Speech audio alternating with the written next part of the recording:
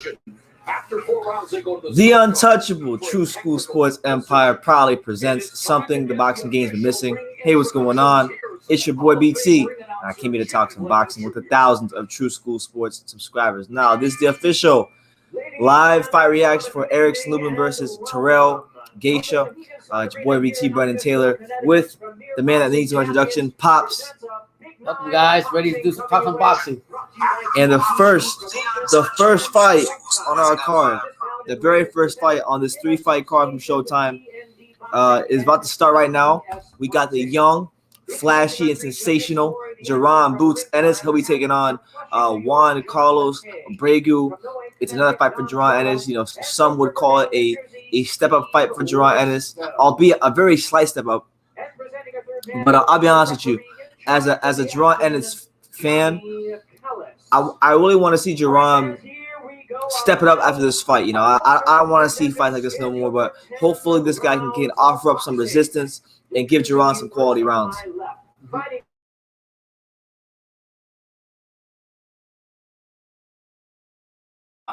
He comes in Boston, Massachusetts. Let's not talk and give a shout out to the Dominican. Anyway, fucking Lawrence.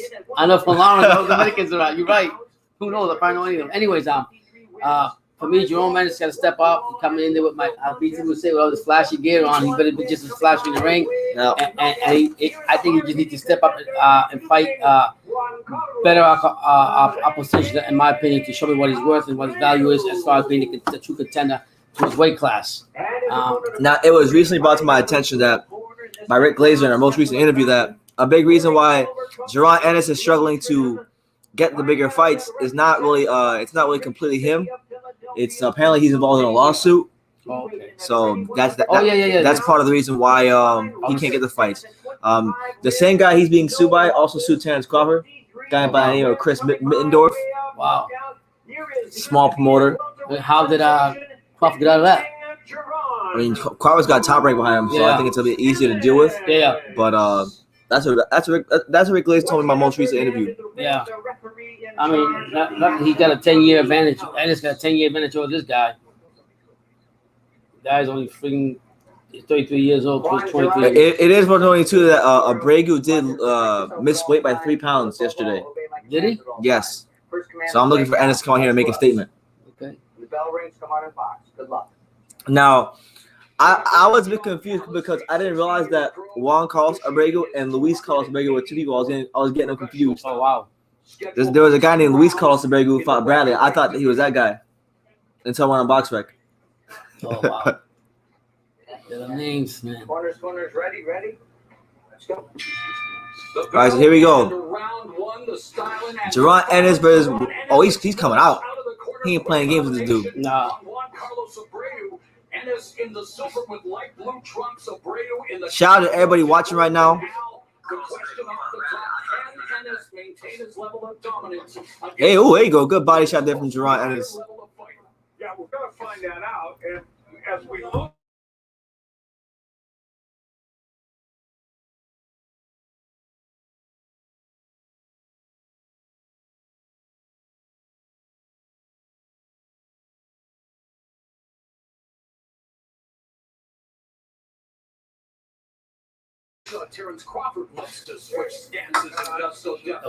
This first round, Jerome Ennis came out and was attacking Abreu. Abreu, yeah. Abreu. And looked like he was gonna do something, but right now, it's first round, we'll see. Now, one of the things that makes Jerron Ennis very he stands out from a lot of guys in the welterweight division is his skill set. You know, he's one of the few fighters that can switch hit. You know, at the level he does. You know, the only guy in the whole division that can switch hit, fighting from both orthodox and southpaw stance better than him is Terrence Crawford. And he actually said he's better than Terrence Crawford at that, and he wants to prove it still. Wow. There you go. Oh, Jerron Ennis is putting him together nicely. Here he goes. I might finish him out. He gonna fold him up like a blue steel chair. Yep. This fight look like we don't know, but it looks like it's gonna last long. If the way by the shots that Ennis threw in there. Shout out to Anthony Santos and Tangible Boxing. What's up, guys? By the way, guys, I want to let y'all know Like if I sound a bit different, or like if I sound weird talking, I got some. There's like a bump on my tongue. I don't know what it is, but That's like crazy shit. yeah, He's just not feeling too well. I'm not really feeling the best. So you just do the best that he can. So right now, both fighters are in the middle of the ring. What's up, Ruben? What's going on, It's the guys? champs. You damn right. There's a freaking right hand that Brady can throw. And remember, he's got power too. So if you're looking for Yeah, man. punch, You know, one of the debates here on True School Sports is we've had over the last 4 to 5 months is who's winning the fight between Virgil Ortiz and Jaron Ennis. And initially I said Jaron Ennis because I love the skills, I love the flashiness, but no. He's not. I mean, He's part of that. You know what it is? I like Jaron Ennis, but like I'm not a big believer in like the new wave of the new wave of Philadelphia fighters. Like, you know, because they all fight the same. They all fight like real flashy. They all wear chinchilla on the trunk.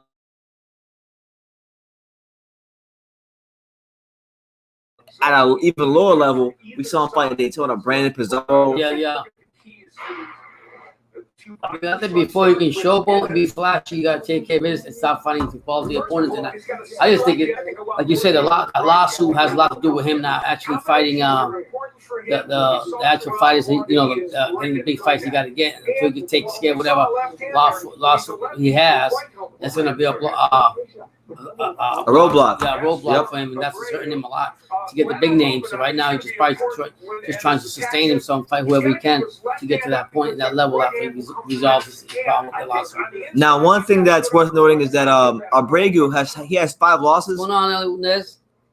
Abreu has 5 losses, and he's never been stopped. So if Ennis can stop him, that would be a good statement for his resume, which desperately needs all it can get.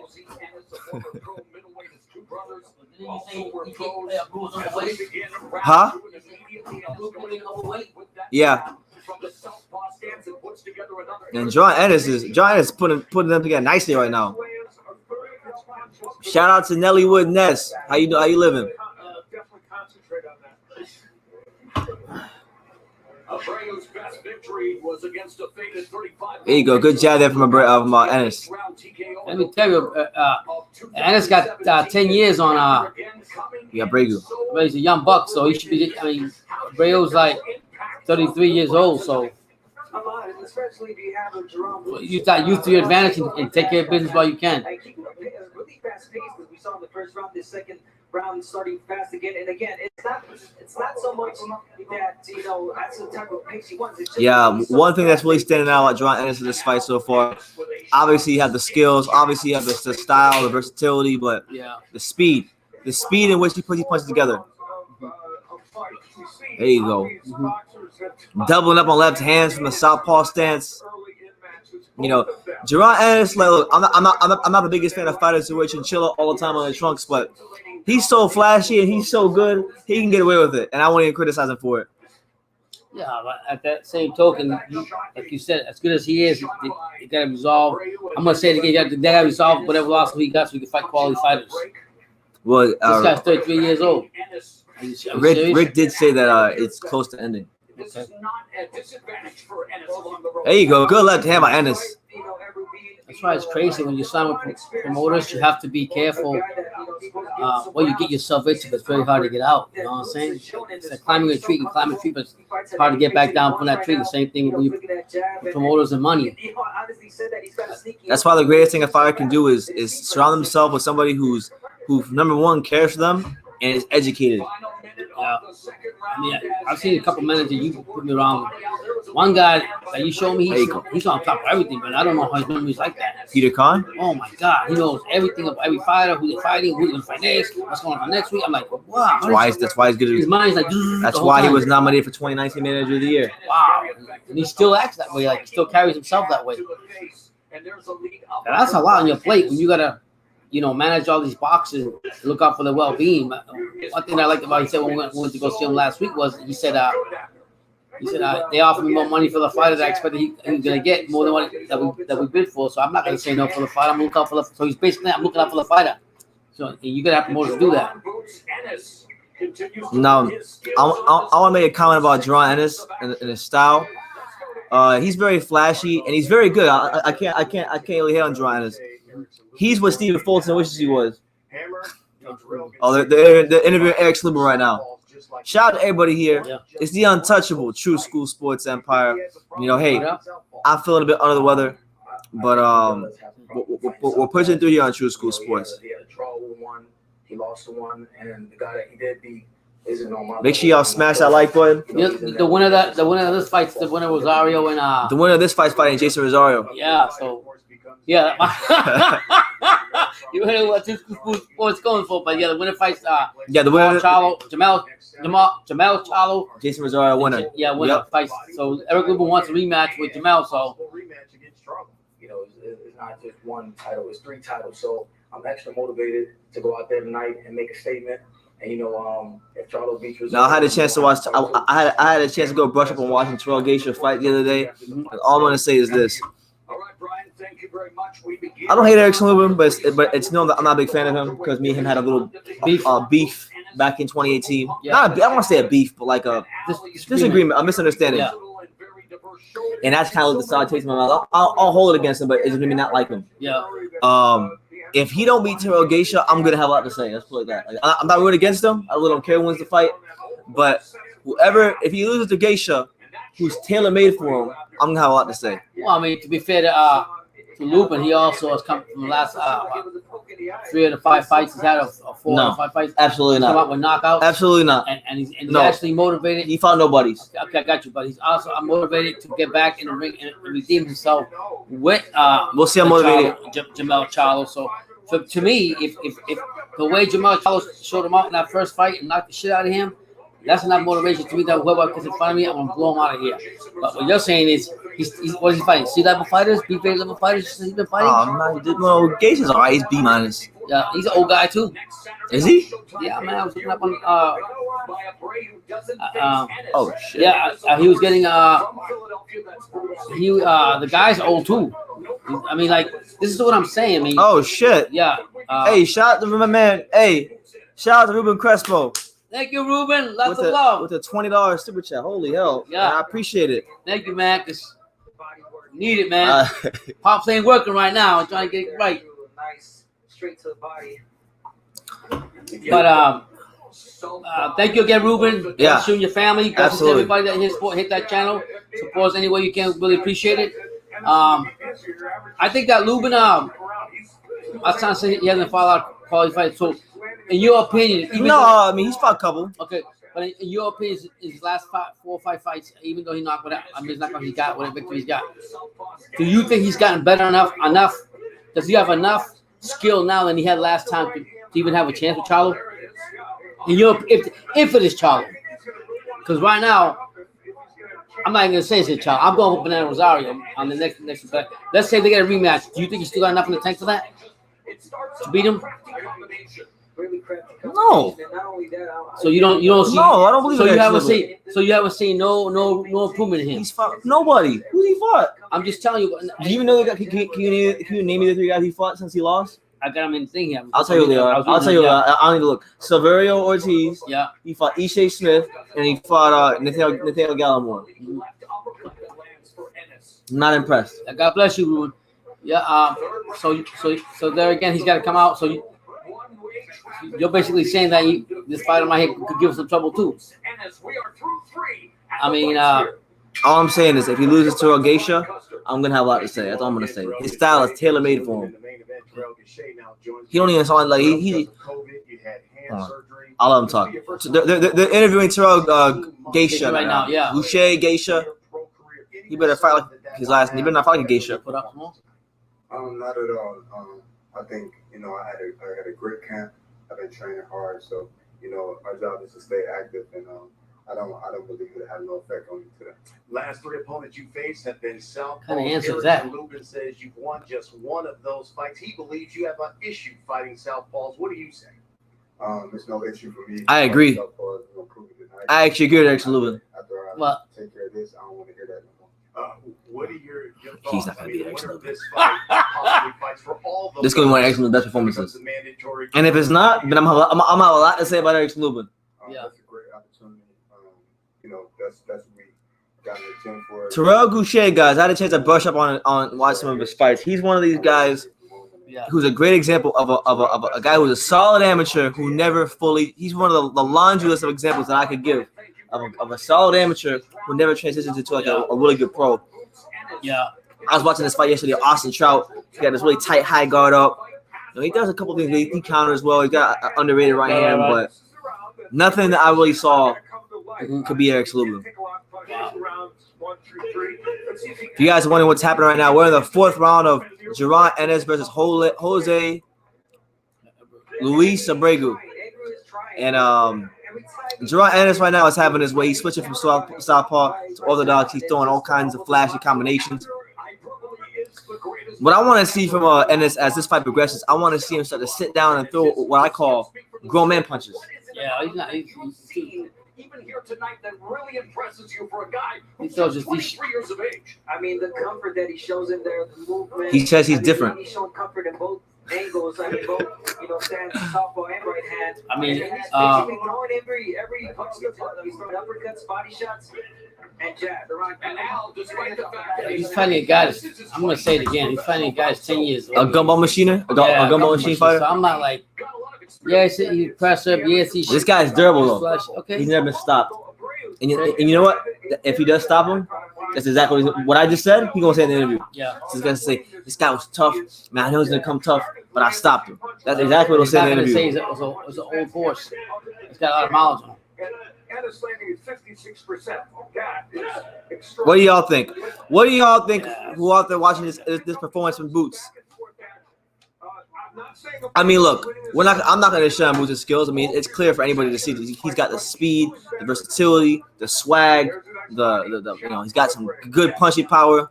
He's got defense. He's got every skill under the sun. I've said that I've said it before. In this fight, we're not going to really learn anything about Jeron Ennis that we don't already know.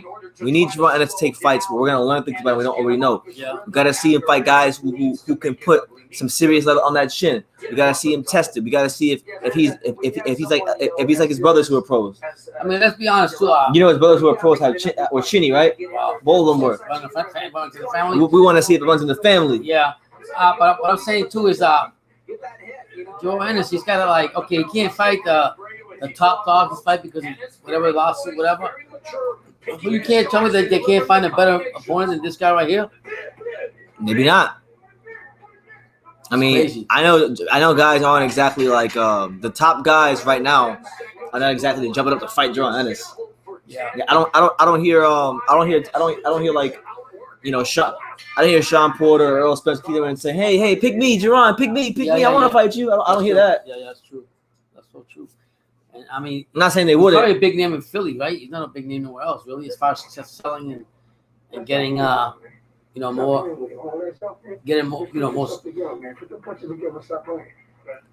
crowds in. Because right now, to be honest, guys, for all some of you guys, this fight right here, he should win this fight easy.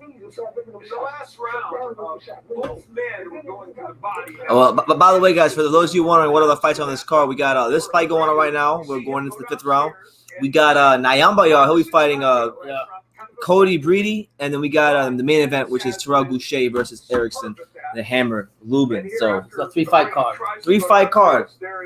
Hey, do you know the tough rank, Hellface fighting? Jaguar? Yeah, I do know that. Yeah. Fighting. Also, hey, this has nothing to do with boxing. Shout out to the Marlins, man. 27 and 24. Marching our way towards the playoffs. Hey, shout out to Everton, too. Shout out to Everton, too. They got a lot of changes around here. Y'all may not know this, but that blue and white's Everton inspired colorway on the bottom right there. Yeah. I use blue and white. Anyway, round 5 of Jeron Ennis versus Jose Luis Abreu or Carlos. Oh my God, what a beautiful! See, those are skills I'm talking about. Those are the skills I'm talking about. This man he went catch, uppercut, straight left. Not many fighters in boxing can throw that combination. He caught the punch. All right. He shot off the catch to the body, and then he shot a straight left hand to the top. like I said. And it was like boom, boom, boom.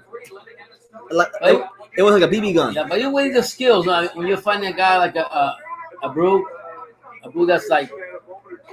Oh my God! That was dirty. Abreu. Did you mean that? Yeah. Are you serious? Abreu, Luis Abreu, he just cocked that shit all the way back. Yeah. And he made sure he hit Duran Ennis right in his nuts. He hit him with the old Orlando Slido Andrew Glad. He said, "Shwoomp." He said, "Yeah." Scooped him up. I got some banana power too. Hey, and Top Rank has like fight Molina and that's later on. I think later on tonight, Molina and versus who is it? Pedraza. That's Your boy. We're gonna watch it. Yeah, That's insane. Him and Jaguars fighting for the first time with Top Rank there. Yeah, he's fighting Jonathan Rice. So right now, Duran Ennis is putting on another masterclass, another easy fight for him. You know, he got extra chinchilla on everything. Chinchilla on his trunks. Chinchilla on his robe. Yeah. Sure, he probably got chinchilla in his nostrils. This guy. Yeah.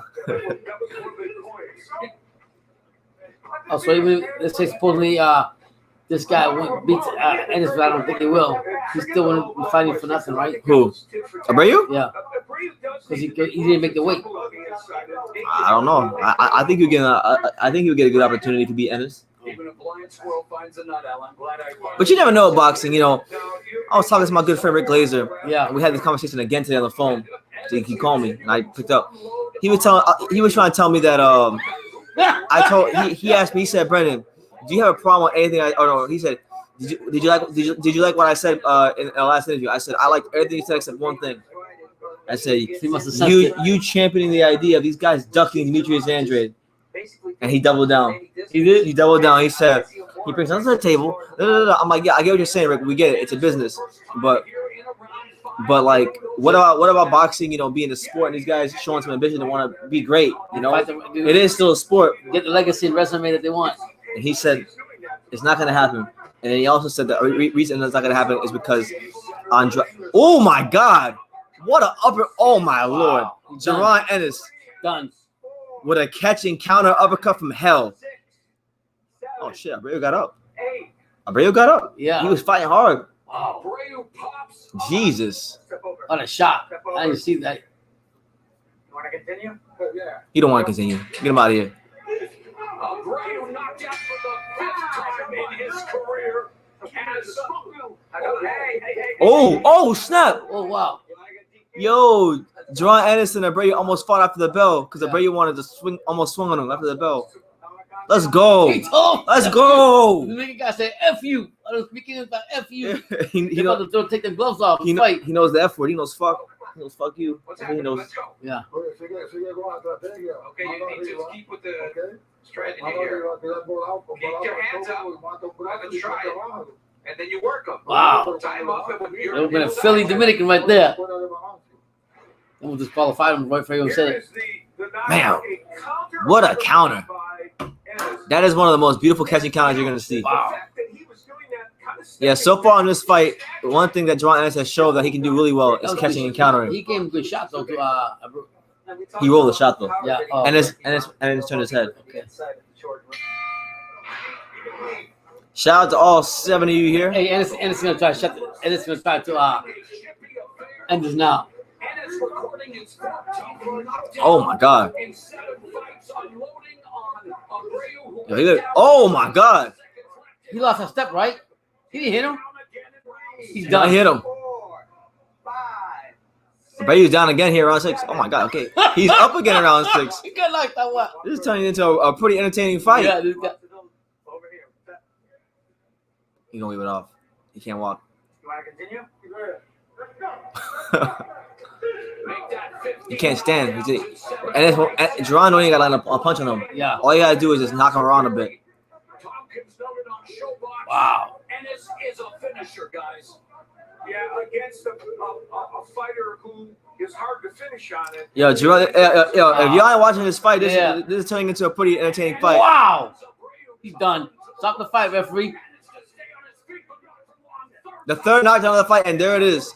There it is. Man, that one he punched him all across to the Dominican. No disrespect. Yeah, Duran Ennis destroys, embarrasses, and flattens Jose Luis Abreu. So This is what I'm talking about. He needs to The fight. thing that was most impressive about that is here he's knocking somebody out, stopping them, who just doesn't get stopped. And as I mentioned, I gotta give it to the guy. He had true grit though. He got out. The guy had true grit. I The mean, guy he wasn't gonna fold. Cool. On top of that, hey, he is the first guy to be stopped. Jerron Ennis is now the first guy to stop Jose Luis Abreu. So that's a good feather in the cap for his resume.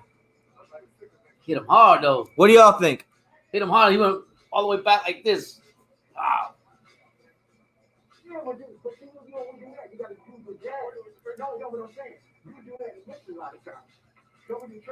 Make sure y'all smash that like button. Give me your thoughts on Jerron Ennis. Give me your prediction for the main event. Is anybody picking Terrell Gausha? I'm not. And yeah, let me know where you're watching from. Let me know what city, what state, what continent, all that stuff. He's not an old man too. And who do y'all think like Jerron Ennis should fight next? Like, I mean, I know we're all gonna say like Virgil Ortiz and guys like that, but like realistically, he's in a lawsuit right now, so it's gotta be somebody 147, right? affiliated with PBC, I think, who's not like a top tier name. 147. I got a name. I got a name he could fight next. Who? How about Josecito Lopez? Well, that'd be a good fight. That'd be a good fight. That'd be a step up from this. Josecito's better than this guy. Yeah. Wow. The question is, He might not be as game as this guy is though. Al Heyman going to go ahead and put him against people like that? There you go. That's the problem. It's not one of his main guys. He'll do it. from the left-handed stance, and always looking to finish with the last. What weight class is that? Joey Spence. As Abreu was going down, 154.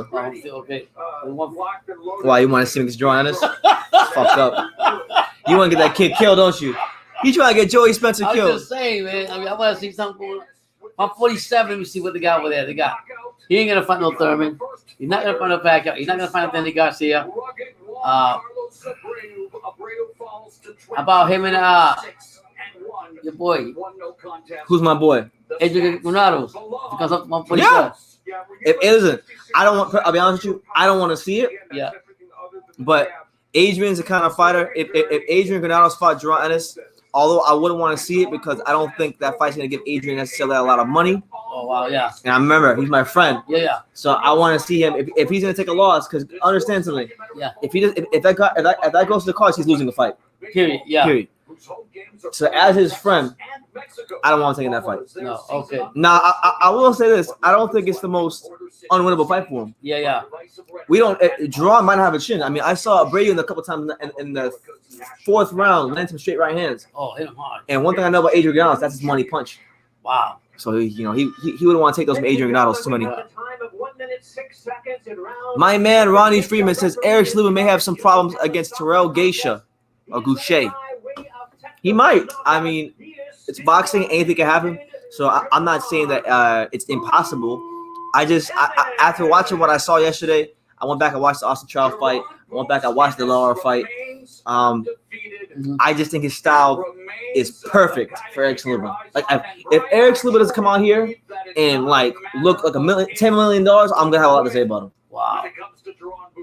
Well, I'm gonna say what Ronnie Ennis just won. He just stopped his guy in the 6th round. Knocked him about 3 times, 3 knockdowns. He says nobody will beat Ennis. I don't know about all that. I'm gonna say Ortiz will beat him. Yeah, Virgil will beat him. Listen, I like Jerron Ennis. Virgil will beat him. That's the only person. I was once banging the drum saying that he would beat Virgil Ortiz, but Virgil Ortiz's improvement has really impressed me over the last couple of fights against better opposition.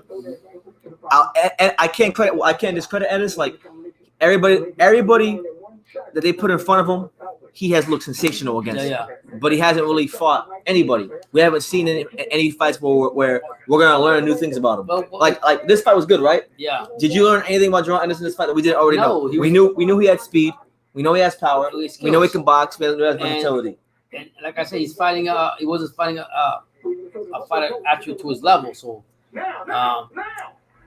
at that! Wow. There you go. Good job, man. You know. Well, our first fight is behind us. 2 future fights are on the way. Coming up next, 12-round. Are they gonna interview him? Featuring King Tug Bayard. Whatever. But yeah, it's your boy BT. Pops, this is the Untouchable True School Sports Empire. Listen, we appreciate everybody here. Thank you so much. Shout out to all 14. Jason Rosario unification bout, which takes place next weekend. How did that fight go? 6-round stoppage, 3 knockdowns. Going to be an Damn, bro. night. They almost the guy got mad at each other, and they almost fought after the belt. Well, now we're just waiting for the second fight to come up between Tug Stock and Yambar. World title fights. Yeah, my man Tug Stock and Yambar. Take your mask off, bro. You about to start fighting now? He's about to start right now. Take your mask off. Listen, now it's star-studded. Now it's star-studded. We got Alex. Yeah. We got the Prince of Broward County. Yo, you already know. He's here, What is it? fresh off his shift from work. Yes, sir. Man, I'm disappointed that I missed Shawn Ennis, but That was nothing. Jojo would have finished him. yeah, but it sounded like a hell of a performance, though. It was. Yeah, he knocked him out 3 times. 3 times, man. He hit on one of the best catch and counter uppercuts you're ever gonna see. You remember that punch? You remember that punch that Jamal Charles hit Julian Williams with the uppercut? He hit him with a similar punch, but it was more vicious than that. Bro, And now they're just talking about previewing the Charlo's fight when they fight. I just see Checo like Rosario. I just see the highlights of that. Now, guys, I haven't figured out how I'm gonna do this next week, so don't ask me how I'm gonna do this right now. But next week, we're gonna have a whole star-studded day of boxing. We're gonna have Charlo fighting. no, hold on. We're gonna have Junior de Ticos versus Marius Brides in the World Boxing Series final next weekend. The KO Doctor. We're gonna have him fighting, and we're gonna have Josh Taylor fighting as well that same day, and we're gonna have the mega fight. You know, at least on True School Sport between Jason Rosario and Jamel Charlo. Now, I won't even be in South Florida next week. I'll be in Dallas. I got some business to take care of. Yeah. But we're gonna find a way to do that live here on True School Sports next week for you guys. I mean, I know how to set up the live. You'll just have to tell me what to do and everything. Oh, yeah? Yeah. Pretty much without all that. Be fine. Oh, yeah, and Paul should be over? Yeah. Hey, you know what? While we're here, since they're talking about it, since they brought it up, who are y'all picking next week? You know, listen, my picks are extremely well documented here on True School Sports. I've said it so many times. Y'all know that I'm picking Jason Rosario. By the way, shameless plug. Go check out all the exclusive Jason Rosario content that's dropped here on True School Sports. Got another Jason Rosario video, exclusive footage that nobody else has, dropping tomorrow. Okay, that's dropping tomorrow. I think at 3 p.m. Eastern Standard Time. You know, and then I'm picking Jamal Charlo to beat Derevyanchenko. So I'm going with one Charlo and one opponent.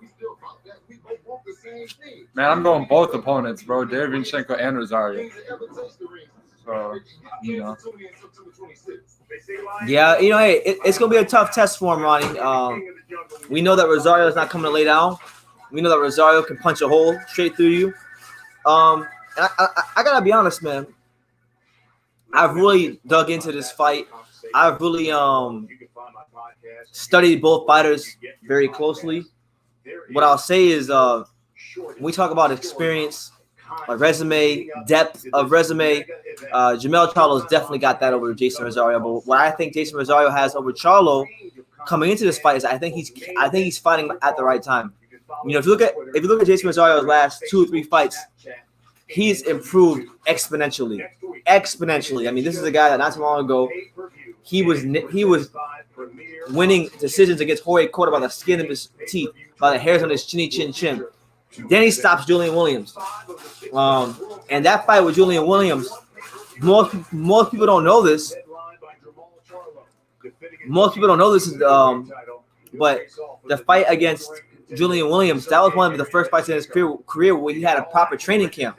That was one of the first fights in his career. That was the first fight in his career that he was training with Luis El Chiro Perez, a.k.a. the Evil Genius. And you saw what happened. My man Luis Perez pulled all the right strings. He touched all the right buttons. And I just think, honestly, I think when it comes to Jamel Charlo, as much as I respect him, as much as I think I'm not going to lie to you, even I've underrated Jamel Charlo's resume a little bit. I just think this is the first time in his career that he's fought somebody that's as equally strong as him in the punching power department and as far as physical strength. And on top of that, I don't think this is being talked about enough, but Rosario has got underrated boxing skills. So don't even be surprised if you watch some of these rounds go by and he outboxes Jamel Charlo. That's a little, you know, dark horse prediction. Something you don't expect. Yeah. And on October 7th, Showbox returns with a 4-fight. NYC says Jamal will win and Jamel will lose. You damn right. Ronnie Freeman says I think Charlo will win in the split decision. I got Jason Rosario punching a hole straight through Jamel Charlo. I'm gonna say he gets Jamel out of there in the 7th round. And What do you think, Alex? You're the expert. yeah. Well, right now I'm looking at this fight, kind of interested, but What, Lebanon's Abdul Kakarov? yeah, Abdul Kakarov looks like he has a good amateur background. He's from where? Why? Because of his last name? No, he's from Uzbekistan, I think, right? Oh, yeah. Uzbekistan also is another country with good fighters coming out. So, which fight again? Rosario and Charlo, yeah. right? Man, I'm going for Rosario 9th round knockout. 9th round knockout. He more I'm generous very to me. confident. I'm very confident, bro. 9th round knockout. Like, Why are you so confident? bro, like, Like, you saw his imagine scar? if Tony Harrison was bigger and had power, bro. Like, because you said it yourself, Rosario had skills, right? He's got skills. He He don't got Tony struggled. Harrison skills, but he got skills. But okay, but like, only difference is Harrison wasn't as big and wasn't as powerful, right? So he's dealing with like a guy who has some sort of skill and power, bro, and bigger, bro. So like, yo, Rosario is nothing like, no disrespect to Trout, but old man Trout, he's nothing like all these dudes, bro. Rosario is different, bro. He is different. Yo, he lost to Harrison, bro. He got All out. right. He's the only fighter. No disrespect to Tony Harrison. I like Tony Harrison, but let's call a spade a spade. He's the only big fight Tony Harrison's had where Tony Harrison won the full 12 rounds the first time and didn't get dropped or get tired. Yeah, and he was losing the rematch too. So Charlo is a lion. He's a lion. oh, this is a replacement fighter because he was supposed to fight Eduardo Ramirez. So right now, guys, the second fight on our card is going to start between right now. Alrighty, I guess. All right, so the next fight is Kobia Breedy versus Hey, your boy's fighting. Nyamboya. Extravaganza, he's gonna get his ass whooped by Rice. Jaguar. Wait, who? Jaguar was Rice. T20 says Rosario is slow. Charlo will box circles. All right. I'm gonna quote Charlo. Keep on your mouth. I got El Guineo José. Oh, F.A. Jogba. Yeah. FA Jaguar's fighting tonight. Don't you like him? Yeah, I like He's F.A. fighting at top rank tonight. About to get his butt whooped.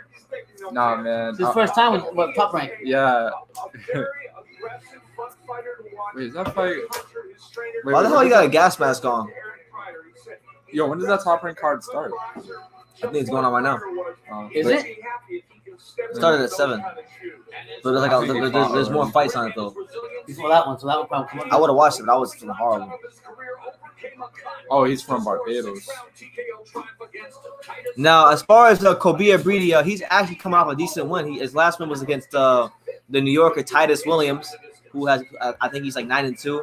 Titus Williams was known for being a good regional amateur in New York, and his biggest fight before Breedy was the Chris Colbert fight on the Wildest undercard. I was there. That was good. That was a good performance for Colbert. Titus can fight, so if he could beat him, then that lets me know Breedy's at a certain level. Whether he's at Nyamboya level, that's a whole different, discussion. I mean, this fight is an eliminator for Russell, so. But shout out to Nyamboya. This is his first fight since the Gary Russell fight, Yeah. and he's coming into this fight looking to make a statement. NYC says Jamel better buy a bicycle because Banana gonna make a banana split out of Charlo if they go to That's what I'm saying. Everybody keeps saying that Charlo's just lying. Listen, tell him that when he gets touched to stay there.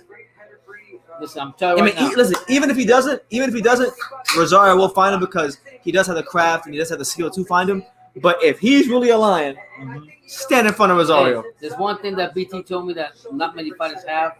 When we talked to the trainer was Tell him. that he has power and he has some Physical strength. Physical strength. Not too many fighters have both. No, they do not. And even if a lot of people say that's one of his things. Jamel's great. I believe me. I like the child. They do a lot for boxing and everything.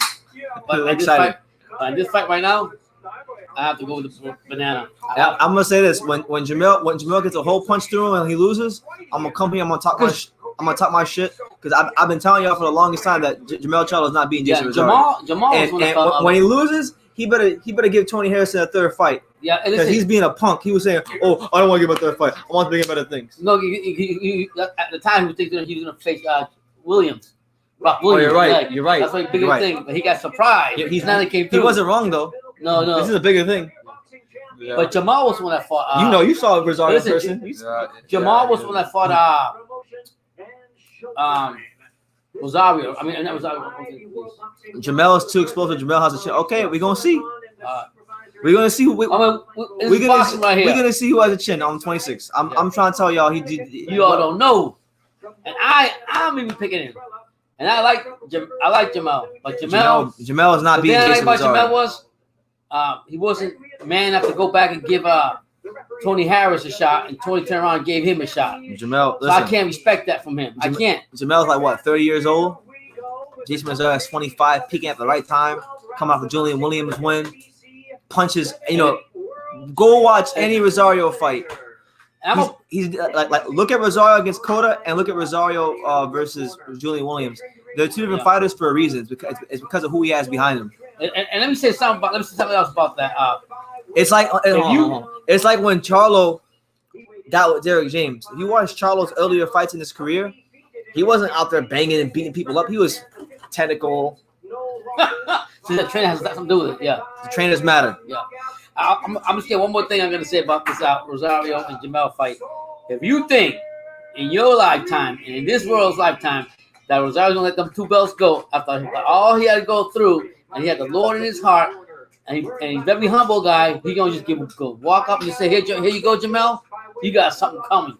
Listen, I'm gonna tell y'all this. I actually saw Jason Rosario train 3 days ago. I was the only person that was there.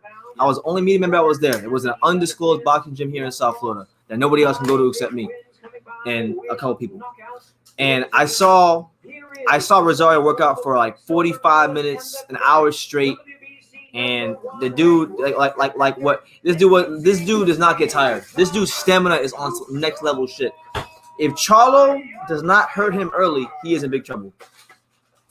Have I seen Charlo work out? I mean, I've seen it online. I've seen Jason Rosario work out and spar in person.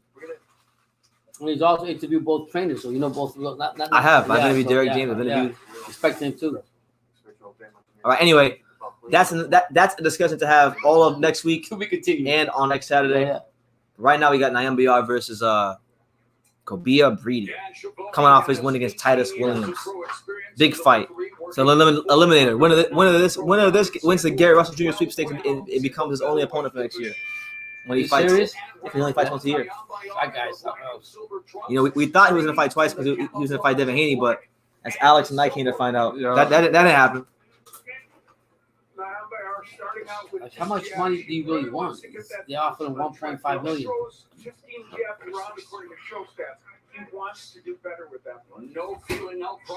I watched Charles work out. He trained for 4 hours straight. I sense a little bias. Maybe I am. But honestly, I mean, listen, we know the Charles is skilled. I see it as a 50-50 fight. I think it can go either way. I'm going with Rosario, though. Yeah. I just think, look, they say in boxing, right, when you become world champion, you become like 30% harder to beat. This guy's got 2 belts, and on top of that, he upset Julian Williams, right? Beat him worse than anybody ever beat him. And I really just think after watching his career, because I went back and I watched almost every fight of his that's available on YouTube. I watched his entire career on YouTube pretty much.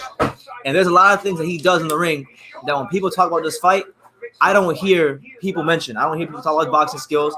I don't hear people talk about these things. I don't hear people talk about his counter punching. All I hear about is, he's powerful. Like he's just some bum, flat-footed fighter, which he's not. I mean, to his credit, and last time I checked, Jamel Charlo isn't exactly Pernell Whitaker. We ain't gonna get a kick with Pernell Whitaker. He's gonna be there to hit. He's gonna be there to get hit.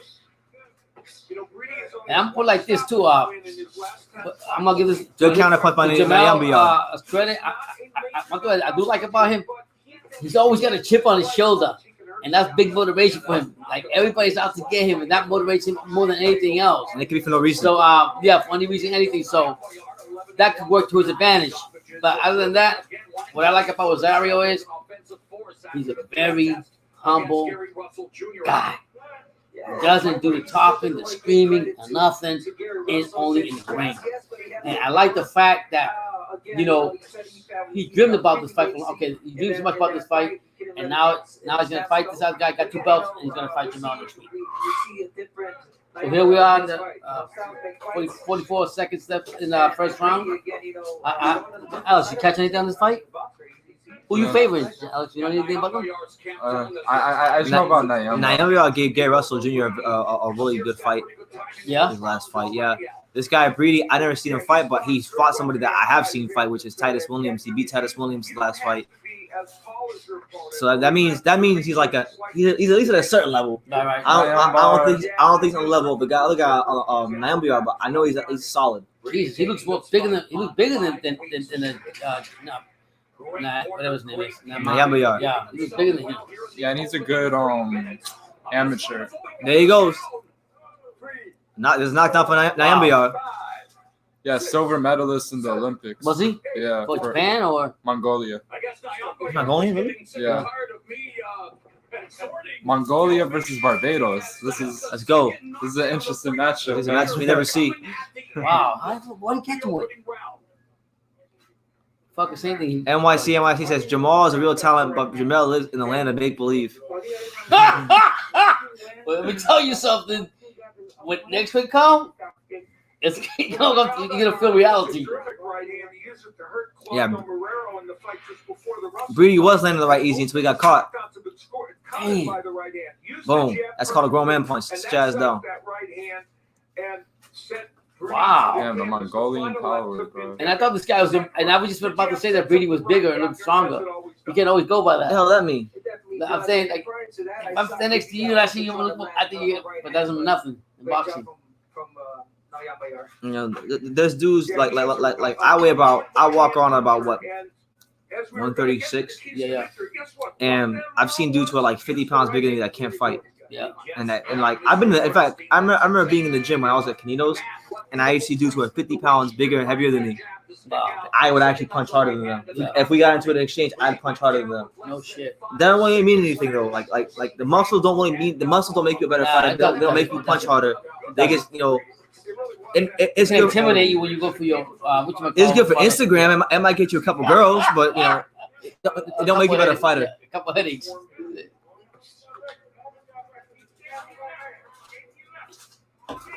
Anyway, we're in the second round of MBR versus Kobia Breedy. Lonnie Freeman says, "I'm psychic. Charlo will win." Hey, like I said, this is that's how we call it boxing. You never know what's gonna happen. Chase Athletics, what's up, champ? He says MBR fought in Allentown, Pennsylvania versus Russell last time. I know Chase Athletics. He's a Philadelphia guy. Oh my God, there we go again. Yo, he gets Chris Algieri knockout. He just made this dude do a cartwheel like Alex said, crazy. like Pacquiao did to Chris Algieri. He got Kobia Breedy doing cartwheels out here like he a freaking gymnast. Wow. This might get and that quickly, I think. Yo, we might be in the main event in the next 10, 20 minutes. Wow. This car is just zooming by. Yeah. Wow. We might get a chance to catch FAI Jagba. Yeah. Man, hey, to give Breedy credit, he did take this on short notice. Did he? Because he was supposed to fight Eduardo Ramirez, some dude named Eduardo Ramirez, but I guess he must have got COVID or something. So Yeah. Going for the kill. I mean, you don't see him. He knows he's got a partner already, Breedy. But he's being really don't play my emotions. Boston's up by 15 points. Which quarter? The middle of the third. Hey, shout out to Kemba Walker, man. Boston's gonna come back and win this series. I told you that series might go 7. I told you from the beginning. Nah, it's going 6. I'm sticking my prediction. It's going 7. If it goes 7. Last 52 seconds of the second round.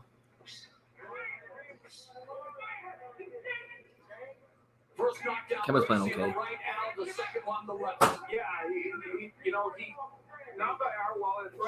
powerful. He's not known as a huge left hook artist, but he was able to get a good win. And Brady has done a really good job. Yeah, Breedy's a good boxer. Oh my God! See, the problem with Brady is he'll land the right hand, and he pulls right out. He pulls straight back, and the minute he pulls straight back, Lion Bar is shooting a crazy fast right hand. Yeah, like Brady is displaying good skills, but he lost the rounds because he got his ass knocked down. Yeah, so he's got to find a way to correct those mistakes. You know, maybe roll to the left or roll to to the right, but don't pull back. He's not a buyer. Is he rated? Brady? No. Lambert, yeah, highly rated, yeah. His last fight was against Gary Russell. Wow. Gave him a great fight. You told me that. I'm saying, but he's ranked. That's what I meant to say. But the sanction values. That's what I'm saying. Yeah, it's an eliminator. I'll check back in about an hour. Well, as they try to compose, I won't be. Listen, Ronnie. I'm not. I don't know why you're so on about this fight, but I'm not going to be shocked if either guy gets knocked out. I'm not going to be shocked if Jason gets knocked out, and I'm damn sure not going to be surprised if Charles gets knocked out. I think the fight's only ending one way. It's not going. It's not going to the cards. Either or. It's not going to the cards. Both guys can punch. Both guys like to fight. I don't know though. I think if because you gotta understand, right? It's easy to be a lion when you know you punch harder than the guy across the ring. Like if you fighting Hori Kota, it's easy to be a lion. You fighting, Charles Hatley, it's easy to be a lion. You fighting John Jackson, it's easy to be a lion. And you fought a John Jackson that could actually punch, but wasn't even fighting like John Jackson. He wanted to be Mr. Technical. So losing the fight. So you're saying now you're gonna all I'm saying is I have the strange feeling that when Charlo gets touched by Jason Rosario, he's gonna become the pre-Derek James Charlo, not Charlo. Keep on your mouth, Charlo. No, we're talking about technical Charlo. Yeah. We're gonna see that guy. We're gonna see the pre-Derek James Charlo in this fight. And honestly, that's his best route to victory. Who's that? Charlo. Yeah. Don't go on there and try to be Mr. Lion and grab your nuts like you're Tekashi 6ix9ine. Don't do that. He's gonna have. Don't let your nuts hang. Don't do it, champ. This guy's gonna feed you some bananas, man. Be technical. Yeah. Good. Oh, there you go. Brady. Oh. Oh. Oh. Chase Analytics says Samson fighters usually are up for it. Yeah. Texas made. They're fighting on Showtime. He's just in the mid-range where even when he exchanges it's dangerous. Listen, I'm not saying Jamel can't win. I'm not saying I'm gonna be surprised. I'm not. You just picking Rosario. I'm picking Rosario. Your opinion. Do I want to bet some money? I don't bet on boxing, bro. I've never bet on boxing before. I'm never betting on boxing because and boxing is the only sport you can be right and be wrong. Yeah, because of the judges. No, not doing it. But nope, I'm not betting with you, champ. You can have bragging rights if y'all want to have bragging rights. But I'm not betting with you. What do you think about the Derecho fight? Keep that same energy when people say Julius Ndongo, Ricky Burns, Amir Khan, and Benavidez. What, you talking about Crowder's resume? You mean the best welterweight in the world? You mean the guy that Errol Spence doesn't want to fight? You mean the guy that Errol Spence is scared of? I know that guy.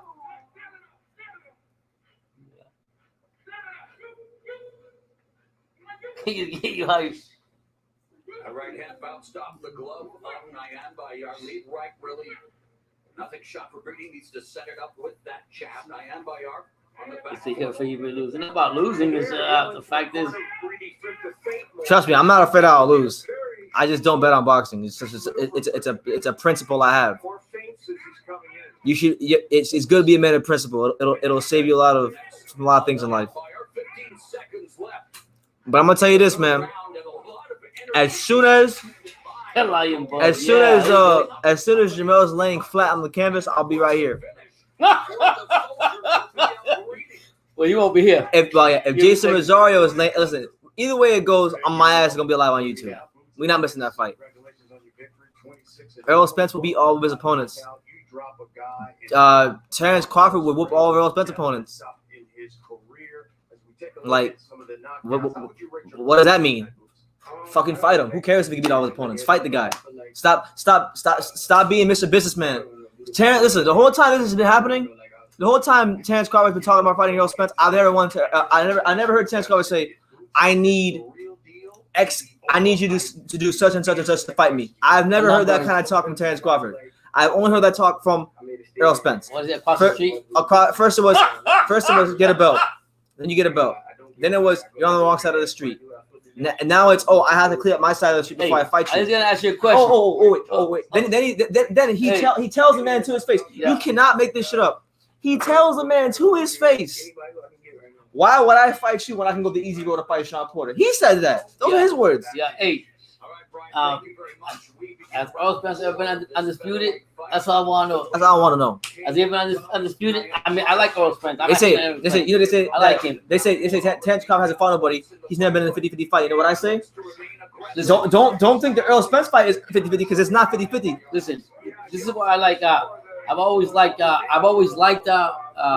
Crawford because he's got the dog in him when he goes in that ring. I ain't gonna lie to you, he's got the dog in him, and I'm not gonna discredit this man. This man, he came up to 147 after he became undisputed in the weight class that he was in.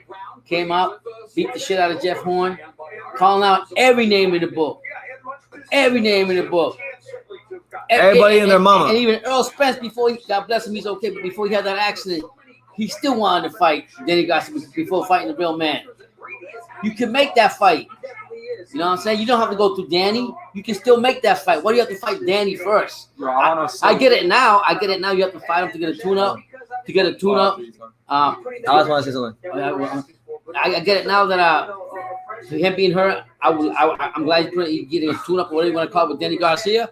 But at the end of the day, before it happened, he could have just jumped over Garcia and asked for a proper fight, and he didn't do it. So what's the excuse then? No, I was about to say, Terrence Crawford beat more unified champions than Errol Spence. Woo! What's that? Amir Khan, Julius Ndongo. Errol Spence didn't beat no unified champions. Errol Spence, did you hear Gary talk? So is it Terrence is afraid of Gary? Terrence ain't afraid of that. Come on. Listen, man. Come on. Let's see. I'm not even gonna entertain that. Yo, Gamboa was a unified champion too. Listen, if y'all say Terrence, hold on. Y'all saying Terrence Crawford is afraid of Gary Russell is as foolish as people are saying that Devin Haynes is this feared fighter. Let me say ain't nobody afraid of damn Gary Russell throwing little pity pat punches. Nobody's afraid of Gary Russell. Hey, Ron, the bottom line is this. By the way, Naomi is dominating this fight. Yeah. Hey, let me tell you like this, Monty. It's like Bud said. I will break your effing neck. I will break your neck. You're too small for me. I will break you. You like a little kid in school. I take your candy and lunch and run away from you, and you know that. But you know what happened, Ronnie? You had an argument. Once old boy over here told you that Crawford fought a lot of unified champions. There was no argument when you fight. I'm talking about Spence and Crawford, but the bottom line is to resolve all this back and forth. This is why we love boxing. Is Spence needs to go ahead and fight Crawford. And let me tell you, you might think I'm crazy. I got Garcia beating Crawford. I got Garcia beating Spence. I don't know how Garcia looks in the ring. I mean, I don't know how Spence looks in the ring. After the accident. Hold on. Someone said, "Here we go. This is the ultimate. This is the ultimate argument that everybody uses to try to discredit Terrence. I've heard this one so many times. So what is it? We're gonna deconstruct it for like 10,000 times. Someone says, "Bro, when the Crawford contract was done with Top Rank, why didn't he come to PBC if he wants to smoke? Why you got to go over there? If Terrence Crawford is happy with what Top Rank is doing for him, why does he got to go over there to fight Errol Spence? And on top of that, why does it matter? Why does it matter who he signed with? If Errol Spence is really that much in control of his career, right? He said it, right? Yeah, Those are his words. Errol Spence said, I'm my own boss. Nobody controls what I do. No manager, promoter. If that's the case, why is it an issue on who he signed with? Just because PBC wants to put all the welterweights into protective custody, witness protection, as I like to call it, and not fight Terrence Crawford, doesn't mean that he's got to go sign with them. What? Okay, I'm gonna reverse it on you.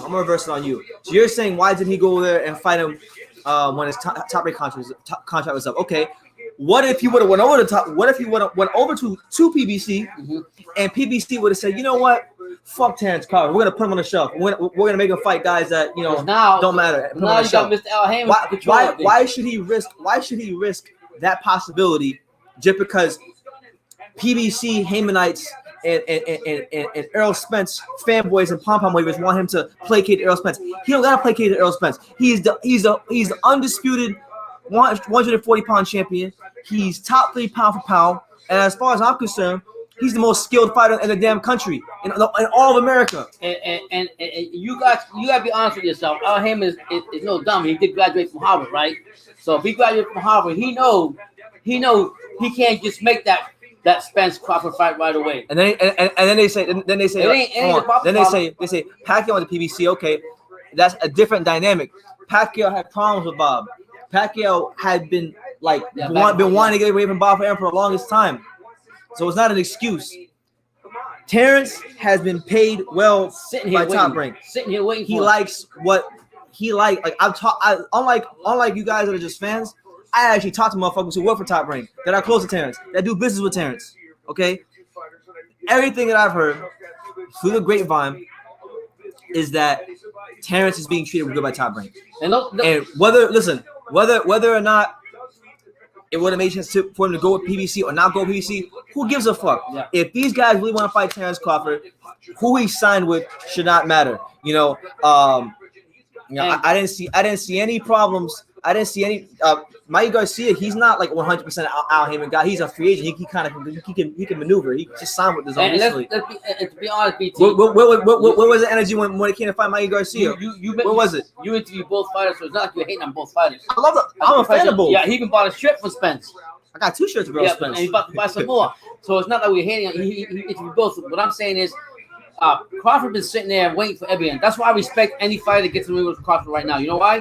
Because they got enough balls for anybody. You know what? I'll cut you off.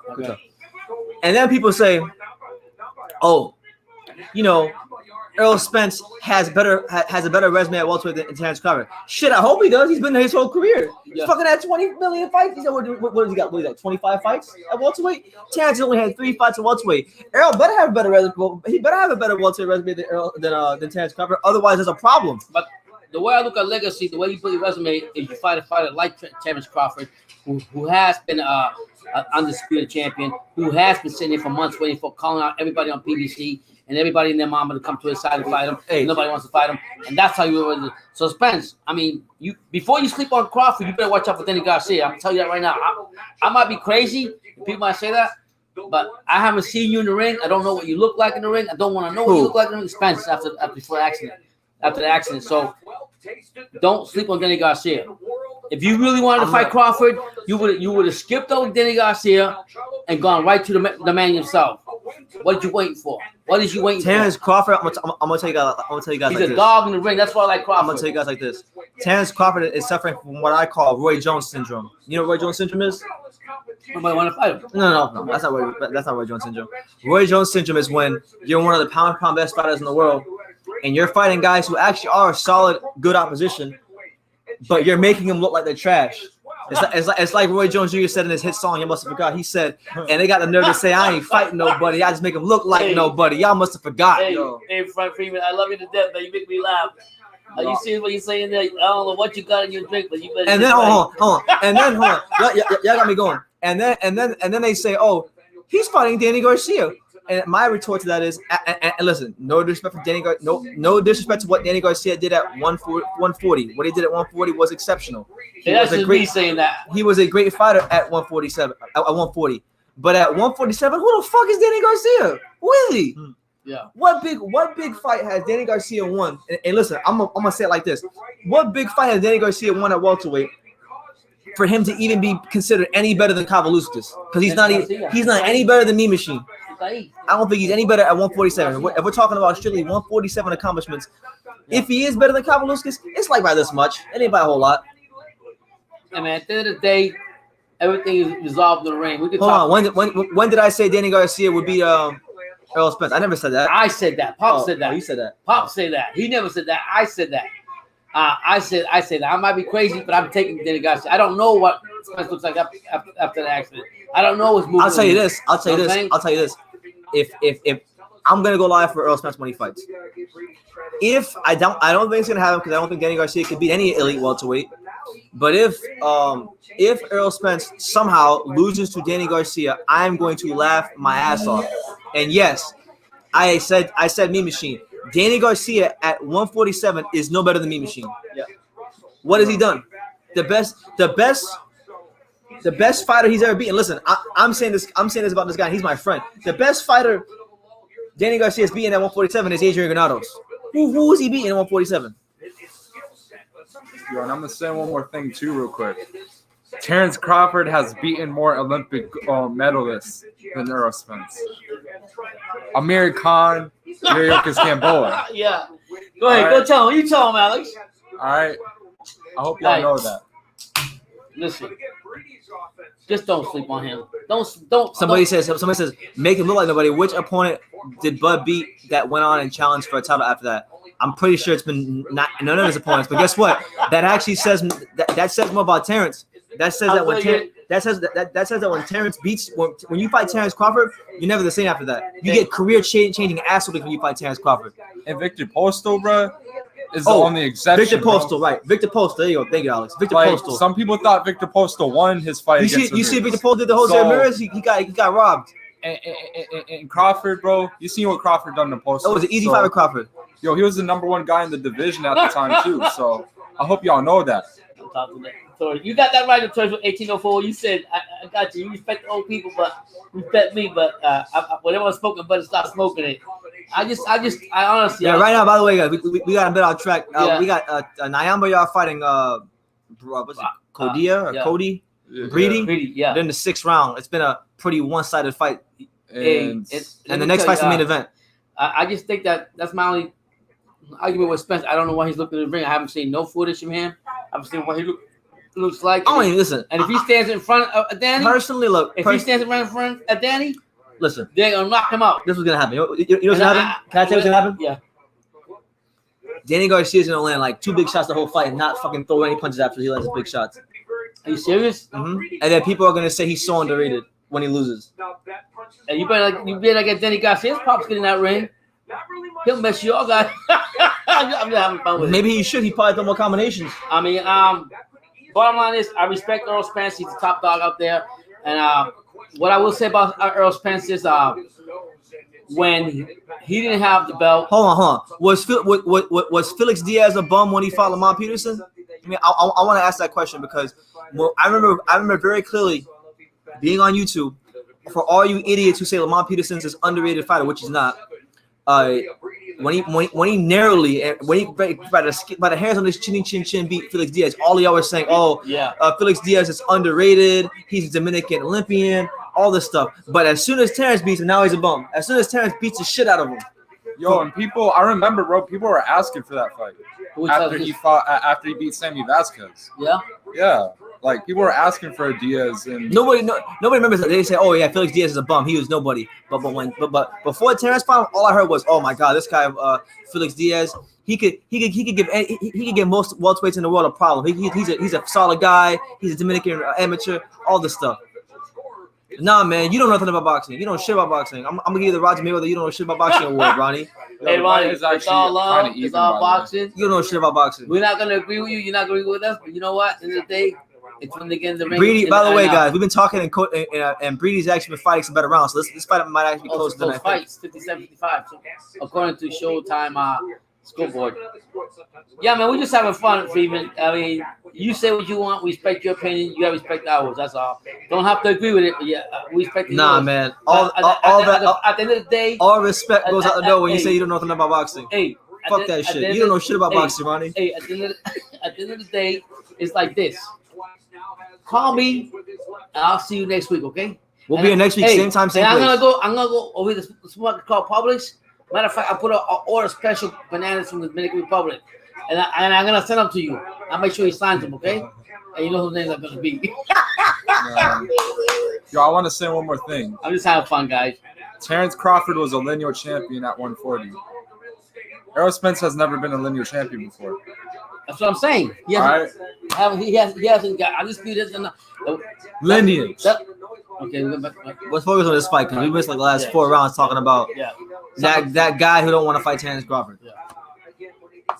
All right, so the truth. More like the lie. I'm joking. Yo, even with the 3 knockouts or the 2 knockout or the knockout he got, it's only a 2-point fight. Yeah. 55-57. Yeah, because without the knockouts, Well, he seemed to correct himself, like Brady. Like he's not getting hurt. He's not really like getting touched the right hand as much. Well, earlier in this round, he was though. So it's like I don't know. Why he's saying why a young guy why you put the trash can emoji? Now Josh Taylor is supposed that guy he's fighting is pretty good, pretty tough opponent. Hey, one thing I will say about Josh Taylor, he changed his training. I hate when boxers do that when they have a fight before a fight. I think that affects you. He would have beat Earl Spence too, by the way. He didn't let He would box the shit out of Earl Spence. They fought. You like Josh Taylor? Yeah, he would.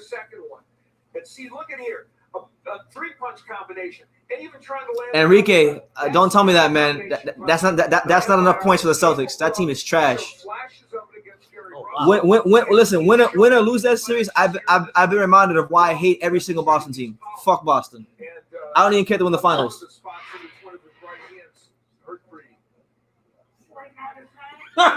This guy's stupid. He said, Jesse, look. Are you happy? We're happy too. Yeah. Anyways, The fight began with all right, so we're in round 8 of Nyambayar versus Brady. No, listen. Hey, there was one thing I'm a fan of both fighters. Listen, I've covered both of my fights. You guys can't see it, but on that wall, there's a Spence credential and there's a Crawford credential. I've interviewed both of them. They're both nice people. They're both great fighters. I want the fight to happen so bad for boxing. I have no problem with Spence. I love Spence. I have multiple Earl Spence shirts. I got a Terrence Crawford shirt. There's no hate. It's just I'm looking at things for how they are. One thing I would say about Spence, I don't know if it's a while back he said or a month ago he says Thurman keeps calling out all these names and all this stuff, but when he had the belt, he didn't want to give me a chance. And now I got the belt. Now I got the IBF belt, and now he want me to give him a chance. Get the F out of here. Sorry, but Boston is the Lord of the Rings. I mean, they had a cool little time period. They had a nice little 10-year run. But you know the thing is, Boston teams have no honor, none. Hey, most of the rings don't even count. Boston, the Patriots, a champion. The Patriots cheated. The Patriots cheated. Hold on. I want to focus on this because you know we're gonna argue about this. I might want to fight you on camera if we keep talking. Okay, listen. I'll focus on the fight. But he gonna say one thing about Boston, and I'm gonna argue it. Brady got exposed last week, though. I'm kind of pissed off about that. It's happened all year. All year. Game manager. Always been a game manager. No, the thing is that game manager. I guess Belichick gave. I want to watch. Belichick gave Nyambayar. Fuck Belichick. Fuck Brady. Nyambayar and Brady. Let me see what I gotta say about this. Belichick gave him a lot of respect and didn't call him out and stuff. Aaron's not like that. Aaron's will call you out if you screw up or whatever. He doesn't care. Whatever. He wants you to do what you're supposed to do. Brady with the good right hand. So back to the fight, please. Back to the fight. I don't stop talking about it. Okay, we don't like talking about doing this stuff, even though I know Boston sucks this year. And they always have. Always. Sox, but you know what? Fuck Boston. My bloodline comes through. The only thing good about Boston, is boxers. They've had Marciano Hagler and a couple other fighters. Robert But Parrish. other than that, fuck Boston. I grew up with Larry Bird, Robert Parrish, Kevin McHale. All right. Can you watch the fight? We don't need to know who the fuck you watch as a kid. You do this every time. As soon as somebody mentions Boston, you gotta name the whole fucking 80 Celtics roster. We know what you watched. Carl Yastrzemski.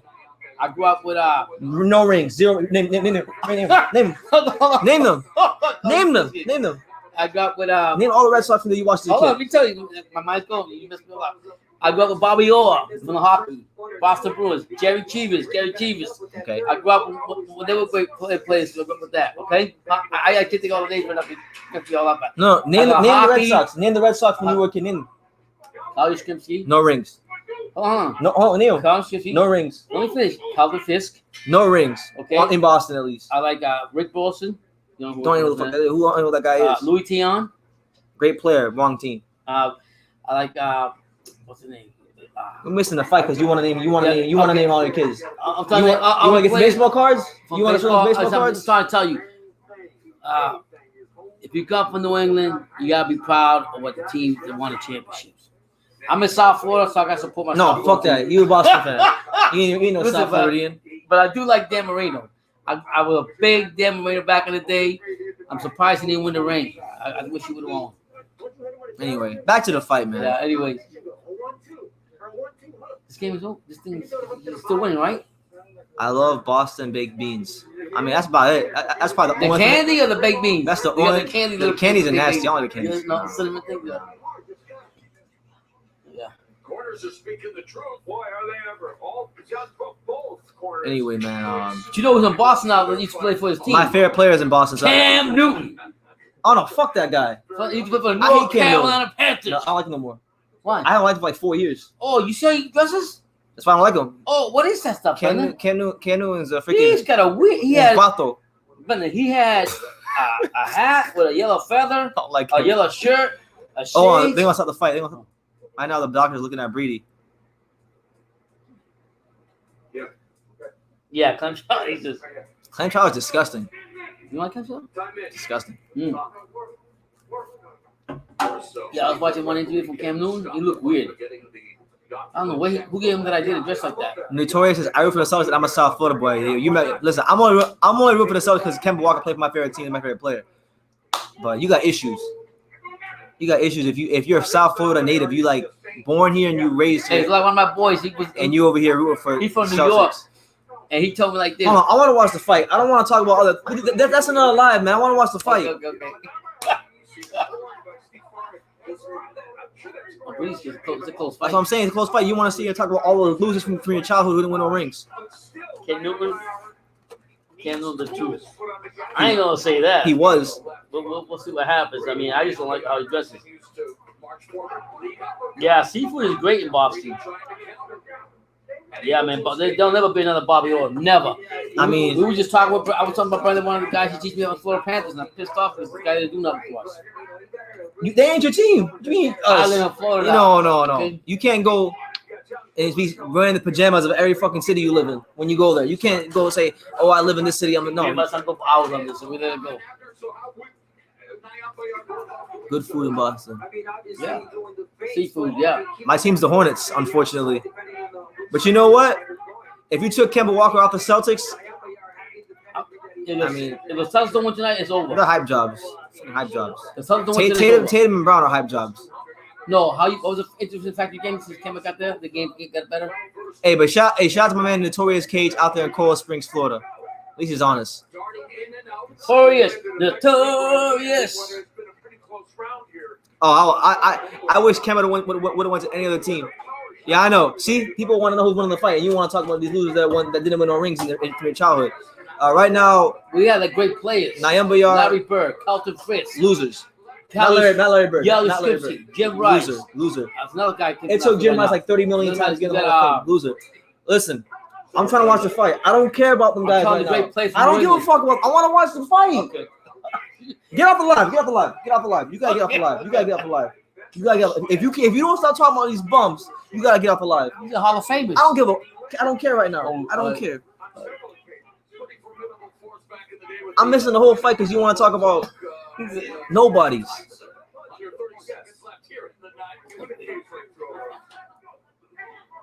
Yeah, thank you, Audrey. Shout out to Audrey. I missed your call. I was asleep, but Hey, Audrey, how you doing, man? Subscribe to your channel. So Breedy's eyes closing up.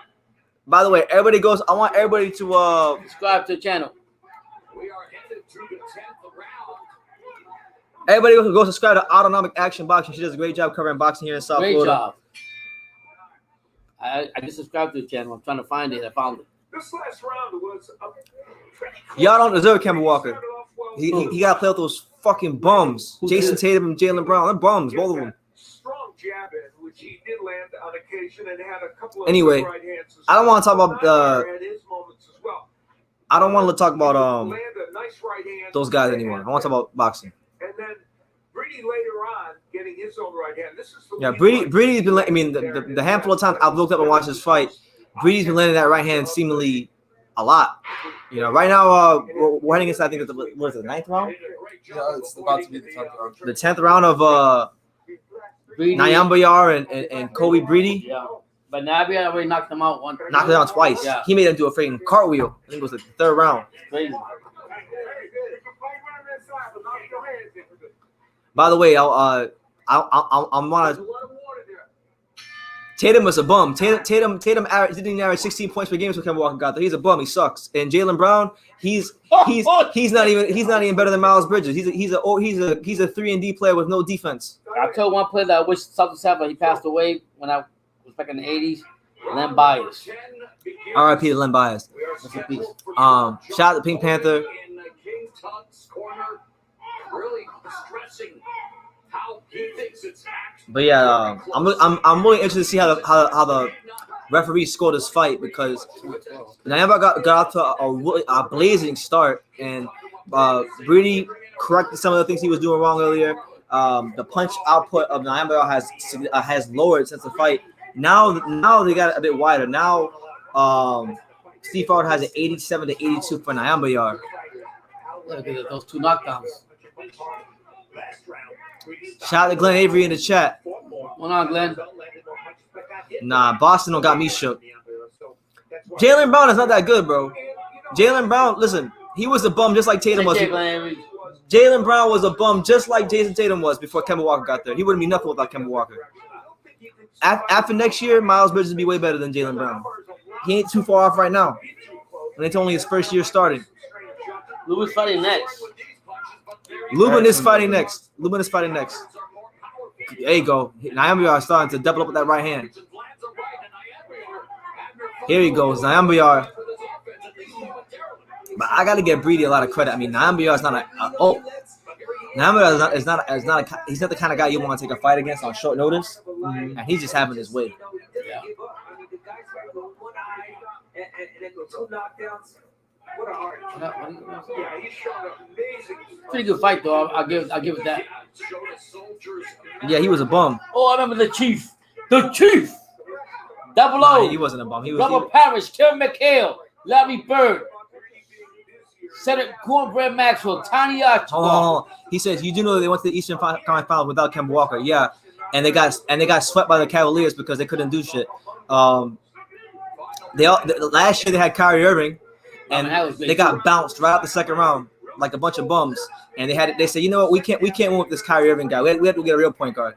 So then they got Kemba Walker to come solve the problem. And this guy got a couple of 3 shots on no, it was not Bayer.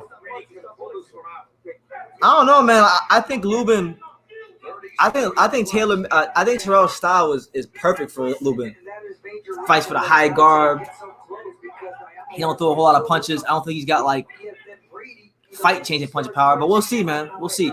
But Lubin was promised. He wants. He's got something to prove. I'm trying to stop the NBA talk. Like, and Lubin wants a rematch with Jamel. So he's hoping that Jamel can beat Rosario in this, which I hope don't think is going to happen. But he wants to redeem himself. That was a devastating. I gotta give it to Charlo. Charlo gave a devastating knockout in that fight. Yo, I'm about to literally block you for that comment, Notorious. If you, what did he say? How many times did Kemba go to the Eastern Conference Finals before he joined the Celtics? Do you see who was playing next to him? Nobody can go to the Eastern Conference Finals. How about this? I'm gonna respond to your question by asking you, can you name me? I want you to name me every shooting guard he played with and every small forward he played with when he was in Charlotte. If you can do that, I'll say, you know what, yeah. Why don't you answer that question after his career is over with the Celtics? No, I'm talking about in Charlotte because he said before the Celtics. Listen, forget about it, man. Well, enough time. These Celtics fans don't know nothing about basketball. Well, we have a free time. I'll go live tomorrow. I'm gonna go live tomorrow. We'll talk about basketball. But when we're in the latter stages of yeah, Marlon Hagler was a beast, man. I love Marlon Hagler. Big Marlon Hagler. Who cares about Lubin at this point? I mean, personally, I'll be honest with you. I've already seen a fight that I wanted to see in this fight. I wanted to see Jerron Ennis. Lubin, he should win. I mean, I personally don't like Erickson Lubin. Me and him had a thing a couple years ago. You think he should win easy though? He should win this fight. I don't want to say like easy, but like he should win it clearly and convincingly. I think he should stop Terrell Gausha. So you don't think he should win by you don't expect him to go UD. It shouldn't. In other words, you put Lubin in a higher level than Gausha. He's older too. This shit's older too. Not older fight he's fighting. Again, these are close rounds. Brady closing out really well. Making it difficult. Maybe I'm gonna do it tomorrow, Notorious. I'm gonna do it tomorrow. I'm gonna title the live. Kemba Walker is the most underrated player in the NBA. You talk all kind of basketball, football, whatever you want. But right now, let's focus on boxing because that's what we cover here on True School Sports. It's all fun, guys.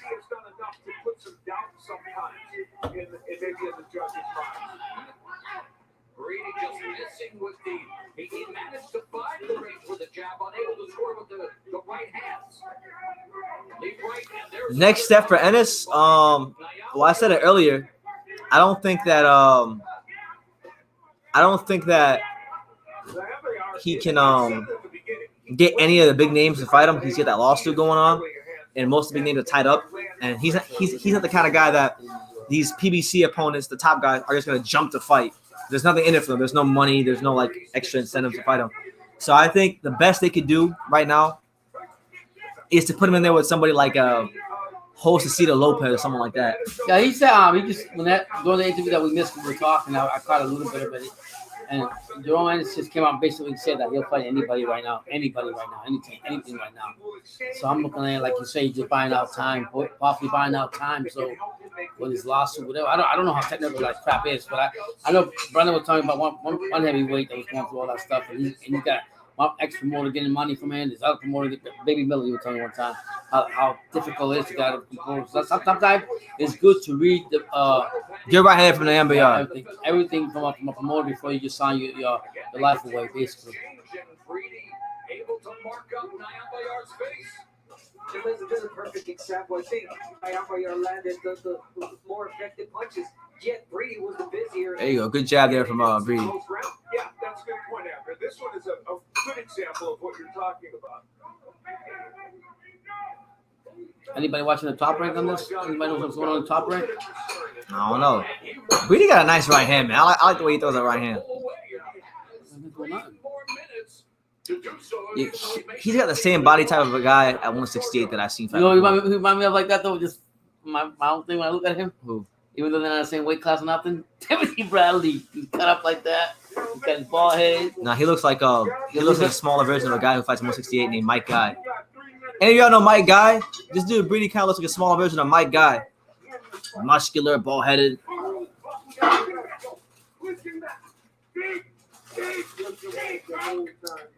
Maybe we'll see, man. John has got to get out that lawsuit first, man. And you gotta fight. You gotta beat some of these young bucks out there to show what he's worth. By the way, shout out to my man GMB Catastrophe. Yeah. Over there in Australia. Thank you for being here, man. NYC just trolling. He says, "Do you think Earl versus Carver should be in Boston?" He just get a laugh out of it. Sometimes you get on here to get a laugh out of man. Y'all trying to get me fired up. I don't know why you're doing that. They can't play that sport this year. What you just did, they can't play that sport. Big Poppy. An eventful fight. Remember, Nayamayar dropped Korea Brady with 5 seconds left in the first round, thanks to a straight right to the chin. Then 52. Nah, Ennis can fight his ass off, man. I want to see him get his opportunities to fight the top guys.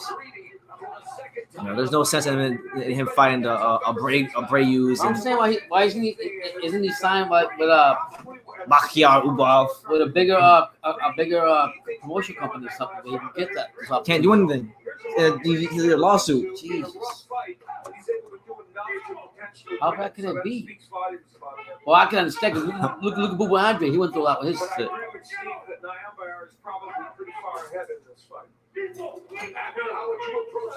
He was gonna fight in Boston.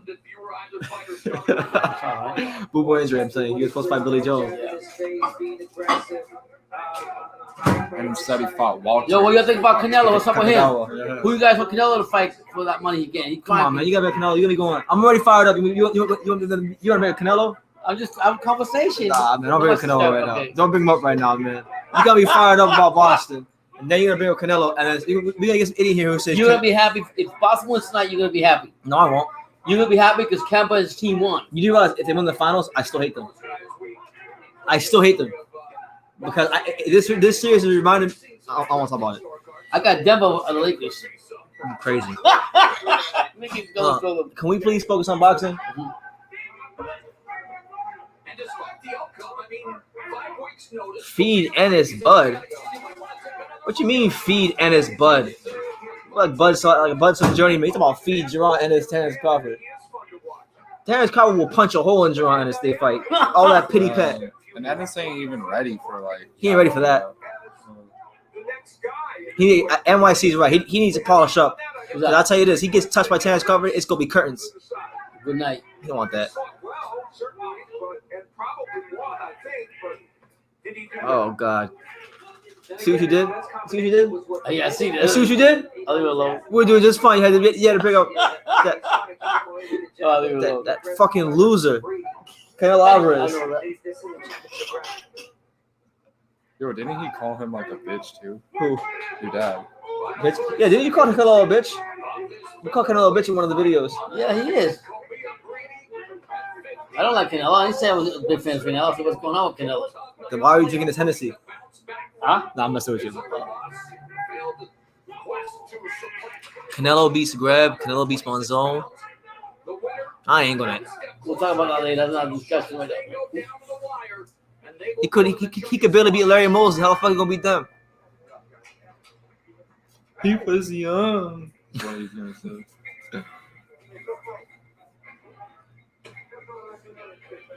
I don't know. For some reason, right now in boxing, it seems like the guys that are being coached by their fathers is working. You know, you got Angelo Leo, new world champion. He coached by his father. Jerron Ennis, he's coached by his dad. Fimo. Hey, the father's out here winning. You know, Except when it's better. Listen, it's the one thing we can't say is better for your father to train than your mother. You know, like Dennis Douglas, mama's boy. His mom trains him. Didn't you say Anderson too big, baby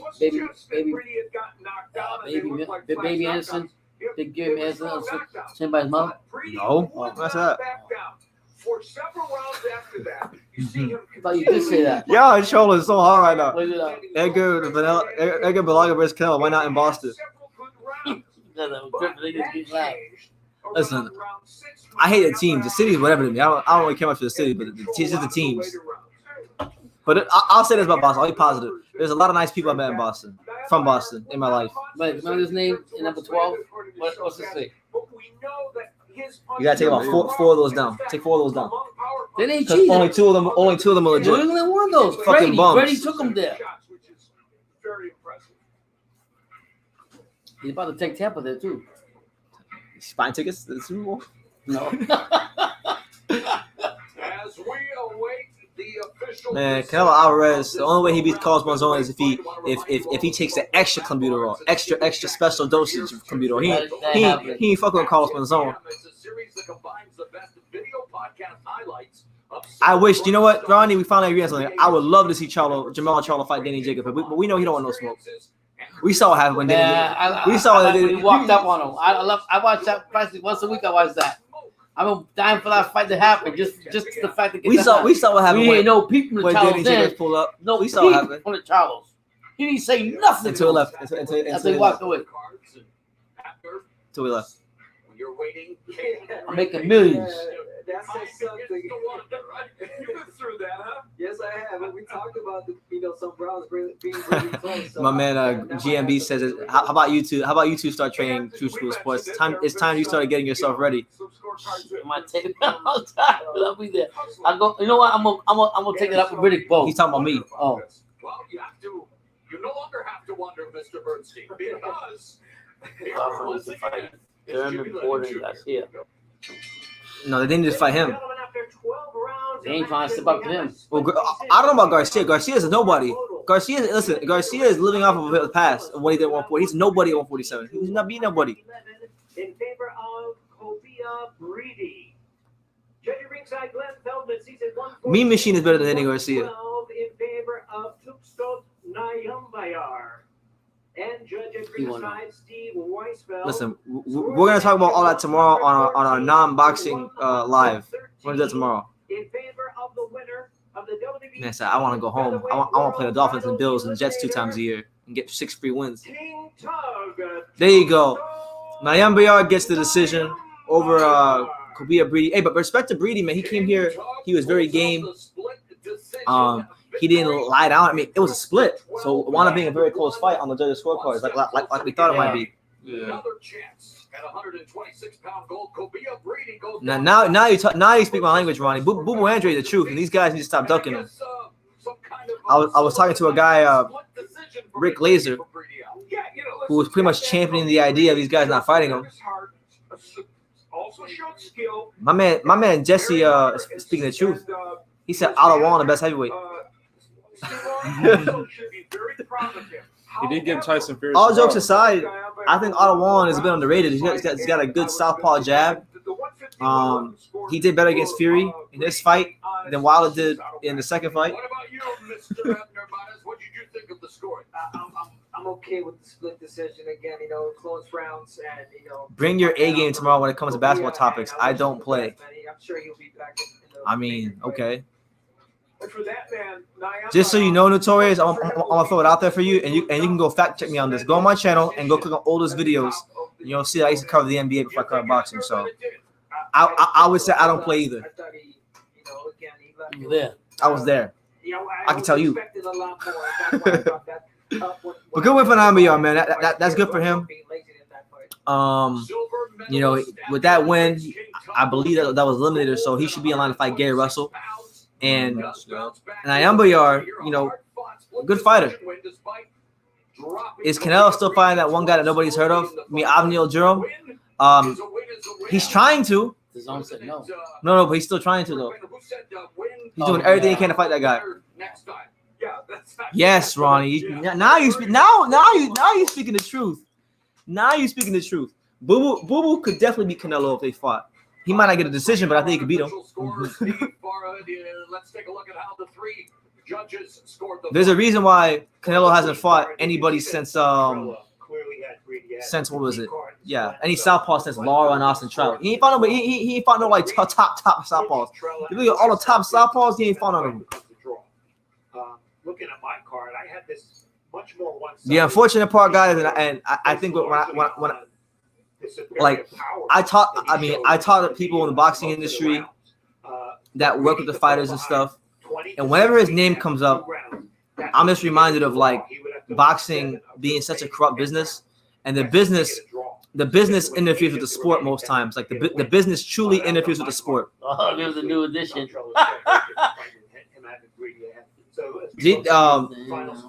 Promoters, managers, they never look at what's best for the fans ever. It's always about what's best for their pockets. And that's why, like, I'm not gonna say boxing is losing to the UFC because I don't think it is, because the fighters getting paid more. So you can't really say that it's losing in that sense. The fighters are getting paid better compensated than UFC fighters. But in terms of popularity, in mainstream relevancy, boxing is being left in the dust by the UFC because of the fact that the promoters can never just look past. Like, you know what? I can't believe I'm saying this, but I agree with Dana White. I agree with him. Did you hear Dana White say this week about boxing? No, He compared boxing to a garage sale. The business of boxing. He said that they just try to get the most money, as much money as possible for that one thing and get the fuck out. Pretty much. Like that's boxing. Or I'm not explaining it like the way he did it fully because I can't remember everything he said, but it was like something along those lines.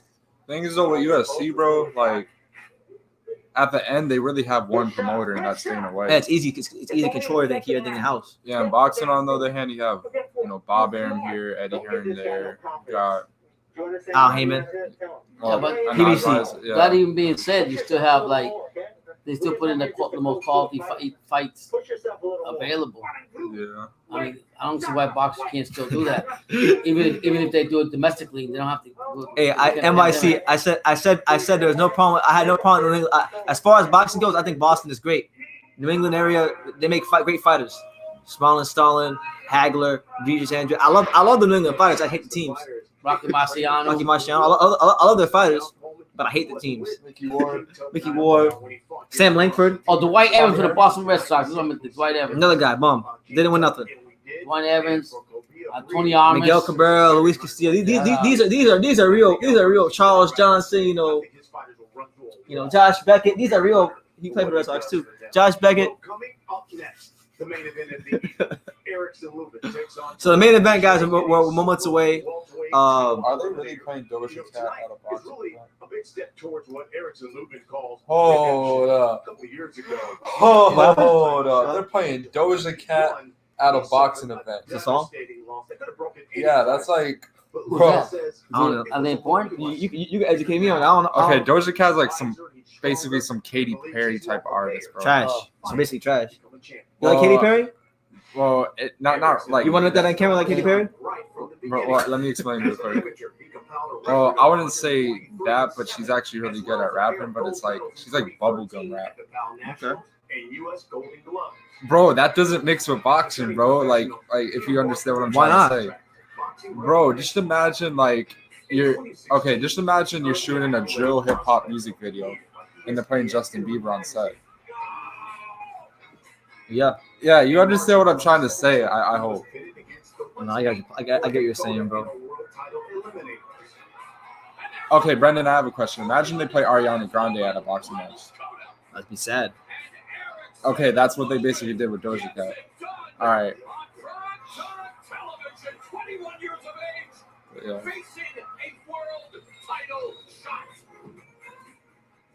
Shout out to everybody who's here. Make sure y'all smash the like button. You know what? Let me know what city, what state, what continent you're from. I'm pretty sure you guys. I know what city you guys are gonna say in the comments. Now, Lubin has never faced the caliber of opponent like he is tonight against the champion Charlo. Oh my! Charlo just dropped Lubin. That's a fact. I commented on my other account on accident. But yeah, the Miami Marlins are definitely winning the World Series this year. Rather than immaturity. Just gonna remain hungry, stay hungry, you know. T20 says yummy was popping. The bitches love it. What is yummy? Is that a song? Probably Justin Bieber. Oh god, it was. I don't know. But they lost to Roddy Rich. The box, bro. Eat Earth. Fight at 21 years old, fighting for the world title against the champion. Only 18 fights. I didn't think he had the proper. Shout out to Kevin Cunningham, man. I gotta meet him soon. In the lot, 12 fuck spot. Busting out the hinge in the box. I put a stick in the box. I hit a lick in the box. Sky's the limit. Pull out the whole dance. So it's a big fight for Erickson Lubin, man. He's got to come out here. He's got to come out the box and prove himself.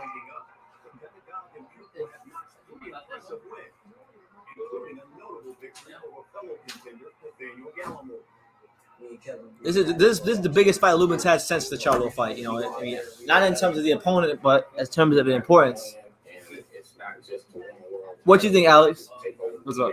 Gausha versus Lubin. What do you think? What do you remember about Gausha? Did you watch? Because remember, I remember we watched that fight. Yeah, that's all I remember. That was a boring fight. Remember, like. Oh yeah, it was. Oh yeah, they were booing. Yeah, they were booing because that was main event. You're right. Yeah, I remember, bro. Like, yo, it was an exciting fight watching Hurd and Trout. Then you see a knockout of the year candidate with Charlo and Lubin, and then you get that as a main event. Yeah. Like a sparring session, dog. A fight of the year candidate, a knockout of the year candidate, then a sparring session, bro. Imagine that. Autonomic Audrey says, I thought Doja Cat was canceled. She is canceled because apparently she said like some whole racial thing happened where she was, I don't know. Yeah. But I really do want to see Erickson Lubin come out here and make a statement tonight. Because you gotta understand, Erickson Lubin, he didn't just become a hyped up pro. Erickson Lubin came into the pros with a lot of hype. You know, they turned this kid pro at 17. I actually know the promoter that turned him pro, personally.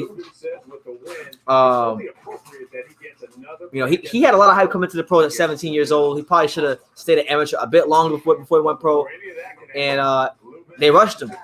they rushed the hell out of him, and he took a loss he should have taken. So we're gonna see if we're gonna see how much he's grown since that fight. So because there's only so much we can make out of that fight he's taken.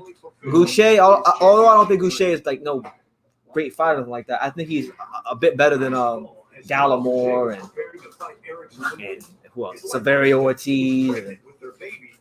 I'm gonna keep it a buck with you. I don't think he's better than. Well, actually, he is better, a bit better than Gallimore. Ronnie asked, "Where are you at?" I'm from the great region of South Florida, Miami to be specific. But I grew up in a place called Dania Beach. My nutritionist, my assistant, always in the gym with me each and every day. That motivation. Oh shit! No. A lot of coaches keep the women away, but in my case, I feel like I'm not in LA. No. It's pretty unique. I'll be there though. I'll be there at some point in the next 8 months. I want to go visit LA. We're training camp together, so it's just routine. Very early mornings, long days. Oh yeah. By the way, guys, it's worth knowing. I want to see something about this. You know, Terrell Gausha. They weren't too specific about how they met and stuff as kids, but like apparently like Terrell Gausha and his wife they met through boxing or something like that. But they weren't. They like Showtime did a trash job of like telling the story, the full story. Yeah. Apparently like his wife helped him with training camp. The fight gets tough or hard, you always can dig down deep. Boxing has always been at the very forefront of Terrell and Krista's relationship. And thus, when We hope so much training camp. What will happen? They're trying to get me going. Look, they're trying to say I'm from Boston. He's not even from Boston. I came from Puerto Rico, I live in Massachusetts. No, he lives in New Jersey. That's right. Jersey, then Andre Ward ain't never been. Jersey City, to be a fact. Hey, yo, Brendan. Only two type of people come from Dania Beach: Spence haters and Celtic haters. I do hate the Celtics. I'm not gonna lie that one, but I don't hate on Spence. Yo, Brendan, I have a question. What?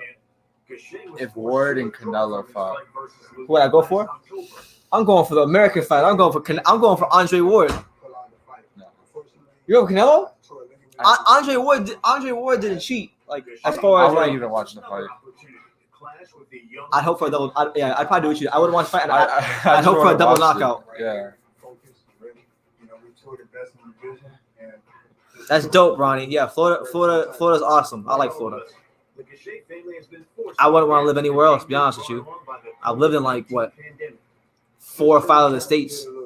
With all the stuff going on, I just want to be safe. You know, I'm off into my own space, and my wife is at home with the baby. I go see them on the weekends, and the rest of the week I'm training and doing my thing. Man, Ward will punch Canelo in his nuts, man. You know, maybe he should fight him. I want to see that. I want to see that, man. Listen, if Andre Ward came out of retirement and beat Canelo, Andre Ward would shoot up to my top 10 favorite fighters of all time. Nah, man, I still want to watch it. I still want to watch it. In order to beat the man, you got to beat the man. So I got to go out there and put on the show. Jesse said it. He said, "Oh no." Says he's planning to send a message. I swear to God, if they blow that game, I'm gonna have a lot to say about them. He's the better fighter than Lubin. Oh God, yeah.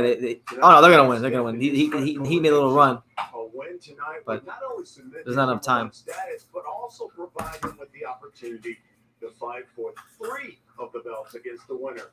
Next week's unification bout between Jermell Charlo. Yeah, see, Notorious knows the deal. He might like the Boston Celtics, but he can't leave Florida. He can't leave South Florida. It's a great place, man. It's a hell of a place to live. And you don't really understand how great it is to live somewhere else or travel somewhere else. That's my opinion. But anyway, main event, 154. Big things are at stake. The winner of this fight will likely go fight the winner of next weekend's Barn Burner, which is going to feature Jermell Charlo and Jason Rosario. Yeah, before this fight starts, well, you haven't even watched Terrell Gausha fights. I can't really ask you. So I'll ask Alex. I just realized something. A lot older though. They both took their losses at the same Yeah, time. same night, yeah. Yeah. And recognize the recent passing of Ruth Bader Ginsburg. After serving 27 years as a respected Supreme Court justice, she is truly considered. Yeah, a lot of people from Boston live in Florida. A lot of people from Philadelphia live in Florida. A lot of New Yorkers live in Florida. A lot of New Jerseyans live in Florida. A lot The whole East. the whole East because Northeast, baby. the problem was it wasn't good enough for where they came from. You know what So we they do? had to come down here. We got to Joe Ford the real deal. No. We got to tell them what's going on. I mean, you went back up north how many times? Came right back. It came. With a blink of an eye. You ain't lying about that one. Boom.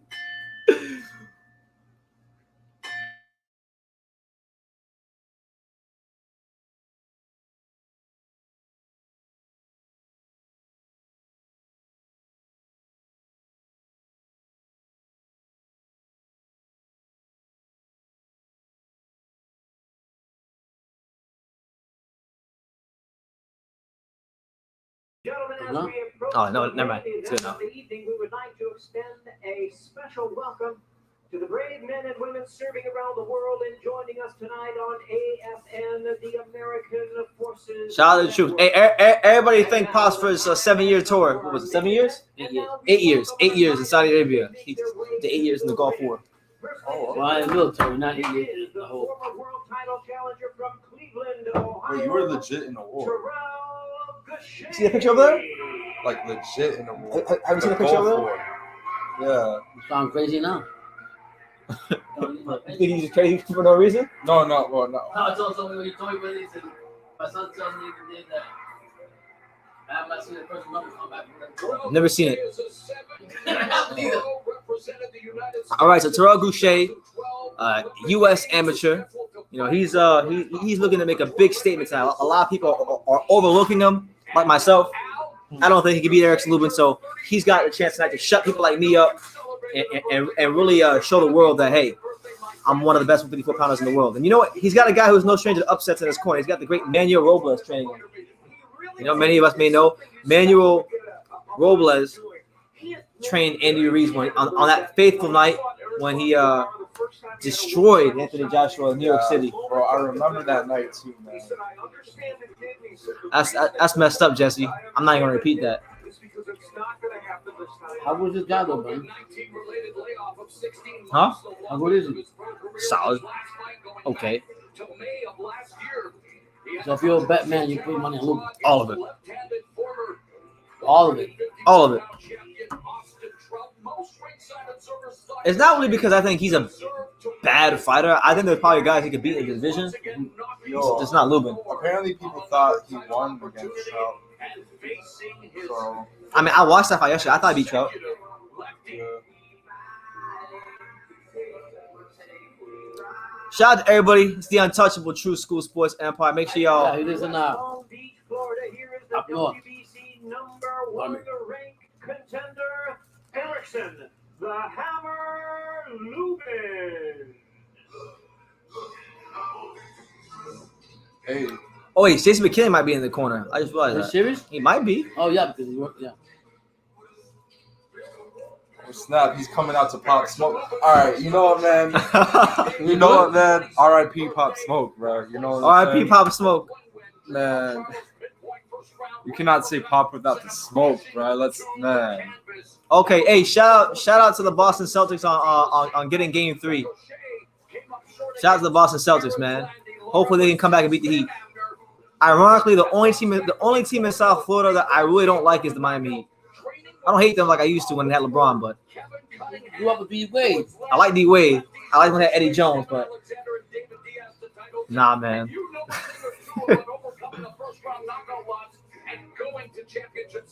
Exactly. I mean, I can relate. No, he's not there. No, he's not there. I called. You know what? That's right. That's right. I called Stacy yesterday. He was in the gym. Mentally, it breaks you. I mean, So shout out to Kevin Cunningham, one of South Florida's not very own, but adopted very own. Got a gym out there in West Palm Beach. Camp Cunningham. That's where Erickson Lubin trains. That's where he's been rebuilding his career. Interestingly enough, in preparation for this fight, one of his main sparring partners was Nathaniel Gallimore, his last opponent. Wow. Oh, really? Mhm. Again, fighting opportunity, title eliminator in this fight. Damn. So here we are 3 years later, and he's going to get... Fun fact too. Another fun fact. The last time I got a copyright strike on YouTube was Erickson Lubin versus Jarrell Charlo. Oh, yeah. 8 years I've ago. got copyright strike since then. It's been a couple years. I got like a 3-year streak going. Damn, Gausha is really 33. No, 33 years old, please. and stronger. We'll see. And the rules for our main event, no standing. What do y'all think? Do any of y'all pick Terrell Gausha to win? Stop the fight. A fighter cannot be saved by the bell in any round. If an accidental foul or headbutt causes the fight to end within 4 rounds, it's a no decision. After 4 rounds, they go to the scorecards for a technical decision. From the fight sphere, it is time once again for the inevitable Jimmy Lennon Jr.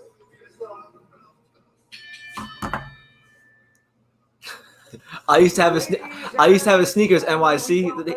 One of my favorite sneakers of all time, the Reebok pumps. Anyway, absolutely not. I'll get a copyright strike. Play this for the fight. First time we heard it in a long time. The president, Mauricio Suleiman, and the supervisor is Michael George, along with the Mohegan Tribe Department of Athletic Regulations. Chairman of the Mohegan Tribe is James Gessner. The director is Michael Mazzulli. Bob Arum himself said it, bro. We think a Jogba can be among top heavyweights in the world. All right. No comment. Yo, is for the 27 of you that are here, are any of you watching the Top Rank card? And if so, what part of the card are they on right now? Oh, his fight still hasn't even happened yet. Has it happened yet? Perfect. Yo, so guys, after this fight's over, we're gonna go right. We're gonna switch right over to the Top Rank card, and we're gonna go see what that's all about. Is that on ESPN? Yeah. Regular ESPN or ESPN Plus? Plus. Oh. Boxing fans joining us around the world, live from the Mohegan. Yeah, I think Luma's gonna fold Terrell Gausha up like a blue steel chair, especially if he pushes the pace on him, because Gausha is a pace fighter. He's a guy that he fight. You know, he's a guy like to pick his shots, be cute on the outside. But if you rough him up and push that pace, especially with Erickson Lubin's power. His fine record stands at 21 wins, 1 loss and 1 draw. Shout out to my boy Marcus Nall. He runs a page called Ohio Runs Boxing on Facebook and Instagram. He supports all the Ohio fighters, so I know he's watching this right now. He's been telling everybody all week that Terrell Gausha is going to win. So if Terrell Gausha wins this fight, that's the only guy that gets credit for me. Only him? That's the only guy I've heard pick Terrell Gausha is my man Marcus. He is fighting out of the blue corner, entering the ring tonight wearing red trunks with silver trim and fighting out of West Palm Beach, Florida. By the way, shout out to everybody who's here, man. Like, Thank you. I didn't even want to come on live. I didn't feel good. But now, you know, hey, y'all got me all worked up about Boston, and the fights have been pretty good, and Dryness was really entertaining, and hopefully this fight winds up being an entertaining fight. Oh, you picked number 1? Mm-hmm. And the WBC, yeah. Duran. I got Duran, Gary. And introducing our third man to the ring now to give instructions, Michael Ortega. Did you see any of the y'all? The gentleman went over the rules. It's in the last round? No, I didn't see it. I've been watching the straight Top Rank card or PBC card.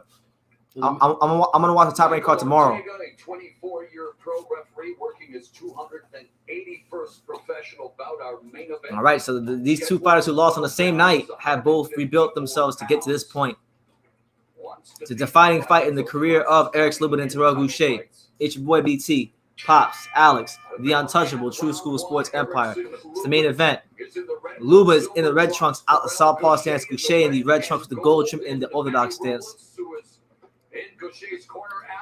Gausha looking to upset the apple cart tonight and put his name in the running for the winner of Charlo versus Rosario. Now, I'm going to say this about this fight. I think it's going to take Erickson Lubin some time to really break down Gausha. I think Lubin's going to stop him around the 8th round. But it's going to take some time. This guy fights very patient.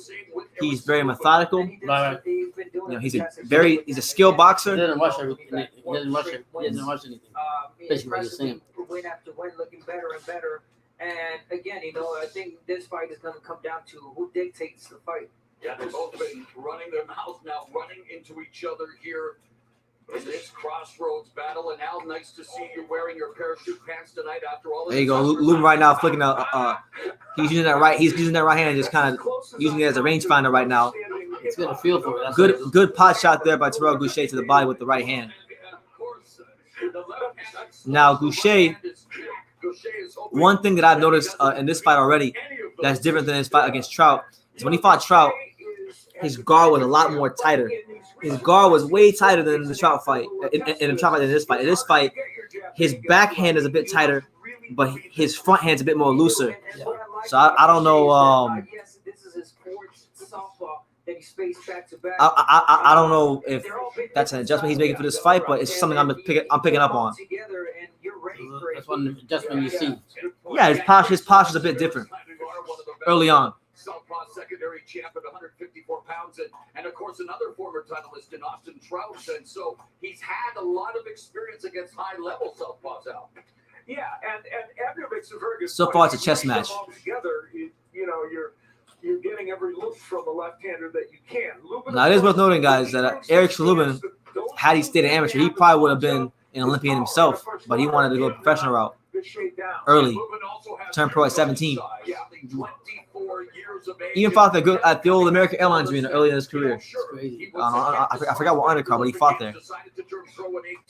Fast track to a title shot at 22. Cunningham said it was too soon. He needed more experience, not to make any excuses. Jamel Charlo with a scintillating finish. But who do you think is winning this round right now, Pops? I'm having a hard time scoring this round. I don't know.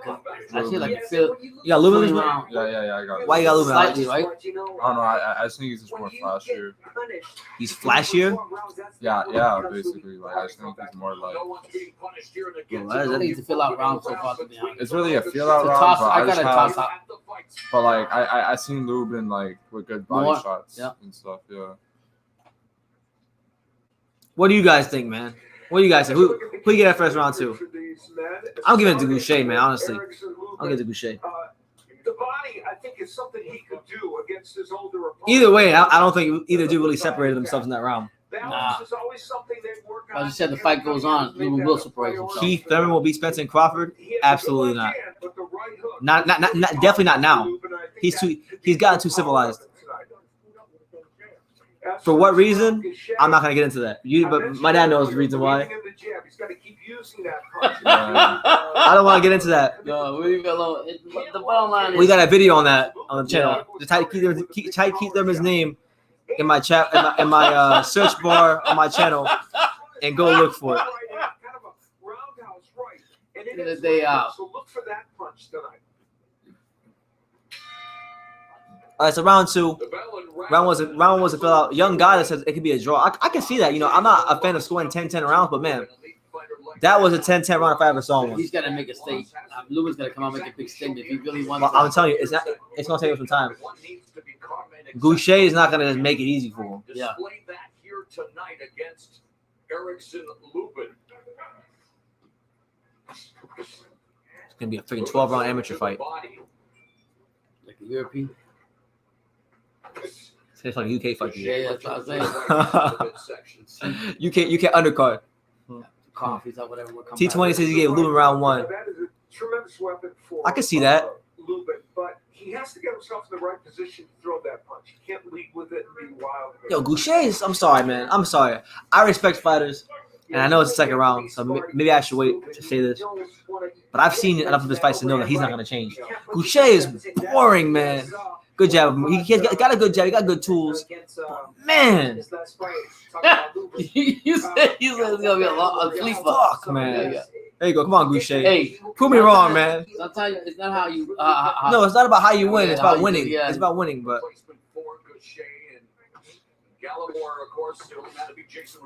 He better hope he doesn't win. Gausha. If he wins this fight, he getting pieced up by whoever wins Rosario Charlo. Yeah. Ain't gonna be no methodical crap like that. Oh, good left hand. There you go. Erickson Lubin with a good left hand around the guard. Good luck to the body. There you go. Erickson Lubin is starting to find a home for that left hand. That straight left hand and the left cross. There you go. And the overhand left. He's still on some different variations of that left hand, and it's finding a home. Now, if that lands as these rounds progress, You know the saying here on True School Sports. Gausha is getting folded up like a blue steel chair, like The Rock and Chris Jericho. Before you even know it. There you go. Good jab there from Erickson Lubin. There you go. Lubin, hot shotting with the jab, finding the Johnny Boy's Fight Palace. What's up, Johnny? What's going on, Johnny? Hope you're well, champ. avoids the jabs of Lubin, but doesn't return fire after.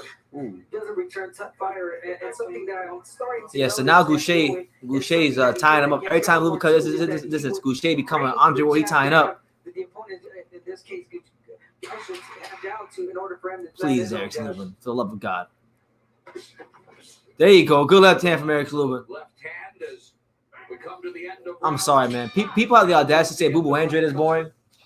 Not even close. Gausha is way worse. Who's winning? I got it. Well, I got it 1 apiece. I gave Gausha the first I'll round. say 2-0.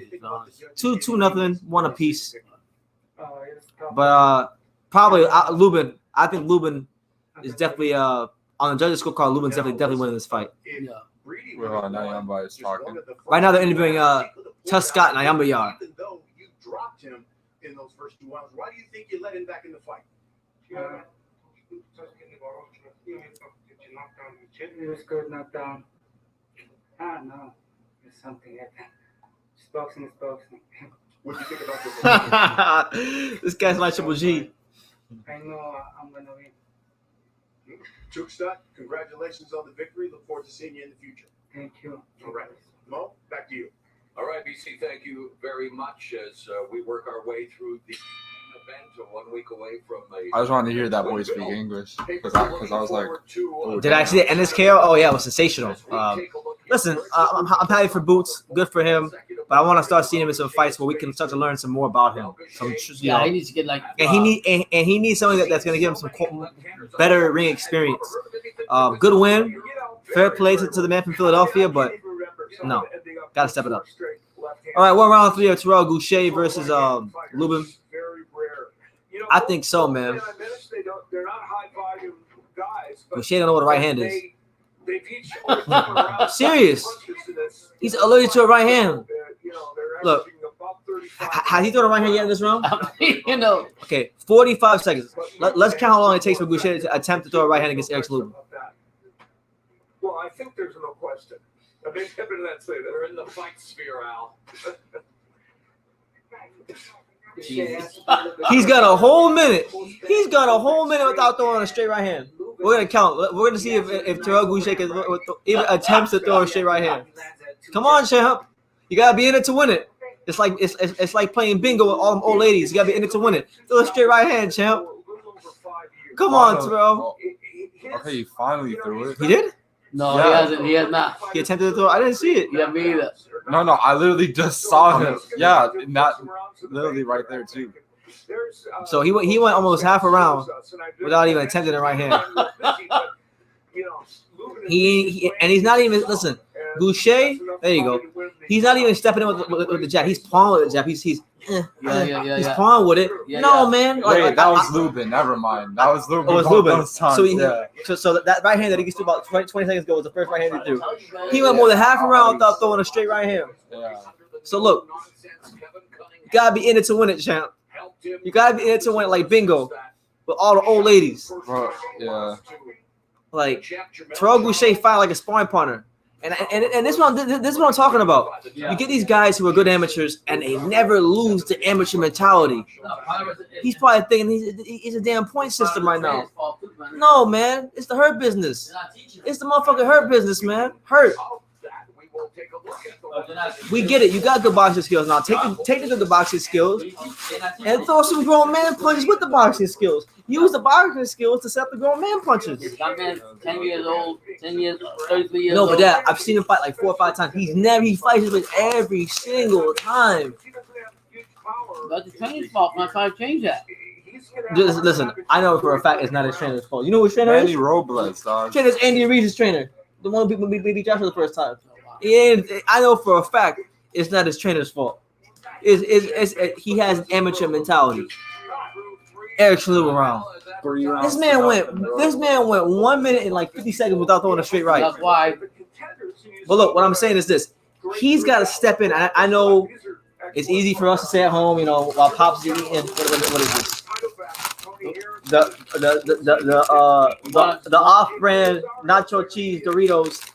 Now listen, it's easy for us to stay at home. We're being armchair quarterbacks right now, but this is a problem I've known, and I've seen with Gausha in a lot of his fights. He sometimes falls into this amateur pattern where he's got a good jab, he's got the boxing skills, and he's throwing these jabs, but he don't set the right hand. He don't come behind it with the right hand. And my thing is like, look, if you got the boxing skills, use the boxing skills to set up devastating punches. I don't understand this. That's what I'm saying, like. But I agree with you, Ronnie. I think Erickson's gonna knock out. Erickson's gonna knock this guy out too. Don't be lulled to sleep after Monez were the comments from Kevin Cunningham. And talk about the somnambulous. Yes, thank you. The sparring mentality. He's got. Again, you know, like y'all mentioned, let your hands go a bit long, man.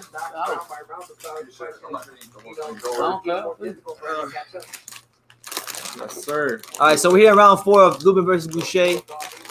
So far, it's been a chess match, so to speak.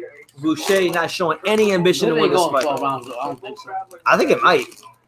Are you serious? I think it might, man. Gausha is that cautious. Lubin's gonna make a statement. Freaking Black Alexander Brandt. He ain't opening up at all. You remember Alexander Brandt for Andre Ward? He gotta do something. You can't just be like that. Not like sometimes when we do these live fight reactions, there's certain fighters that I only watch when they got a fight coming up, or when they're fighting. And sometimes I say to myself, well, I should watch the guy more. There you go, you see that? He threw an overhand right and landed it. Throw it again. Come on, Terrell. Do something, man. Make it a fight. Don't make it a sparring session. Make it a fight. When I watch Terrell Gausha fight, I'm reminded of why I don't watch him fight often. Really? Oh my God. Because look, you look at him, right? He's not even giving Erickson no angles. He's not pivoting. He's not coming forward to take the power off his shots. He's not trying to set up a counter. He's not feinting. He's not doing anything. He's just showing up. Come on, champ. That's why he hasn't fought how long? I mean, this fight was supposed to happen last October, and he got injured. There you go, a good right hand. The thing is, he's got a good right hand.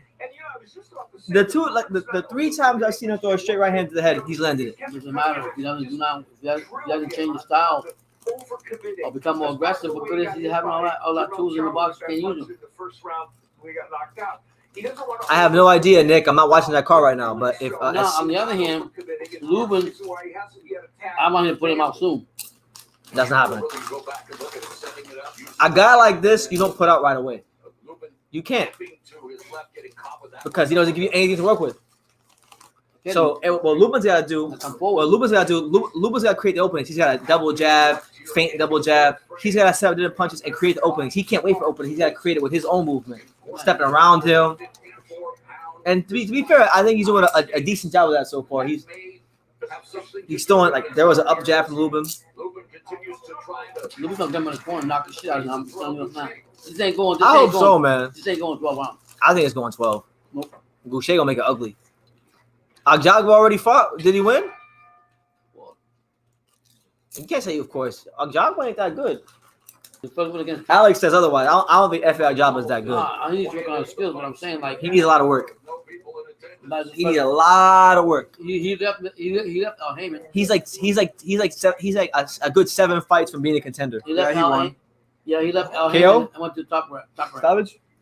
Decision. Decision, okay. Well, let the man get his rounds in, bro. That's good. Yeah. Plus, not only that, bro, but he already has a better resume. Antonio is asking, You got Rubel? Who? Robles, yeah. Right there. FAU, yep, he won by a decision. Okay, cool. Antonio is asking where the beer's at. I just put it in the refrigerator. He had his Bud Light earlier. You missed it. You missed it, Antonio. Antonio, I'm going to show it to you in a few minutes. Don't worry, I'm going to get it. Sip it. Did Agjagba beat another bum today? Well, beat Jonathan Rice. Jonathan Rice isn't a bum. He's all right. No, but he already has a better resume than Wilder has in his first 14 fights. That's not saying anything, though. Who's this? I think chocolate. He can't punch like Deontay Wilder, so it doesn't matter. Returning fire, really starting to He can't. Yeah, and he saw when the Well, he won the Oh, top no, right. You and I both know he can't punch like Deontay Wilder. Let's not even. It's just a natural thing. I don't know, man. The brute, man. I agree. You don't. And not just the Who you pick? Good box. We're around 5 of Lubin Who versus you pick? Terrell Gausha. Wilder and Boucher, Fox. Gausha. Come on, I man. fought this other prospect who was Olympian. I forgot. Jonathan Rice. No, it was Ali. It was this man from Turkey. I'm asking him. Where? Turkey. We can't even name more than one Turkish boxer. Yo, you see that Usyk is trying to block that thing with Wilder. Here we go. Erickson Lubin beginning to step it up a little bit. The punches are getting a bit. There you go. He's putting some more weight on that front foot. Usyk don't want no side money. Come on, man. There's a jab from Gausha. There you go. Oh, that was a good jab from Gausha. Remember when we talked about how important the jab could be for Gausha? That was a beautiful jab. I have a hard time believing that if that Manuel Robles is telling him to box like this. Neither man has been effective. You said what? I have a. But you always say, but sometimes doesn't matter how much you train him, you tell him to change it. They had a mentality. Yeah. So you can't blame the trainer. Tony Bellew said it best. Tony Bellew said it before his fight with David Haye. What you The say? rematch. David Haye for the rematch got all these new trainers. Said he's changing his style, all this stuff. He said that's cool. In the fourth round, when I had him on a straight right hand, he's gonna rip back the type. And that's exactly what happened. He beat the shit out of him. Yeah. Sometimes when you bake a cake, it's a cake. Like once a fighter is set in their ways, that's who they are. Maurice Williams says, "Hey guys, this is my first time listening to you, and guys, I believe you are doing a good job in announcing the fight. I appreciate it, man. We do these every Saturday, so we'll be here again next Saturday for Rosario Charlo as well as Dortico versus Breeders. So come, stop on by and tell your friends. Join the family. Ronnie says he wants you to put the beers to the laptop. Oh, I'm good right now. Bring the beers to the laptop. But not by dramatic amount. Man, Gausha's, yo. From now on, when I talk about fighters who are amateur fighters that never transition to the pros, I'm using Terrell Gausha as the main example. I mean, because he got skill. I'm not saying he's a bad fighter. Gausha can fight, but that's what makes it frustrating. He can fight, but there's no urgency. There's no urgency from Gausha. Like right now, he's retreating from Erickson Lubin.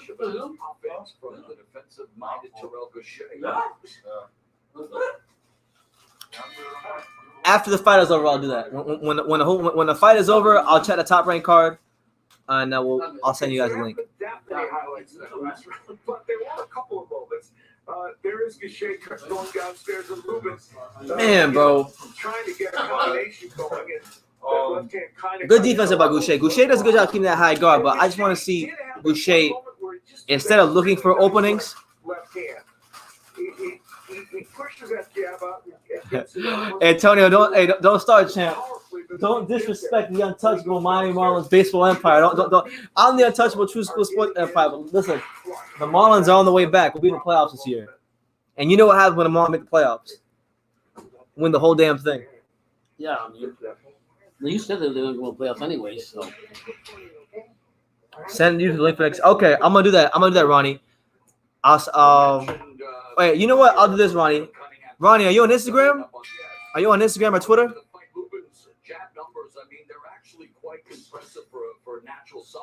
By the way, guys, if y'all want to follow me on Instagram or Twitter, it's in the little ticker down below.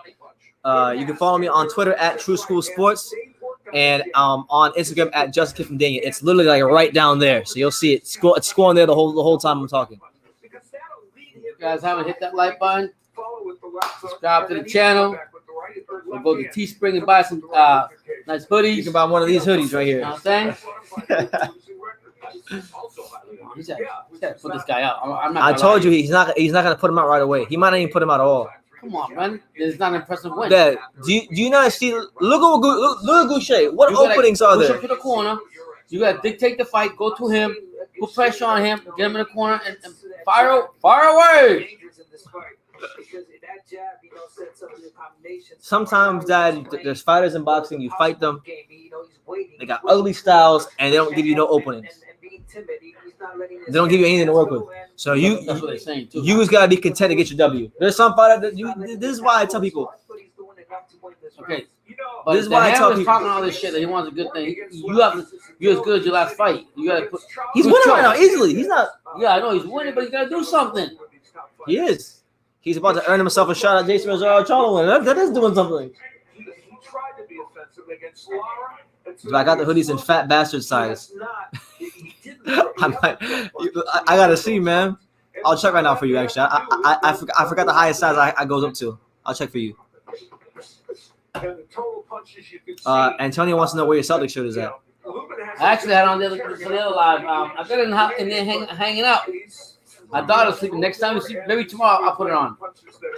Maybe sleeping. And they did get the memo that the winner of this Oh fight my would God! get an opportunity. Can you imagine paying for this fight though? It's not pay per view. I'm saying in general, like if you want If to you're go a see the fan? fight, I don't want this. I mean, I like Lubin, but you gotta do something. This is. If you think this is bad, you should watch Terrell Gausha's fight with Erickson Lara. Laura must beat the shit out of him. No, it's boring. Worse than this. Laura and him, the same reason. Yeah, It was way worse though. Yeah, because like Laura, the crowd was booing, and it was main event. There's an uptick in the offense from Lubin. Ronnie, that's my Instagram right there. By the way, Come on, man. for those of you that got Instagram, follow me there if you want to. But yeah, man. Right now, if you guys are wondering, like, look, Gausha, I respect him because he represented America in the Olympics. God bless him. Even in the Olympics, he had a How can he be an Olympic fighter? He just lost by 1 point. So I'm gonna try to figure it out. How can he be an Olympic fighter and have this kind of style? He's an amateur. He's a good. I bet you he was a monster in the amateurs.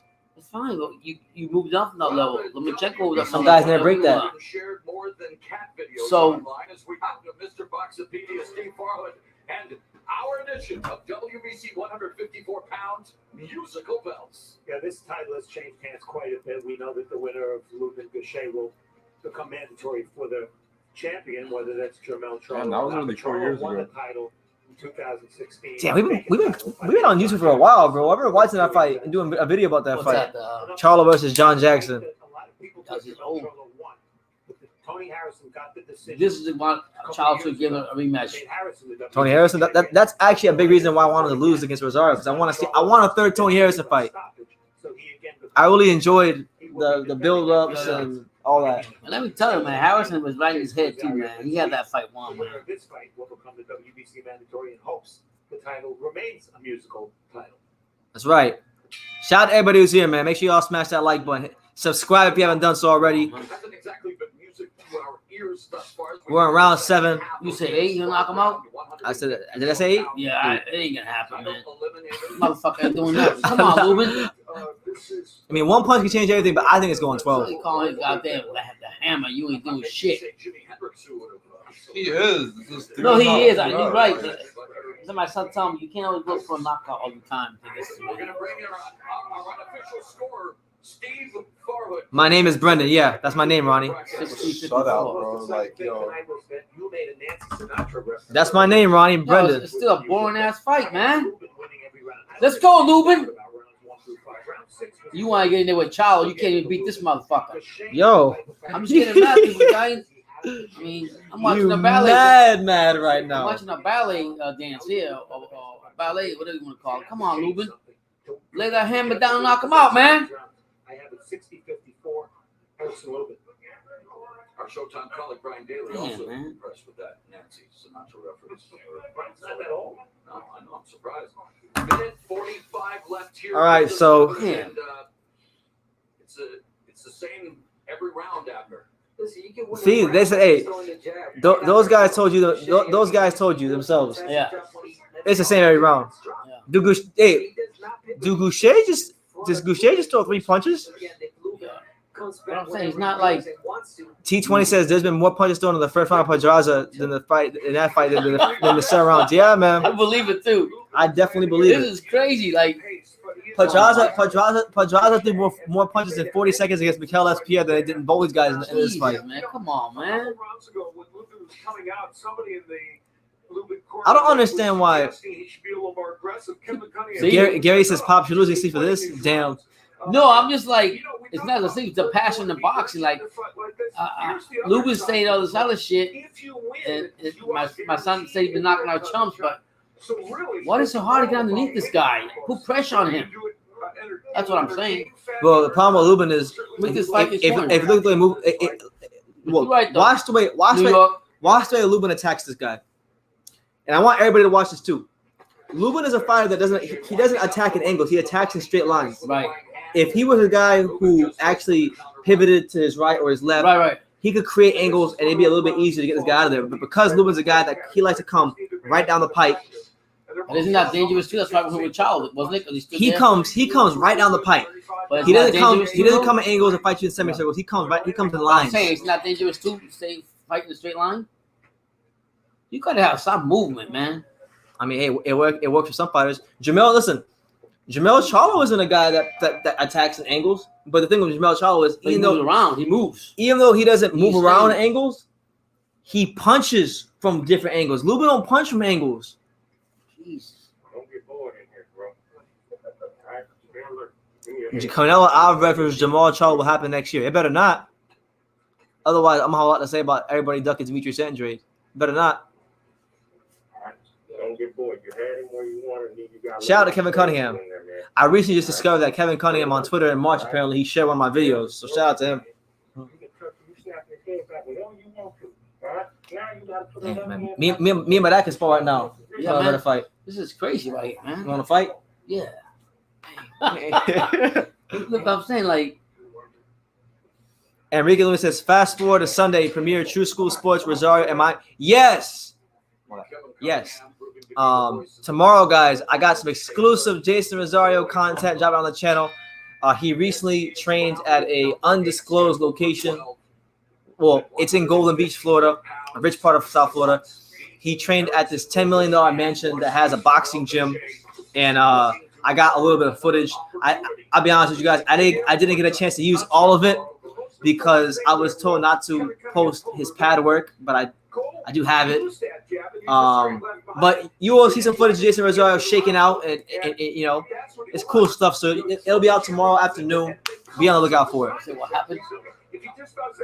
I didn't get that part because that was the only thing in his pads. Oh man, not even like the. I got that, but I didn't get him saying it. Okay. Because he was saying that when he was saying pads. Oh.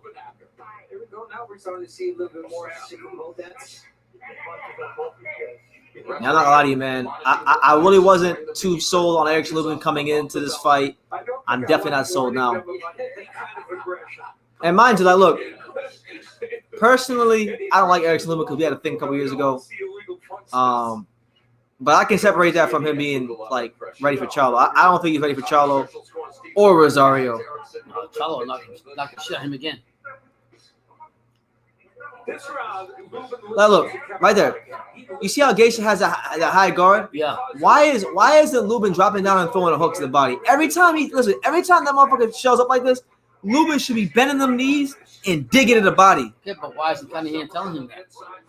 That's why you got trailing him, right? Ronnie, that Rosario footage is gonna be on this channel tomorrow. What I'm saying, It'll be on here. What I'm saying now is this, right? I get what you're telling me, but you've been training with Cunningham for how long? It's a matter of time you get in the corner. No, but Cunningham's training to fight. Cunningham has told him to not be overcommitted with his offense. Oh, Lord. I don't think Stacy would tell him that, right? I don't know. Stacy ain't there. So was he making them more like a Like, look, I don't think Lubin would fight. fighter? Lubin would not fight this way against Rosario and Charlo. He'll get beat He both can't. ways. He He's gonna get can't. beat both ways. There'd be too much volume. Listen, if you thought Charlo knocked him out the first time that crazy, he's gonna be worse the second Listen, time. I was If he's never- going to fight like the same way he's fighting right now. I've really grown to like Jamel Charlo. You know, So I'm not gonna lie to you. I'm going with Rosario, but I'm going to like Jamel I Charlo like your shows. I because watch your shows and because of the fact that he has that old school fighter mentality stuff. Yeah. to where he wants to freaking take your head off. Yeah. Every time he fights, his excitement, and not just excitement, but he's also got technical skills as well. Yeah. I'm just saying, like Lubin, if Lubin. There you go. There you go. Lubin comes in like that the whole time. He ain't doing nothing. He's fighting the same way he fought when he fought Charlo. Mate, shout out to my man Gary. Gary speaking facts. Rosario will beat Charlo. He knows the deal. Yeah. He Thank knows you, the Gary. I mean, My man Gary speaking of facts. Yes, they're still fighting. Like, the reality is, Look at the Charlo twins rise through the ranks, motivations and life outside the ring. All before We just watched that today. The Charlo thing, the journey thing. faces his toughest test yet, and Jamel seeks Yeah, man, Jamel Charlo. I think Jamel Charlo will flatten Erickson Lubin again. I don't know if it'll be the first, Ronnie, but I think he'll flatten him. I mean, if he's coming in to fight the same way like this, Maybe the third. I haven't seen what And listen, if y'all want to know how this fight's going, y'all see Alex ain't had no reaction the whole fight. Hey, listen, He's just chilling right now. I feel like Because listen, let me tell you about Alex. If this fight was hype, Alex is the most hype one here right now. He'd be the most hype one out of all of us. what have you seen from Lubin that shows he's improved? I just think he's a bit more defensively responsible. That's probably if I'm looking for the number one positive from him, he's more defensively responsible. But you know what? It's easy to be defensively responsible when you're fighting Terrell Gausha. What is Terrell Gausha having to giving him to worry about? He hasn't had to worry about anything at all the whole time he's been fighting. Gausha moving in straight lines. He's jabbing like this. You know, he hasn't thrown one punch of bad intentions. There you go. Now Lubin's beginning to put the punches together. But so maybe this is all by design. Maybe he's trying to take him to the deep waters and drown him, because he knew that in the first couple of rounds, Gausha is not gonna. Shit, don't even look tired, bro. I mean, he hasn't thrown any punches, so. That was a big improvement for him. Remember, I told you there's certain fighters that have a sparring partner mentality. He got it. That's why I'm saying it's good if you've been in camp with a lot of top guys, but sometimes Terrell Gausha is a good example of that. It don't mean nothing because you get a sparring partner mentality and you never shed it when you get into those big fights. Yeah, but at some point you say, I'm going to fight this top fighter. Yo, Alex, tell people about this fight. I gotta be the aggressor. I can't just sit back and watch that shit like that. What's understood doesn't got to be explained? Yeah, man, Ronnie, this boring fight, you got that right. That's what I'm saying. Remember I told you T20? I said this guy's tailor-made for Erickson Lubin. Because I was watching him yesterday. I said, I know they didn't just make this fight. Because this is gonna be the easiest fight of Erickson Lubin's career. You can't tell me that there weren't better opponents than this that he could have fought. Yo, Jorge Cota got flattened in 4 rounds with Erickson Lubin, and he gave Erickson Lubin a better fight than Gausha. Yeah, I remember. Yo, I got more respect for Jorge Cota than I got for Gausha, as far as the effort they're giving. You can't blame Gausha. I can't blame Gausha. I blame the matchmakers. He's never done that in this fight. Even in the rounds in which he's done like Lubin's not even pushing him enough to make him skip to fight back. He could have fought Tony Harrison. Who? But it's also both of them not putting themselves. I'm glad. I'm glad he's not right now. It would have been a better fight. But that would have pissed me off because why? That would have been like PBC trying to throw Tony Harrison to the wolves. I think Tony Harrison should fight whoever the hell he wants to fight, and when he should fight the loser of Rosario Charlo. That's what I think. That's what I think. That's my opinion. Yeah, that'd be a better fight. If Lubin goes in to fight Harrison, I'd still say Harrison. I don't know about that one. He ain't doing shit, man. That's because of who he has in front of him. That's why. You gotta put pressure on him. Harrison, it's a known fact that Harrison is great for the fight. He's the best 8-round fighter in boxing. If boxing was 8 rounds, Tony Harrison ain't losing none of these dudes. No, I'm talking about Lubin right here, putting pressure on him. Do something, man. Break him out his habit. Making a statement, getting winning. It's because of his lack of footwork. Who's? Ronnie Freeman says Tony would stop him. I hope so, man. You're probably right. Tony, he's got no movement. Tony got more craft, got more skills. I mean, you would think he might even punch harder than Erickson Lubin. Rubles, what are you telling him? I think Lubin got overrated power. I think Lubin has overrated power. Everybody always talks about his power. I don't think his power is all that.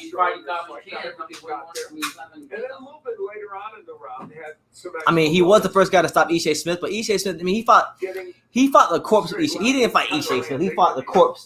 He fought a guy that used to be Ishe Smith. He fought a walking dead man when he fought Ishe Smith. It was one of those circumstances in boxing where it was the right place at the right time. Yeah, we all know if boxing was 8 rounds, Tony would be undefeated. He would never lost. Tony would be power pound number 1 if boxing was only 8 rounds. But we always know that at sometime after that 8th round, he's gonna hit that wall. Or if he would have just had a better chance. How come Kronk fighters never have a good chin ever? Hearns, Breland, Tony Harrison. Stevenson.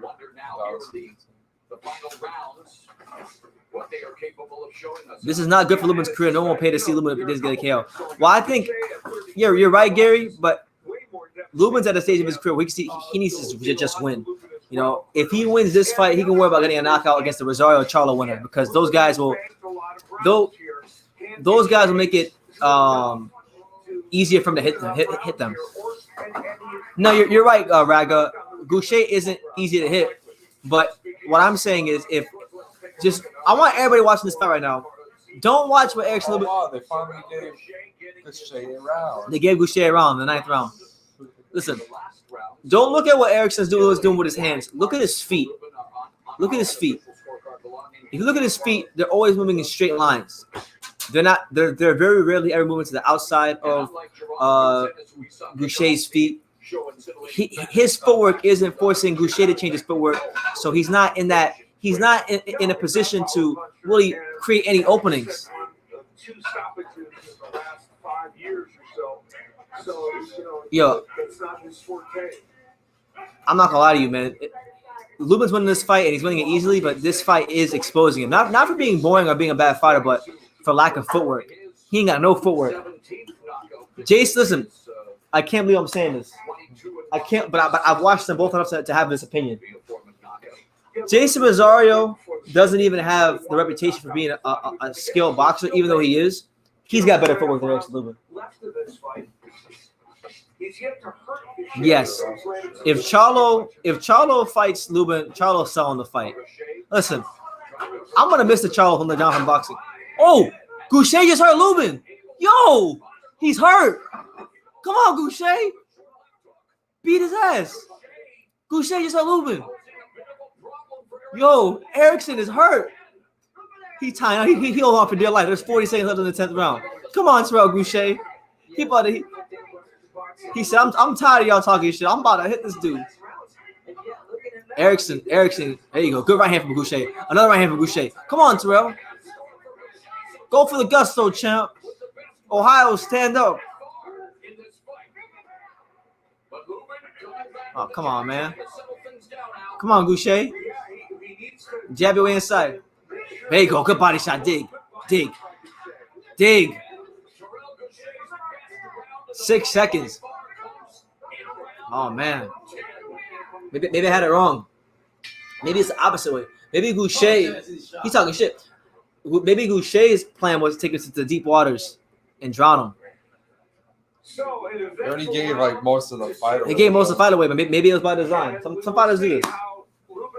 Oh, like that shot. His leg kind of wobble, and he's lucky to get injured with the way. Even when Gausha had hurt, he's like. But he should have attacked him more. And landed some significant punches. Yeah, man. Listen. Yeah, he's exposed. This fight definitely. Yo, he getting exposed. Listen. He already got knocked out. I hate using this word. Because it's so overused in boxing, but I think it's appropriate for this fight. Erickson Lubin got exposed. And it's not in no like sad or serious way, bro. It's like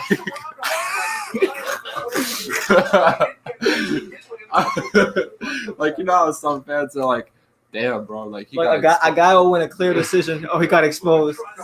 Nah, man, this dude ain't got. Erickson Lubin, he needs to get some footwork. He ain't ready for no Charlo Rosario smoke. I got both of them knocking his ass out, and I think Rosario will knock his ass out the ring.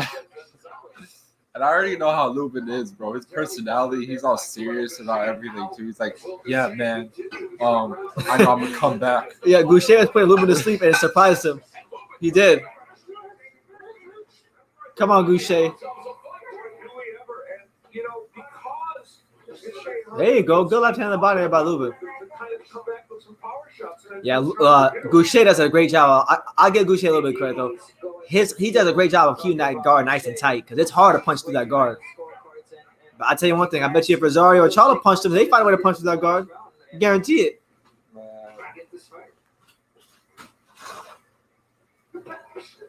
Lubin is overrated. In fact, you know, like, I'm not even gonna cap. I bought into Lubin hype for a period of time, but after the Charlo fight and after actually personally having my own like run-ins with him, I'm like, this dude ain't gonna make it too far. But you know, I wish him the best. He's here around 11 on his way to a decision, but he better hope Charlo Gausha don't touch him with one of them right hands of death. Otherwise, it's a wrap. It's curtains.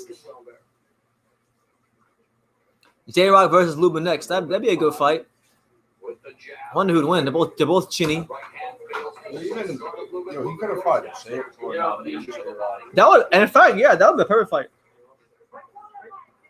I think J-Rock just probably wanted to tune up or something. Nah, but Raga 1-205. I know his defense is solid. I never said he was easy to hit. But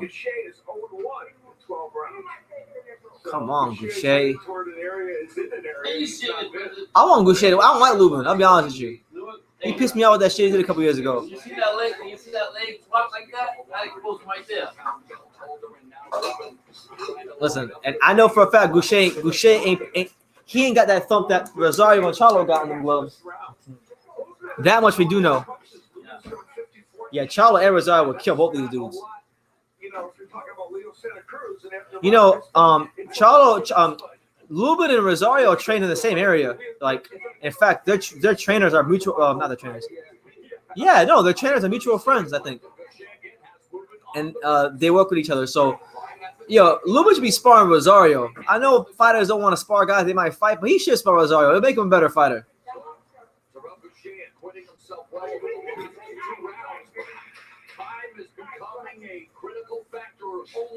I'll tell you this, Pops. I'll tell you this, Dad. Yeah. You know, like Rosario does his strength and conditioning at Stacey McKinley's gym. Yeah.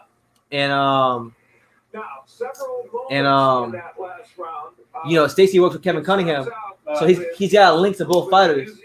I bet you he's told Kevin Cunningham that Lubin better not fuck around with Rosario. I can just see him. What did Lubin do to make you mad? Just say what happened with you and Lubin. A couple years ago, when he got his ass knocked out by Jamel Charlo, right?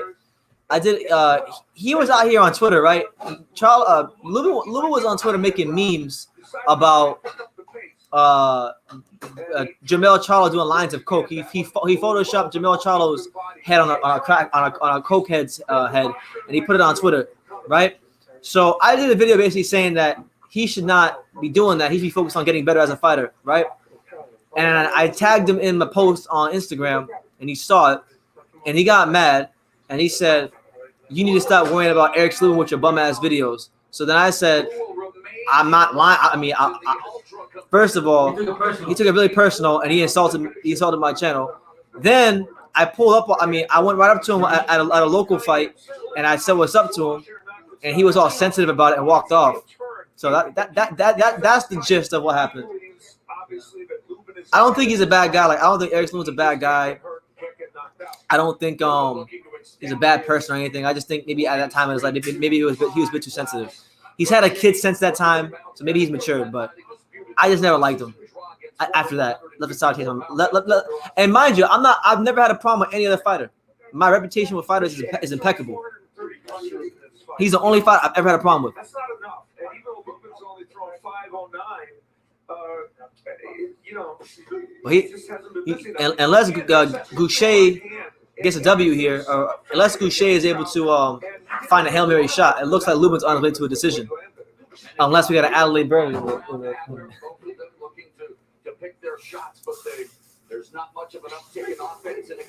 Oh, Gausha's throwing some grown man punches. Where was this the whole fight? Where was this the whole fight, champ? You're winning the fight already. Yeah, Erickson got exposed. Just that you win the fight. Yeah, and the funny thing was, Ronnie, I met Erickson Lubin and I interviewed him in 2017, and we were cool at first, but then he got mad that one time. So I didn't like that because the video. If you watch the video, if you were to watch the video, I wasn't like hating on him. I was just saying that, hey, you took a bad loss, and I even told him to his face. I said, look, man. It's not a good look for you to be making memes after you got your ass knocked out by Charlo. All right, 1 minute left here in the 12th round. Targeting the body, but again has himself in the corner, able to escape. And it's interesting, Lubin is walking him down. Is that the right strategy? Counterpunch. There you go. Good jab by Lubin. You want to walk him down when you can be counterpunched to the nerve. Oh! Big right hand from Lubin. Finally.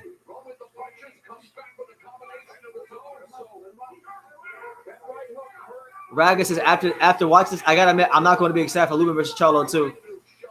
Me neither. Maybe for the build-up though. Well, actually, hold on.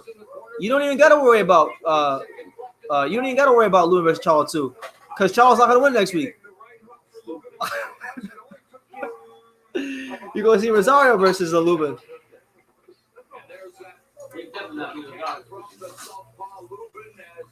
That's gonna be, I kind of hope Rosario beats Charlo, because then I could do so much coverage for that fight, because they're all here in South Florida. But I don't know. Lubin might not want me to interview him because he might be sensitive. I don't know how he is. I haven't talked to him since then. But yeah, the fight's got the full 12 rounds. It was I don't want to say that it was a good performance. It was a performance. Well, Alex, look at the camera and tell them what you think. Stand up. Bro, I don't even. Let them know what you think. I don't even know what to say about this. It was a weird performance, bro. Like legit, bro. Like I think we were going to Cunningham's gym with McKinley, and he was like, I want to bring two sports in here. And Lou was like, no. He doesn't remember my name. Yeah. Have you forgot what Gallimore did to Rosario? Yeah, you mean when Rosario was 22 years old, took the fight on 1 week's notice, and had a completely different trainer, was a completely different fighter.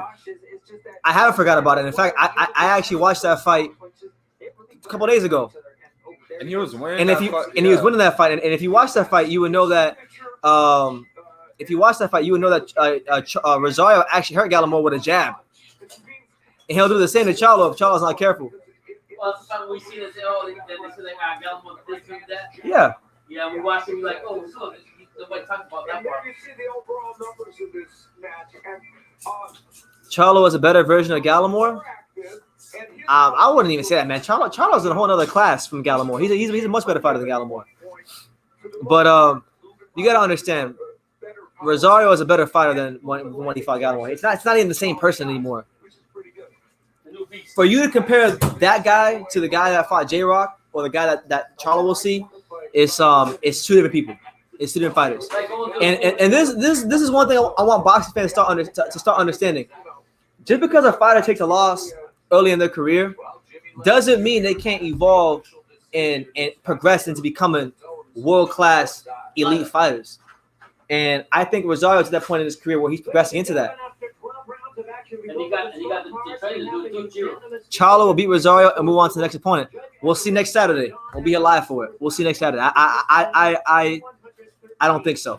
John McKay sees it 116 to 112, and Tom Schreck scores about 118 to 110.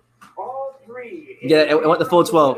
I'll be here next week. Super welterweight and world title eliminator, Erickson. There you have it, Erickson Lubin. He wins this fight, and I say that very loosely. Well, Raga, that's actually why I think Rosario's going to beat Charlo. It's a style. The same reason you think Charlo's going to beat Rosario is why I think Rosario will beat Charlo.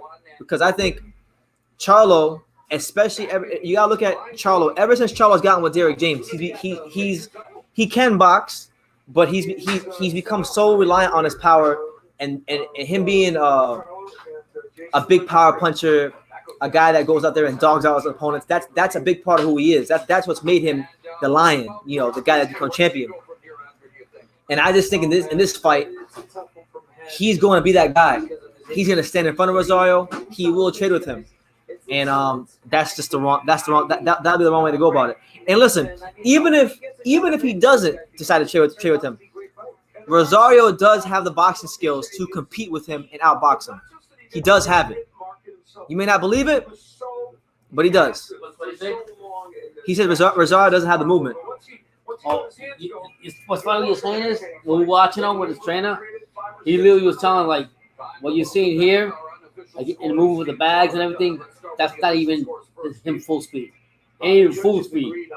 I'm gonna tell you right now, you can't compare Rosario from the last couple of years with the new Rosario. With listen, it's like you going to school. That's like, hold on, I got a perfect example. That's like comparing. I mean, obviously, I'm not trying to say Rosario is as good as this fighter, so don't get what I'm saying misconstrued or twisted. Yeah. I'm not saying Jason Rosario is anywhere close to as good as Vladimir Klitschko because very few people are. Right.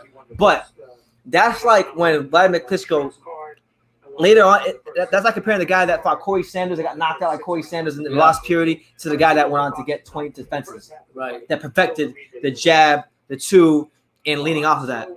So you can't compare the guy that he was early in his career to the guy you've seen in his last fight. And more so since he changed his trainer and his teacher.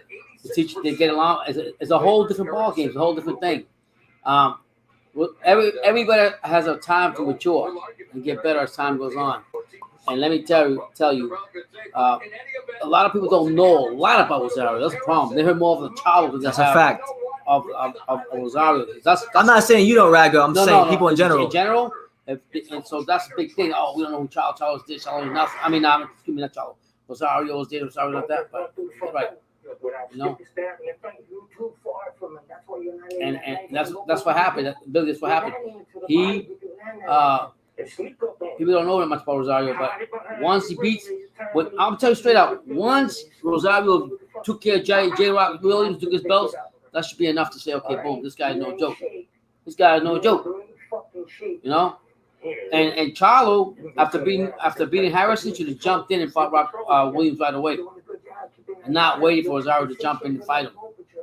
That's what happened. You gotta take advantage of your opportunities, like I say. But Lubin showed me today here. Raga says, I'm not buying what you and Papa signed. That's fair. That's fine. You'll buy next Saturday. Yeah. You'll buy next Saturday. We'll see. We're not here about Ayu. We're not here about Ayu. You got your opinion. We got mine. I respect you. But you won't have to buy. Oh, you know what? This is probably the best point I've heard so far from my man Maurice. Yeah, please say. It's so good on my highlight. Maurice gets the highlight. He said, I believe Charlo is a different fighter because of the defeat against Harrison. You know what?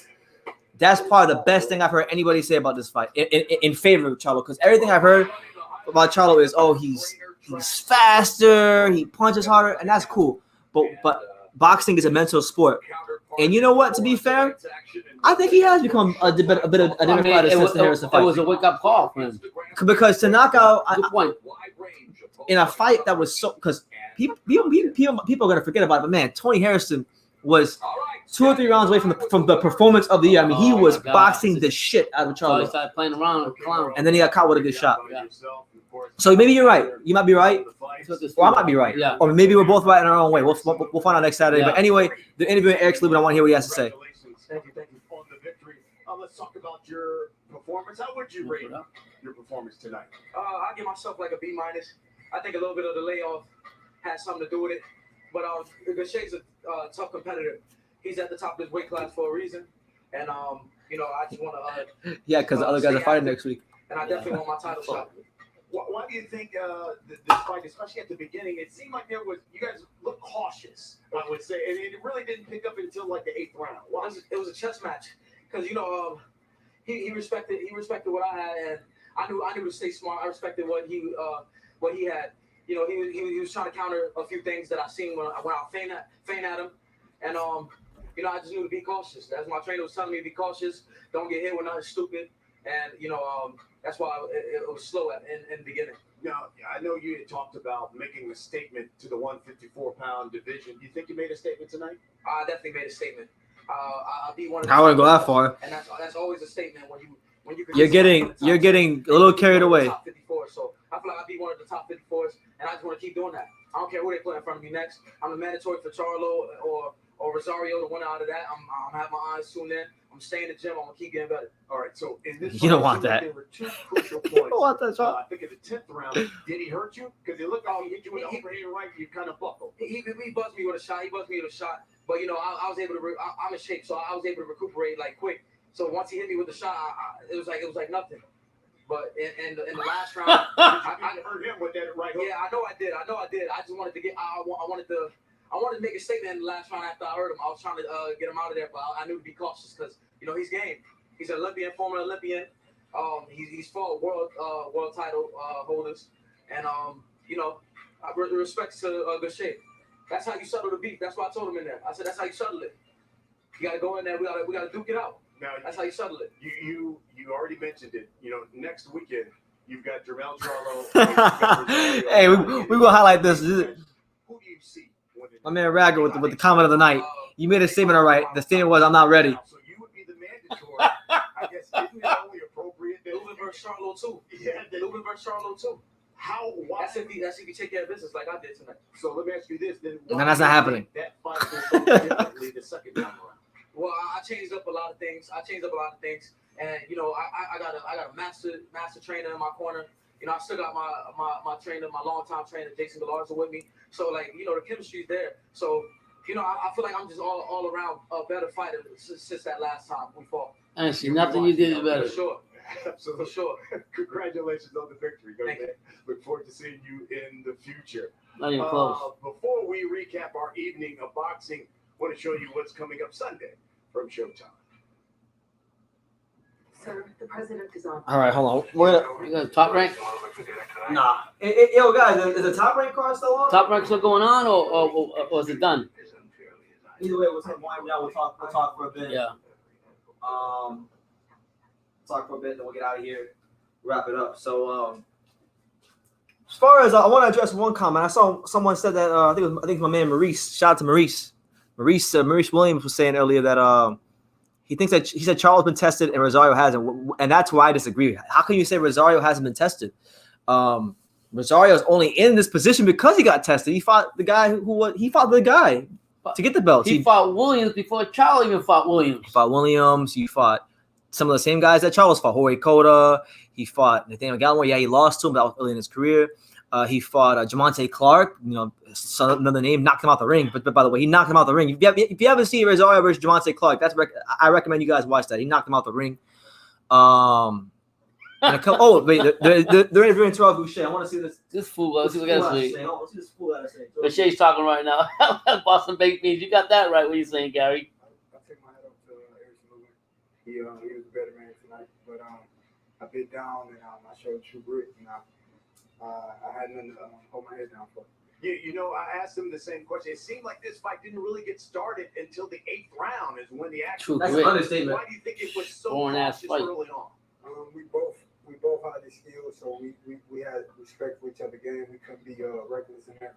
If we made a mistake, it's like we both got caught there with pretty good shots, and I was being cautious, but I wanted to bite down and be aggressive as well. Yeah, did you believe that you hurt him really bad in that 10th round?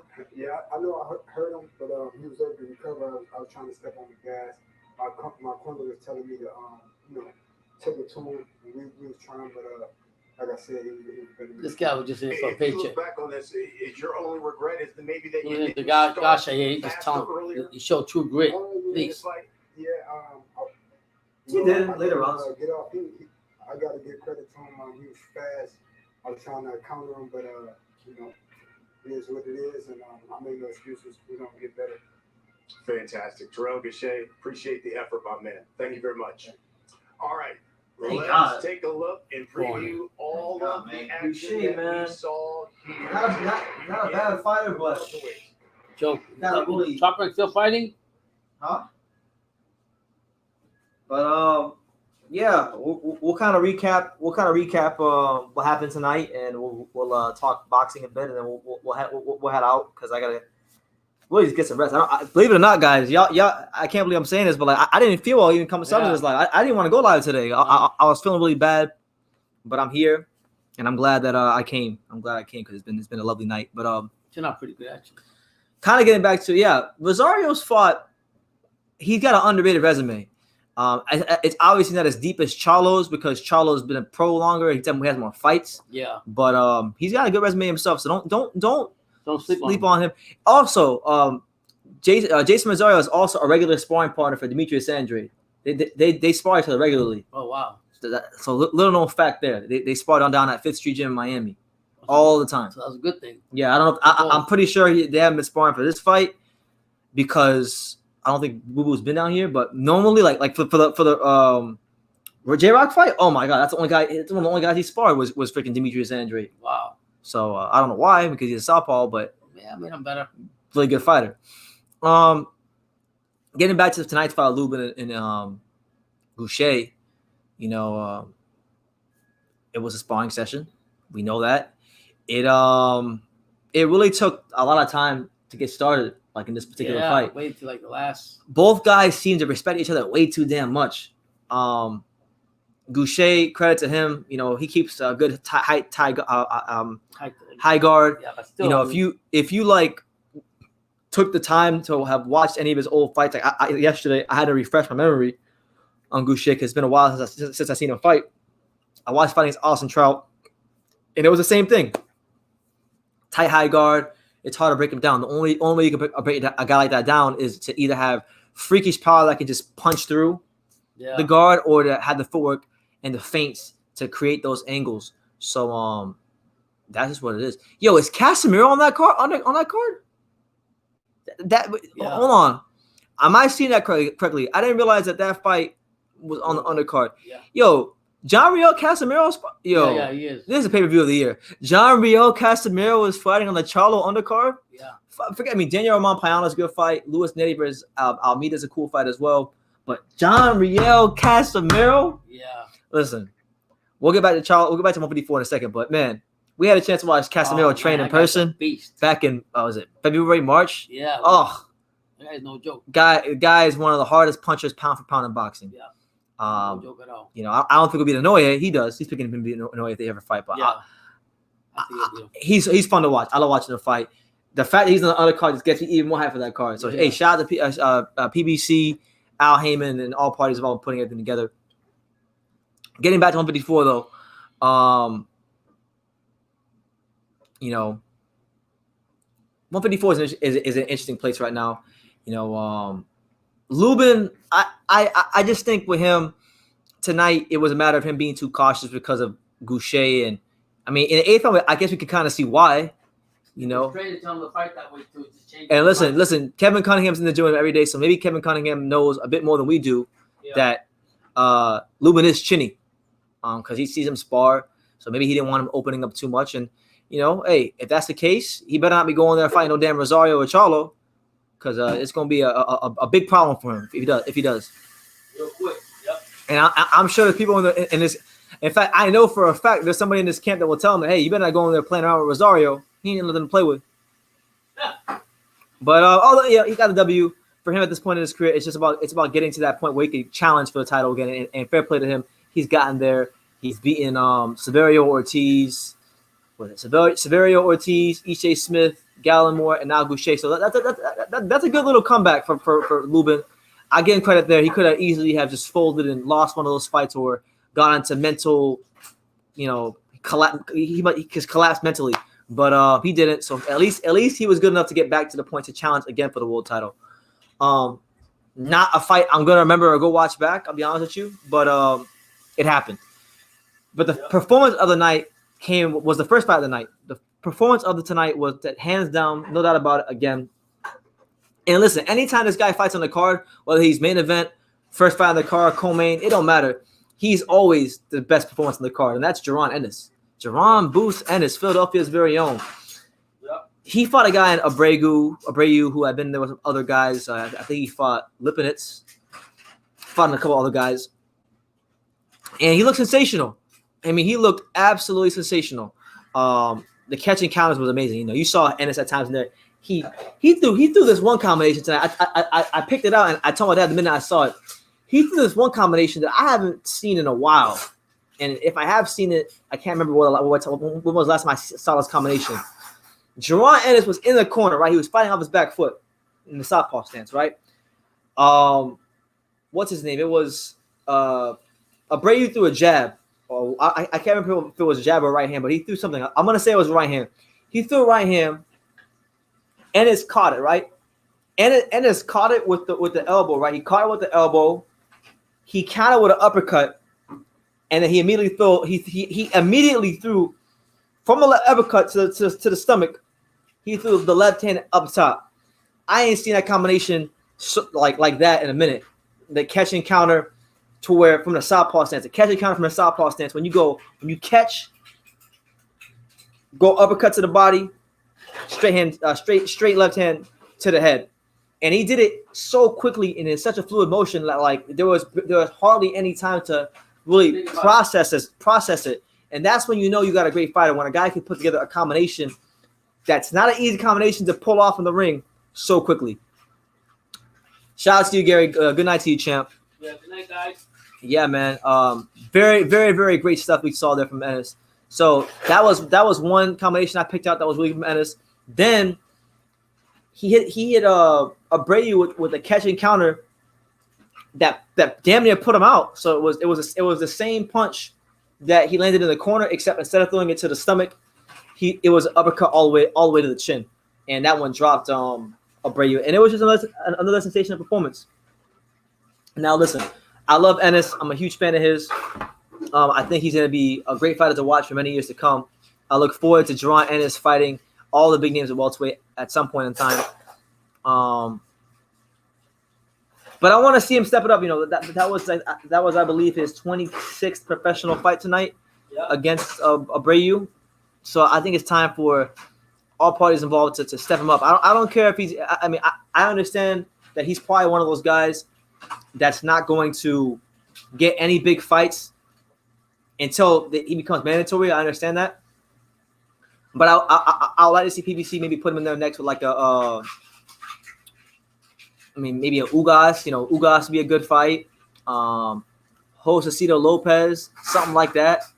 You know, Abdul Kakarov, Lipinets, somebody from one of those four. Because I know he's not going to go fight one of the guys on Top Rank. So I would say Lipinets, Abdul Kakarov, Josecito Lopez, Ugas. That's the kind of level he needs to be shooting at in his next couple of fights. And I think those are the kind of fights that will answer a lot more questions about Ennis. Now, I'll say this: there was a lot of talk when COVID first began about Ennis fighting Ugas. Ugas and Ennis had this whole back and forth on Twitter. If he fights a guy like Ugas and he blitzes him out of there, then that'd be a statement. That made me say, damn, well, okay. Ugas hasn't lost in a very long time. Ugas is a guy that lost early in his career, built himself back up. He's beating guys like Ray Robinson in sensational fashion. That'd be a statement. You know, Keith Thurman, that'd be another good name. Keith Thurman, if PBC is willing to make that fight, Keith Thurman, I'd love to see that fight. I don't think it's too soon, honestly, because I'll tell you this, right? Ennis was a well-accomplished amateur from what I know. And he's got 26 professional fights. So my thing is this. If you've got 26 professional fights and you had a solid amateur pedigree and you possess every skill under the sun, because Ennis has every skill under the sun. He can box orthodox. He can box southpaw.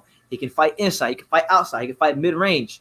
He can fight off the back foot, off the front foot. He can slip. He can slide. He can shift. He can do so many things in the boxing ring. So my thing is, like, if you have that skill set, you got 26 fights under your belt. You've got a solid amateur background.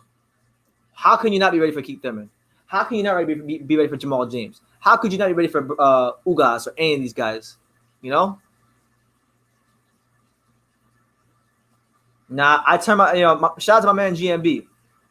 I turned my man GMB onto Jerron Ennis when we were live one night, and we did one of our 10-hour marathons. By the way, it's been a while since we did one of our 10-hour marathons, so we might need to set one of those up soon. But GMB says it's too bad that there is so much punishment for losing a fight or two.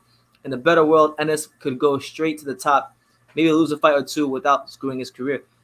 I wish boxing was that way, but I mean, like, look at how people like Rosario is unified champion, and you got people in my comment section telling me, "Oh, he's gonna lose to Charlo because of what happened when he was 22 years old," and they're not taking into consideration the fact that he's 25 years old.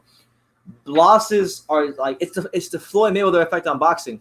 Everybody in boxing is suffering that loses because of Floyd Mayweather and how he marketed himself, and that's not Floyd's fault. Floyd made sure he stayed undefeated, but a lot of fighters are suffering for that. Yeah, I don't think they want to fight Jerron Ennis right now. He's gonna have to be mandatory for the people to want to fight him. The only way he's getting any sort of big fights is like in a eliminator situation or like a title shot. Send Ennis to the UK. He going back without his hoe. Against who? Who in the UK is beating Jerron? Hold on. Highlight this comment. I need to highlight this comment. Who in the UK is beating Jerron Ennis? I need to know this for myself. Don't tell me it's gonna be Josh Kelly. Josh Kelly's not washed up, but he's not doing that. Come on. Who? Please tell me, SP. Who in the UK is beating Jerron Ennis? I need to know because I can't even name 5 UK welterweights. Can you name 5 UK welterweights? I can't. Ain't nobody gonna beat. Not their level. Then I ain't fight. Not their level. I mean, let me see. I want to hear that. I want to hear that comment. Feed him Virgil Ortiz. I mean, that'd be a hell of a fight, man. That's a future super fight. You know, Virgil Ortiz versus Jerron Ennis. I don't know. Nobody from the UK could beat Jerron Ennis at 147. I'm trying to figure out who he thinks who could be Alex. Can you name any welterweights in the UK besides Josh Kelly and besides Josh Kelly, Kell Brook, and Amir Khan? Can you name any? Luther Clay? Oh my God! Yeah, no, I can't think of that. Are you serious? Chris Congo? Oh my God! We can spice the fight. Are you serious? Listen, those guys are 2 solid technical fighters. Like I have the utmost respect for Luther Clay. I have respect for Chris Congo. They put out a decent fight. Ain't none of them dudes being Jerron Ennis. In fact, they might be an easier fight for him than this guy was tonight. Come on, man. I'll tell you this, man. If they fight Jerron Ennis, they better not come with that amateur UK style. A lot of problem. I love UK. I love UK boxing and whatnot. But bro, a lot of problems UK fighters have is they got Terrell Gausha syndrome. They got the amateur style. They want to look cute. They want to pick the shots and whatnot. And they don't throw no grown man punches. They forget they're in a fight. Luther Clay and Chris Congo, those are solid guys domestically. Clay already lost to Chris Congo. He's got to build himself up. He's got to build himself back up at British level. Congo is solid, but I don't know if he's like world level solid. Right now, I just think he's UK level solid, which is like not the highest. Josh Kelly, he lost to Ray Robinson, and he was lucky to get a draw. And he ain't been the same since. Kell Brook, okay. I think that might be the only guy you named out of those 5 guys you named. I think that's the guy that has the best chance of doing anything with Jerron Ennis. And even honestly, at this advanced stage of his career, it's a tough ask for him. But I would say Kell Brook is the only guy out of those 5 guys you named that I give any chance. Luther Clay, he doesn't have the agility, the boxing IQ, or the punching power to deal with Jerron Ennis. Chris Congo is too slow for Jerron Ennis. Josh Kelly can't do anything with Jerron Ennis as far as he won't outbox him. He don't punch harder than him. He's not defensively responsible enough. That's an easy fight for Jerron Ennis. Kell Brook will be a good fight. That'd be a good fight. Amir Khan, he watched. The WBC just named the WBC Middle Eastern president. He ain't even worried about boxing right now. He the president of WBC Middle East. So I'll give you Kell Brook, and that's about it. Hey, you know what, SP? Listen, I'm a big Kell Brook fan. I think a lot of the American boxing fans disrespect Kell Brook because he lost to Errol Spence. But I got so much respect for him because he could have taken the easy way out so many times in his career with when he fought Triple G, he could have vacated the belt and ducked Errol Spence. But no, he fought Errol Spence and he gave him a great fight. And I don't even think Errol Spence fought the real Kell Brook tonight. And I think Crawford's actually going to wind up finding a better version of him, to be honest with you, when they do fight, just because he don't have to make that sharp weight cut so quickly, you know. But hey, if they could find a way to make Kell Brook versus Jerron Ennis, I would love to see that fight. I think that'd be the ultimate test. That'd be a great test for Jerron Ennis.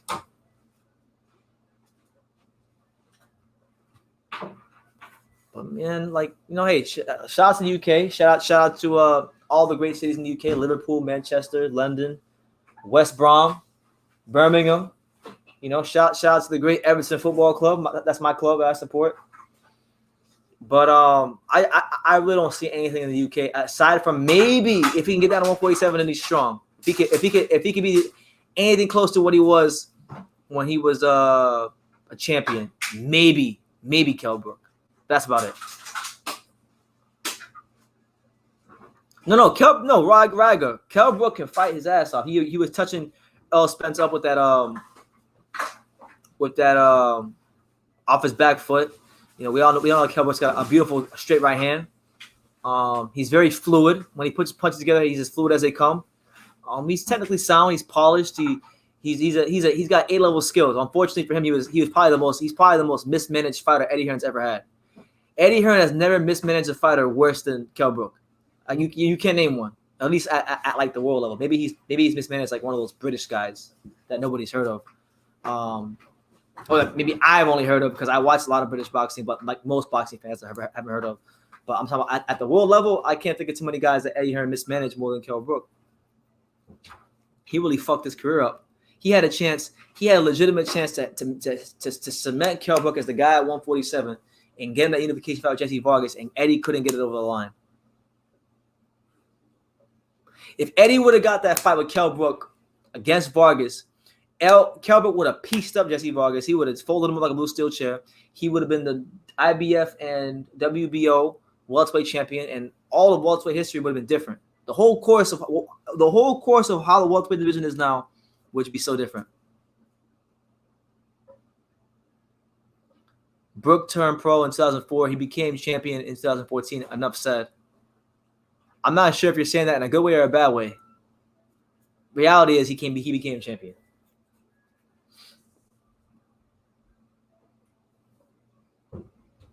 Yeah, my man GMB, I turned GMB onto Jerron Ennis, and he said, I have a ridiculously strong bias towards Jerron in the long run just because of my thinking about torso training and torso power. Yes, we've talked at length about that here on True School Sports, about torso power, Mike Tyson, his torso power, and yeah, man. You know, hold on, guys. I'm gonna drop the link. I said I wouldn't do it. Fuck it. I'm gonna do it because I ain't got anything else better to do. But I'm gonna get off camera though because these lights are like bright and the mad tiring. But you know what? Let's talk to some people. Yeah, why not? Let me turn this light off. Boom. Yeah, let's turn this light off. Boom. Okay. So I'm gonna drop the link if anybody wants to come on and talk boxing. The link will be in the comment box. Oh, okay. I got you, Toxic. Toxic said, I'm just agreeing with you on the mismanagement of his career. He's yeah. All right. So if anybody wants to come on and talk boxing, there's the link. It's your boy BT, the untouchable True School Sports Empire. Oh, wait. Hold on. Which one is it? I think it's this one. Well, I'm gonna keep the sound off. I'm gonna put something on. Do you talk Spanish? My Spanish needs work, but I understand it just fine. I do. So my dad does. My dad's Spanish needs work too. You too. He be speaking that Puerto Rican Spanish. Yeah. ¿Qué quieres saber? How do I think Lubin looked tonight? I mean, he did what he had to do to win. I can't hate him for how he decides to try to go in there and win fights. At the end of the day, the game is to win fights, you know, and there was a lot at stake. So, you know, he's chinny too. Like he got exposed. I think he got exposed, but I wasn't really too impressed. I think boxing fans overuse the word exposed a lot, but tonight was definitely a night where you could definitely use the word exposed and it would be valid. It would be legit. You be telling the truth. But yeah, guys, the link is there. If anybody wants to join, listen. I know people got jobs, y'all got wives, y'all got kids. I'll be here though. Let's talk boxing. But I got a Jason Rosario video dropping tomorrow. You guys go check out all the Jason Rosario content I've dropped already. There's gonna be more dropping throughout the week. So you know, and I want to give a big shout out to his trainer, Luis El Chiro Perez, for just like opening up his gym to me and giving me the access because he doesn't have to do that. So much respect to him, you know, for allowing guys like myself to come cover Jason Rosario, you know, one of our local fighters. Lubin is not good enough, just speed and power. Yeah, I feel like, honestly, this is going to sound borderline disrespectful, but I feel like Lubin's just a better version of Terrell Gausha. He's a guy who was a very well accomplished amateur, and he's got a bit more of a pro style. But I don't even think he's fully transitioned because now Kevin Cunningham has him fighting a bit more cautious. Yeah, you're not gonna find it right now, I don't think. That's not the highlight. That's not. Let me see. To recap, it's that's a post-fight review. But yeah, I mean, I don't think Lubin's gonna beat Charlo or Rosario. Whoever wins that fight, whoever wins that fight, I think is gonna punch a hole straight through Erickson Lubin. Because to be fair, right, Gausha is not a fighter who has a lot of there's not like a lot of flexibility in his punches. Like he's not a fighter that has a lot of dexterity or flexibility in his punches. But Rosario and Charlo are. These are guys that know how to set up punches. Oh, hold on. We got my main man, TBE Boxing. So we're going to welcome TBE Boxing to the untouchable True School Sports Empire. True School Sports. What's up, man? All right. How you living?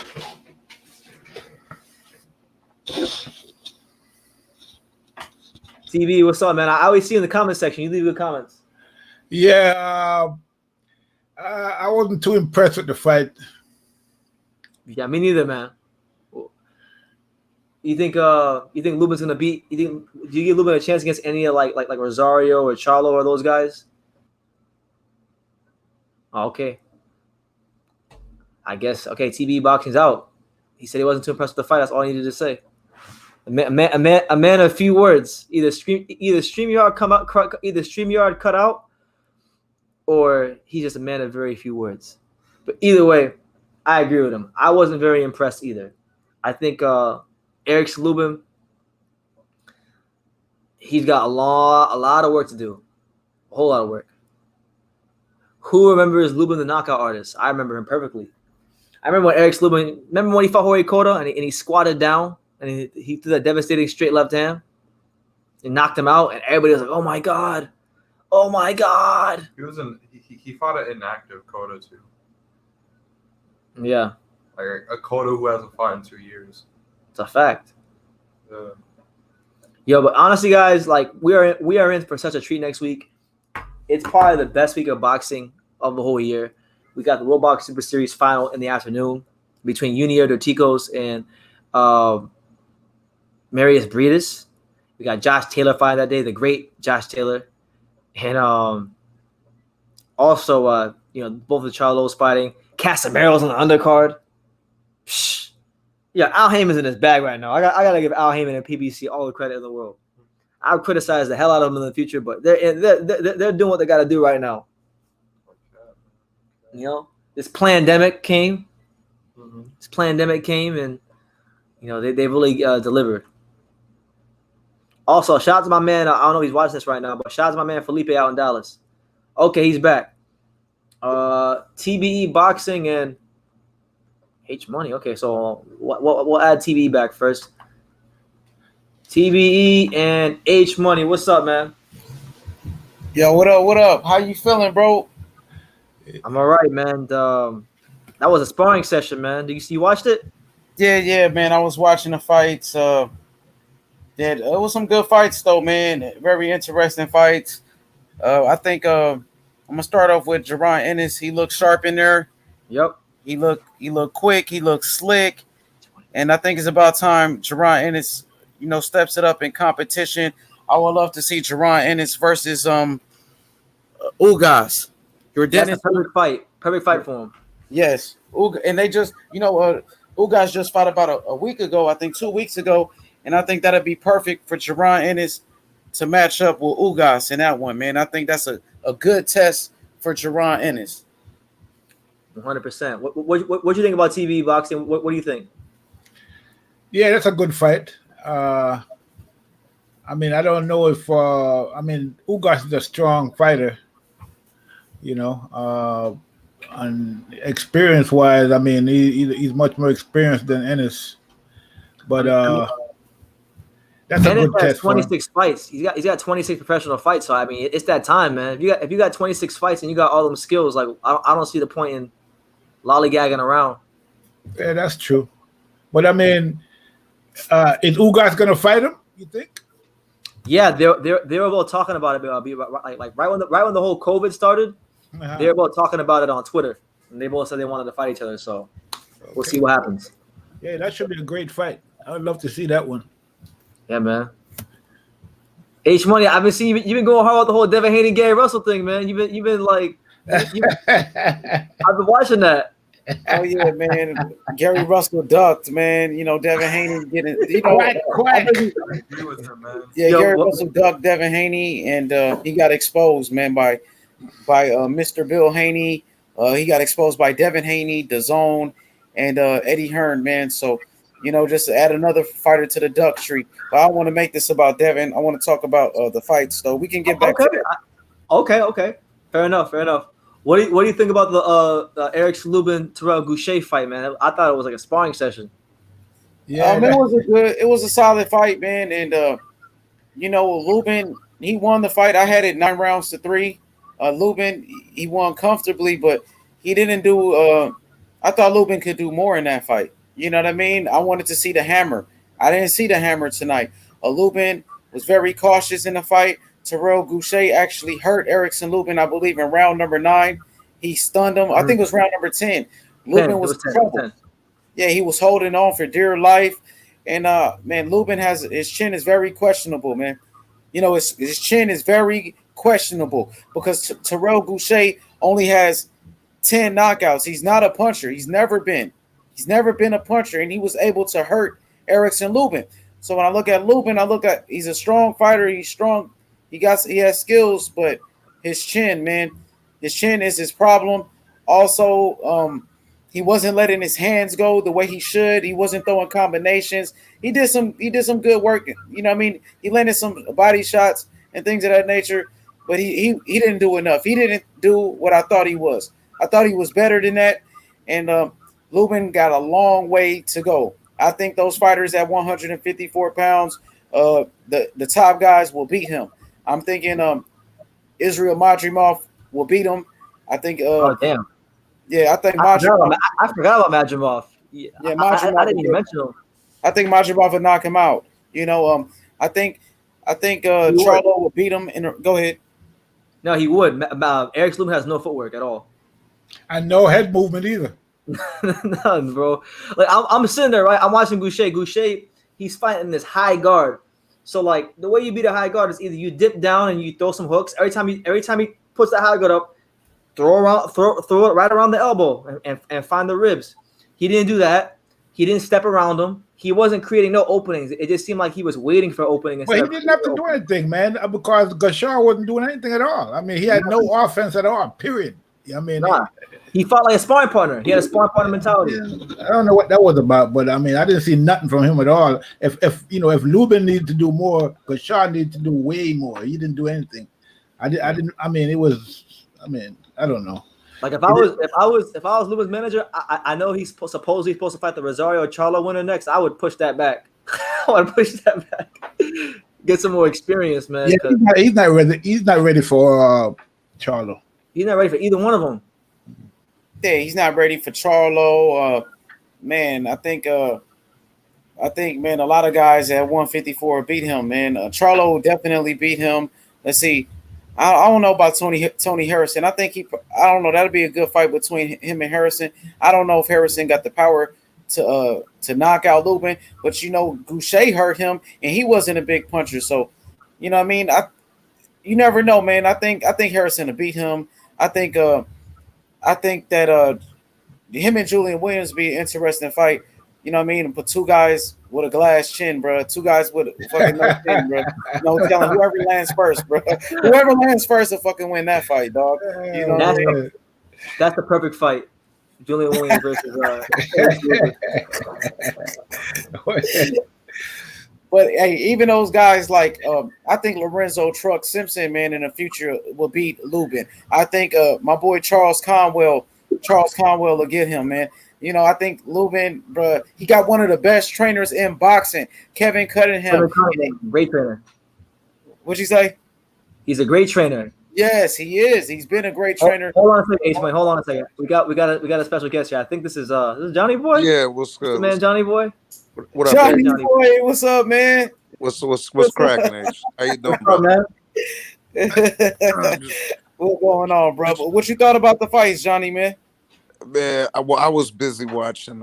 I was busy watching fucking Woodley and Covington, dog. I just turned it on in time for the Lubin fight, and I caught the Sorry to hear that.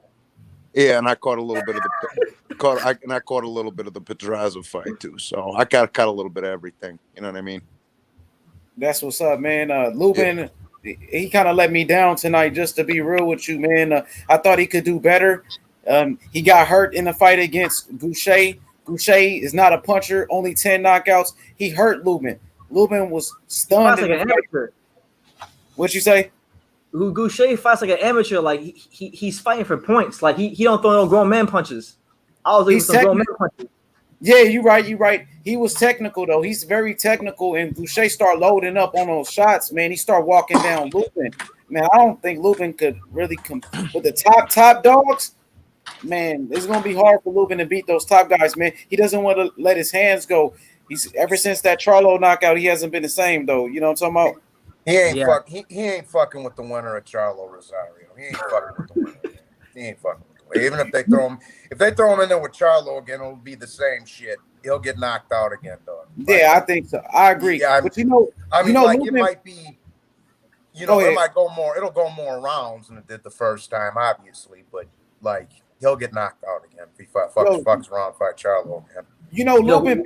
I just want to say this. Lubin beat the guy that knocked out Rosario. Lubin beat Nathaniel Gallimore, who knocked out Rosario. So, man, Lubin just let me down today, man. He really did, bro. Well, I'm pissed off.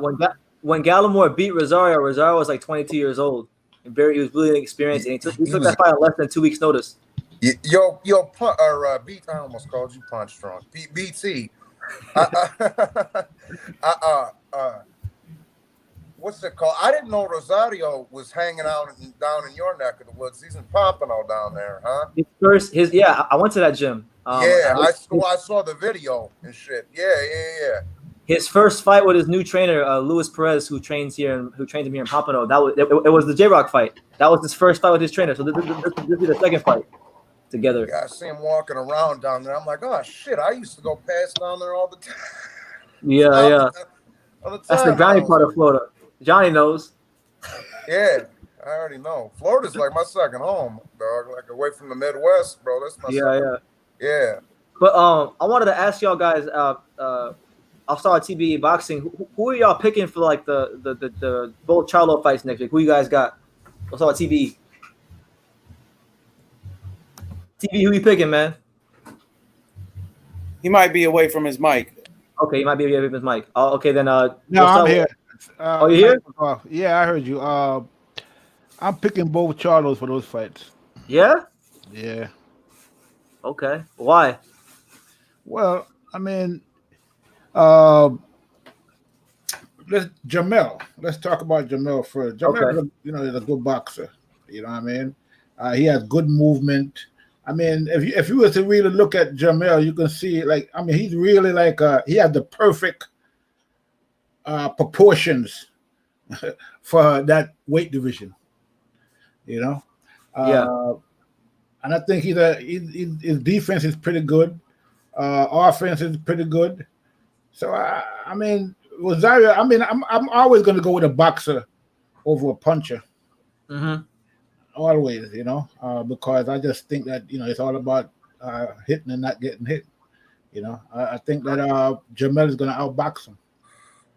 All right, I feel that. Okay, what about Jamal and Derevyanchenko?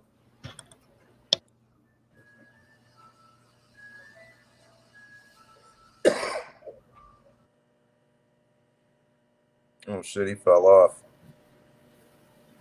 I think he fell off.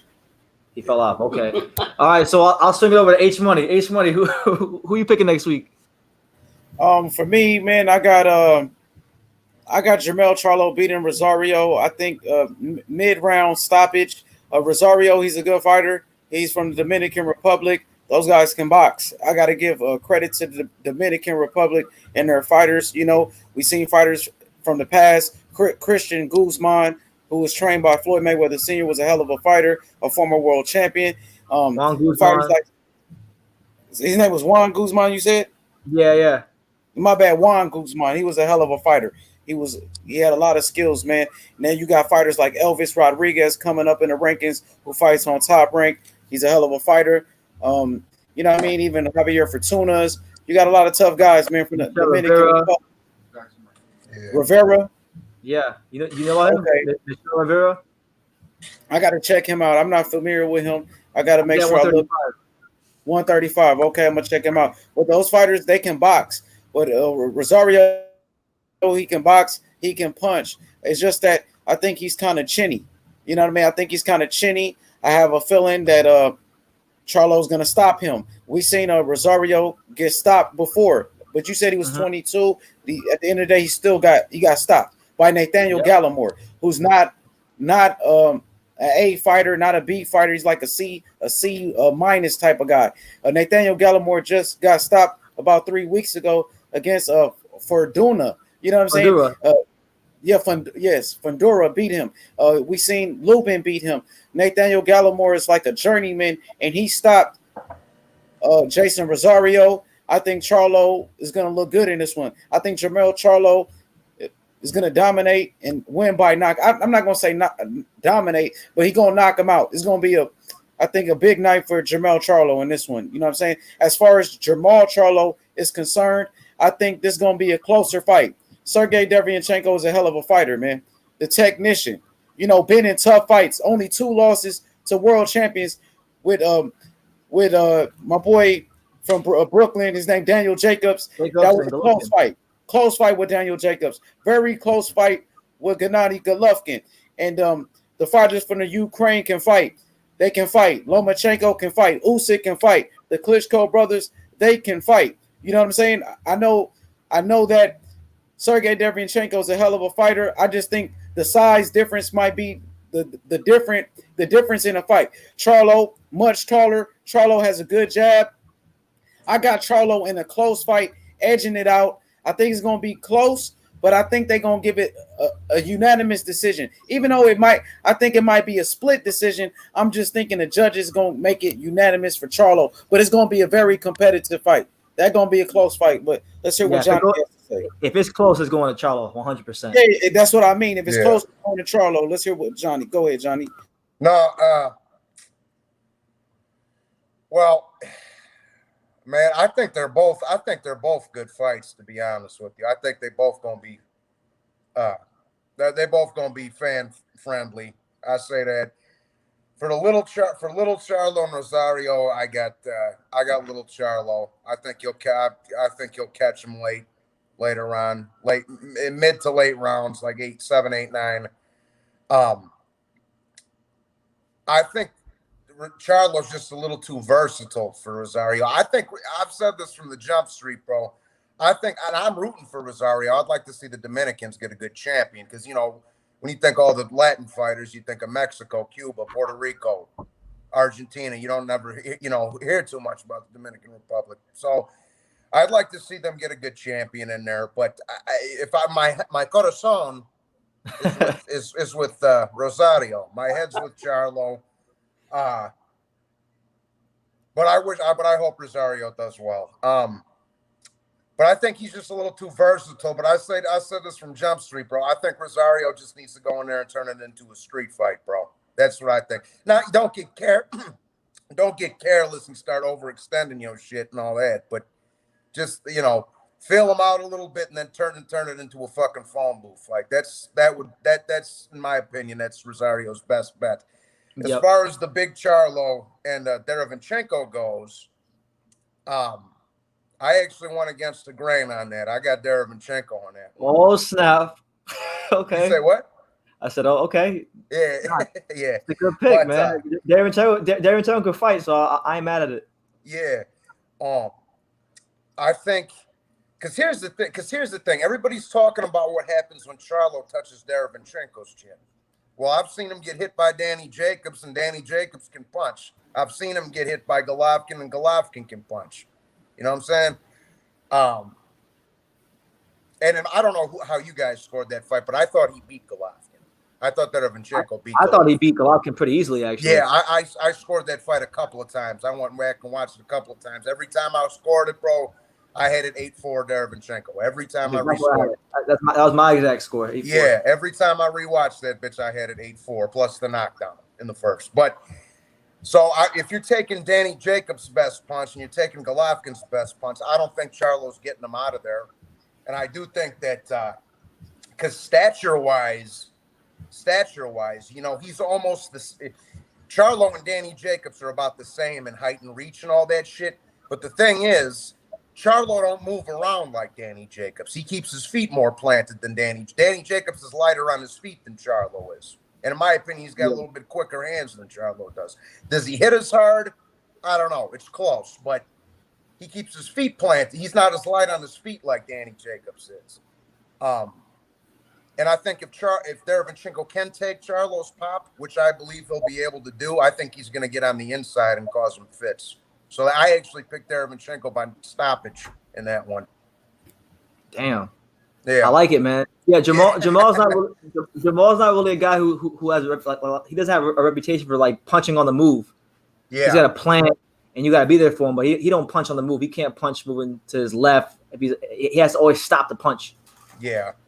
And like I say, and Danny Jacobs, because Charlo's basically the same in height and reach and shit as Danny Jacobs, but like I say, he don't move around like Danny Jacobs does. He stays more planted, like I'm saying. You know what I mean? So, but that's just me. So yeah, I'm picking. Well, I'll start Big Charlo. I'm picking Big Charlo over Derevyanchenko. I think he'll escape with a close decision victory. He might even get put on his ass once, at least one time in that fight. But one thing he's shown so far in his career is the ability to win close fights. Because like when he fought Korobov, I know Korobov is older. I know he fought Korobov on short notice. But I think he's improved since the Korobov fight. He's become a bit more disciplined with his boxing. People want to criticize him and say he's trash because he didn't knock out Brendan Adams.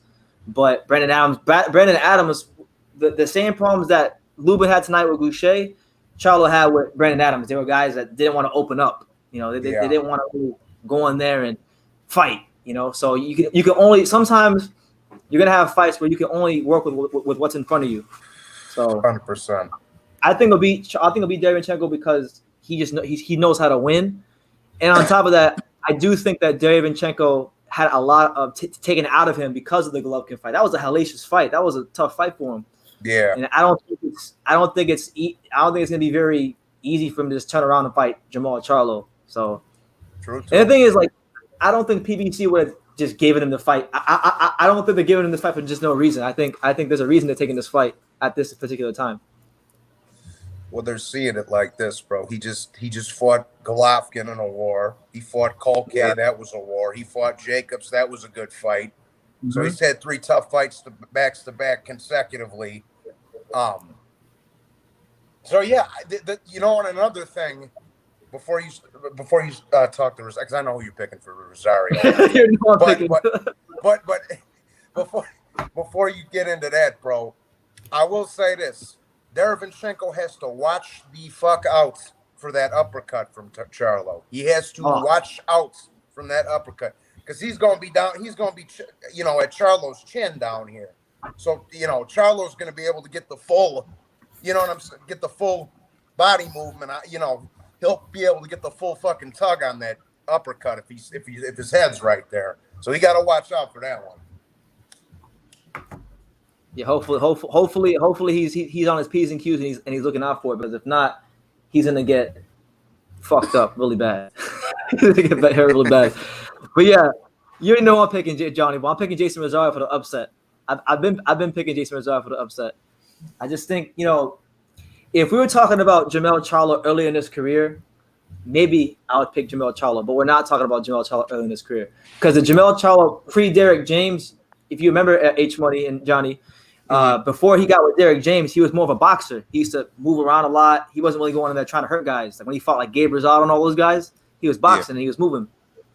He still got that in him, but I think he's been knocking these guys out so much, and it's become such a part of him that I don't think he's gonna. I think he's gonna sit there and fight Jason Rosario. I think he's gonna want to try to fight Jason Rosario, and when he does that, it's gonna be curtains. Jason Rosario is too physically strong and too big for that. He ain't fought. He's never fought anybody in his entire career as strong as Jason Rosario. Never. Rosario's got a nice little snappy straight right too when he decides to throw it. That fucker, when he gets the full extension on it, that thing's got a mind of its own. So that's and a counter right. He's got a great counter right hand. Yeah. He was using that a lot in the J-Rock fight. Yeah.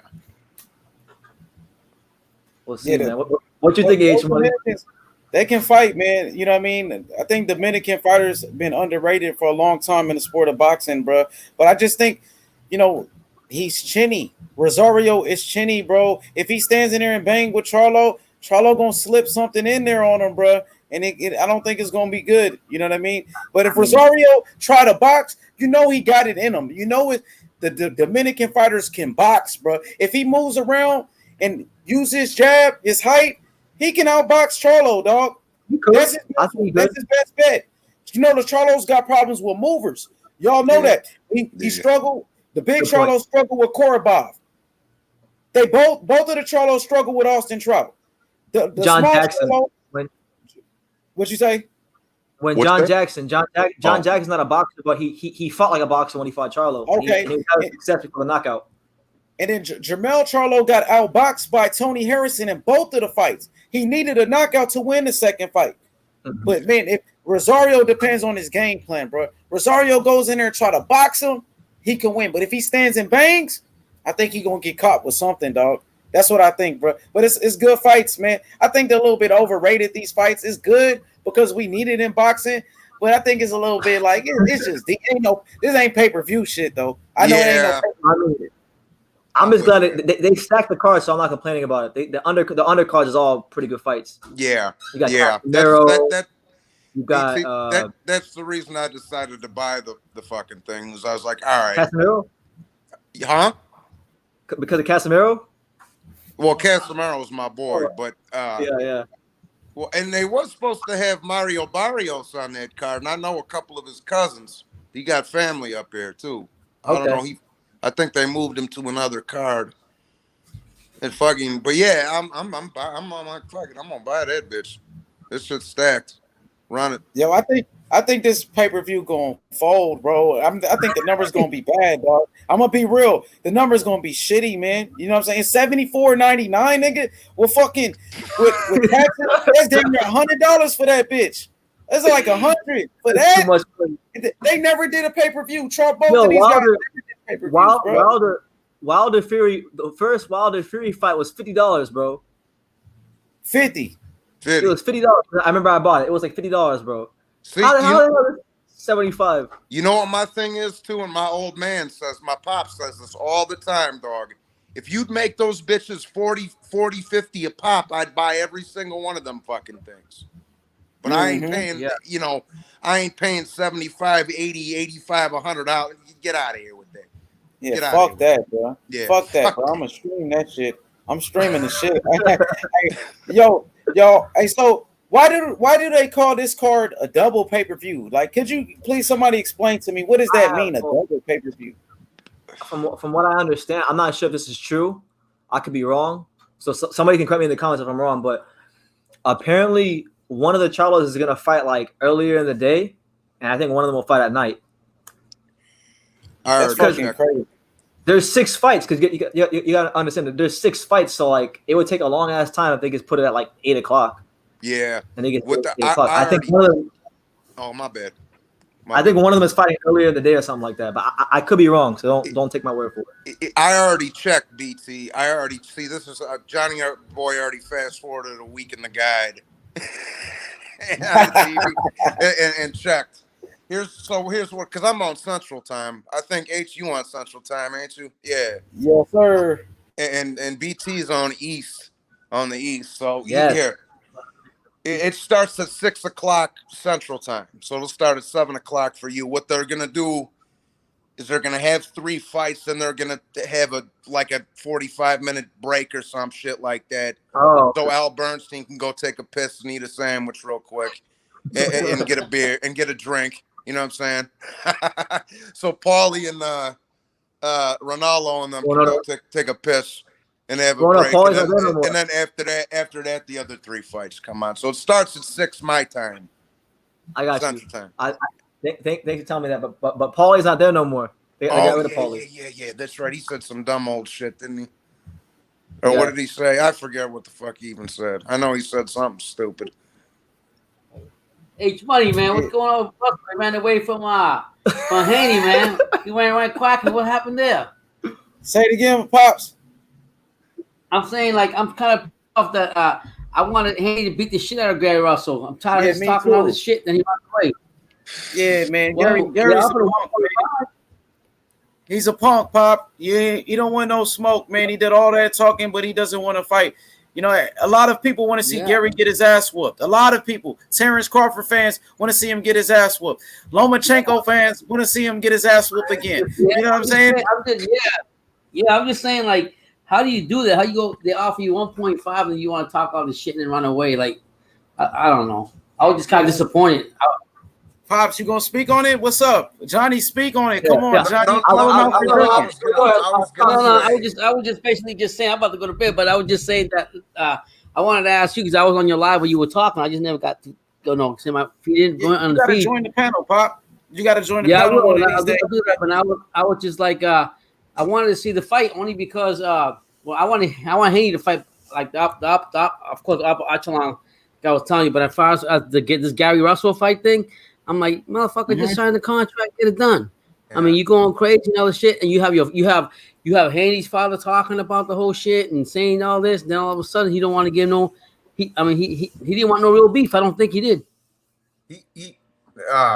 Haney's old man actually caught me on somebody else's stream the other day, and we talked it out because I've been giving his son a lot of shit. I'm like, bro, just get in there and fucking, and fight somebody for Christ's sake. Stop talking, Exactly. But he can, you know what? But the old man, Bill, he was very, very respectful to me, and I commend him for that because he could have just came out and been like, "Bitch, don't talk about my son." You know what I mean? Right. So, but he was very, very cool, and he was real respectful. But just either fight or don't fight. I'm sick of all this nut twisting. Just either fight or don't fight. Yeah. I guess it didn't happen. So then I was like, okay, that didn't happen. And I was like, okay, he picked out Gamboa, I think, right? Haney picked Gamboa. You did real good fight for him, H Money. I thought he had a better challenge. He's a former world champion. His last fight was against Gervonta Tank Davis. And, Devin Haney wants to fight Tank. So Devin is trying to outperform Gervonta. He wants to beat Gamboa in a better fashion than what Tank did. But we want Gary. You know what I mean? Gary is who we want. So Gamboa, he's just the second option. I look at Gary. I look at the Gamboa as like a one-legged chicken. With no leg. He's healed up. But look, Gamboa went 12 rounds with Tank with the injury. Right. Nobody has ever went 12 rounds with Tank, and he did that with one leg. And remember, Gamboa was in a war with Terrence Crawford. Gamboa, he was in a fight of the year with Terrence Crawford, and Gamboa, he'll fight anybody. That's one thing that we do know. Gamboa is willing to do something that Gary Russell was afraid to do, and that's fight Devin Haney. But we're not letting Gary Russell off the hook, Pop. We want Russell. So Gamboa, we want Russell. That's all we want is Russell. But what is he asking for? He asked for more money, or was it a rematch clause or something? Well, he asked for 1.5, and we gave it to him. We gave him everything he asked for. So he tried to make an excuse and say, he got everything but the ass whipping, right? He got everything but your ass. The ass whipping for Haney, right? Pop, we gave him everything he asked for, and he rejected the offer, bro. He rejected everything he wanted. You know, so this what it is. He said that the zone. What up? When you say we are you officially working with Team Haney now? They got your salary, champ. Yeah, man, you know that, man. You know that, bro. Yeah. You seen Devin on the live stream. You see Bill Haney with the channel every day. You see H Money. H Money don't eat just hot dogs, he eats steaks every night. Hey, fellas, my phone's about to die, but H, Pops, BT, God bless, fellas. I'll talk to you next time. Take care now. Be good, man. Take care, man. Thank you, man. I'm good with myself. All right, Yeah. Take care. Yeah, so that was a big disappointment for me. Yeah, Pop, I want you to talk about it. I want you to call out or BT call out Gary Russell for ducking Devin Haney, bro. He needs it. I mean, somebody got knocked the shit out of him because I could not. I was like, okay. One of my best friends. He's like one of my best friends. He's actually staying at my house right now. We watch his stream sometimes, and he loves Devin Haney. He always says, "I gotta talk to H Money." Yeah, he's a big fan of Haney. Yo, join the panel, BT. Come holler at Bill Haney.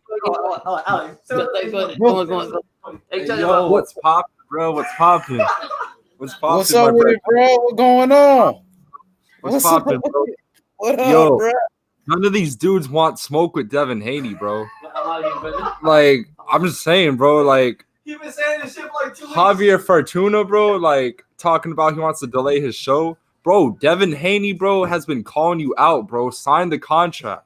Sign the contract, bro. Yo, they don't want smoke, bro. Like, Gary Russell, bro. I'm disappointed in him, bro.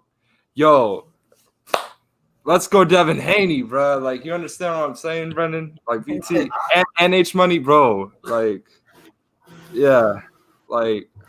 H Money. He was telling me, bro. I was telling him, I was like, yo, I think H Money got a job working for Devin Haney Promotions. So I gotta get you a job working for Devin Haney Promotions.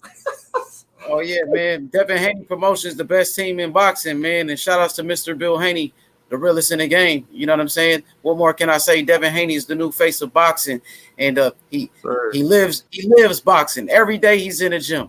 He doesn't smoke, he doesn't drink, and he wants to fight the best. From Vasily Lomachenko, who gave up his belt, who ducked Devin, to all the guys. Gervonta Davis, who Devin made him quit in front of Floyd Mayweather in the Mayweather gym. You know what I'm saying? To Gary Russell Jr., the little man with a big mouth, who ducked Devin after we gave him everything he asked for. You know, so Devin Haney at 21 years old, he's doing a great job, and we want to fight the best at the end of the day, man. And that's all it's about, man. Legacy for Devin. Devin wants to be the best fighter that ever lived. He wants to be better. What I will say to you, is it's all fun and games until Shakur Stevenson gets us to 135. Devin Haney ain't gonna beat Shakur Stevenson. Devin Haney hey man, they actually friends. Wait. Let me say this. Okay. You know what I mean? You might make a video about this. I'm not sure what you might do, but I'm telling you, you know, Devin Haney and Shakur Stevenson are friends. Bill Haney is friends with Jay Prince. They're not even in the same weight class. Devin Haney's gonna be moving to 140. So the Shakur's at 130. They two different weight classes away from each other. Shakur needs to focus on the champions in his weight class, the Miguel Burchell's and those guys. I agree. Yeah. So I'm not gonna say nothing bad about Shakur Stevenson because he's friends with Devin Haney. You know what I mean? And Bill Haney got a relationship with Jay Prince, and you know what I mean? And it's all good, man. You know what I'm saying? But Haney is the guy. If they was to fight, of course, I got Devin Haney winning that fight. You know what I mean? Yeah. Easily. The next Floyd Mayweather. The new Floyd Mayweather, bro. He wants to be better. And for those of you that don't know, Devin Haney, he wants to be better than Floyd Mayweather, bro.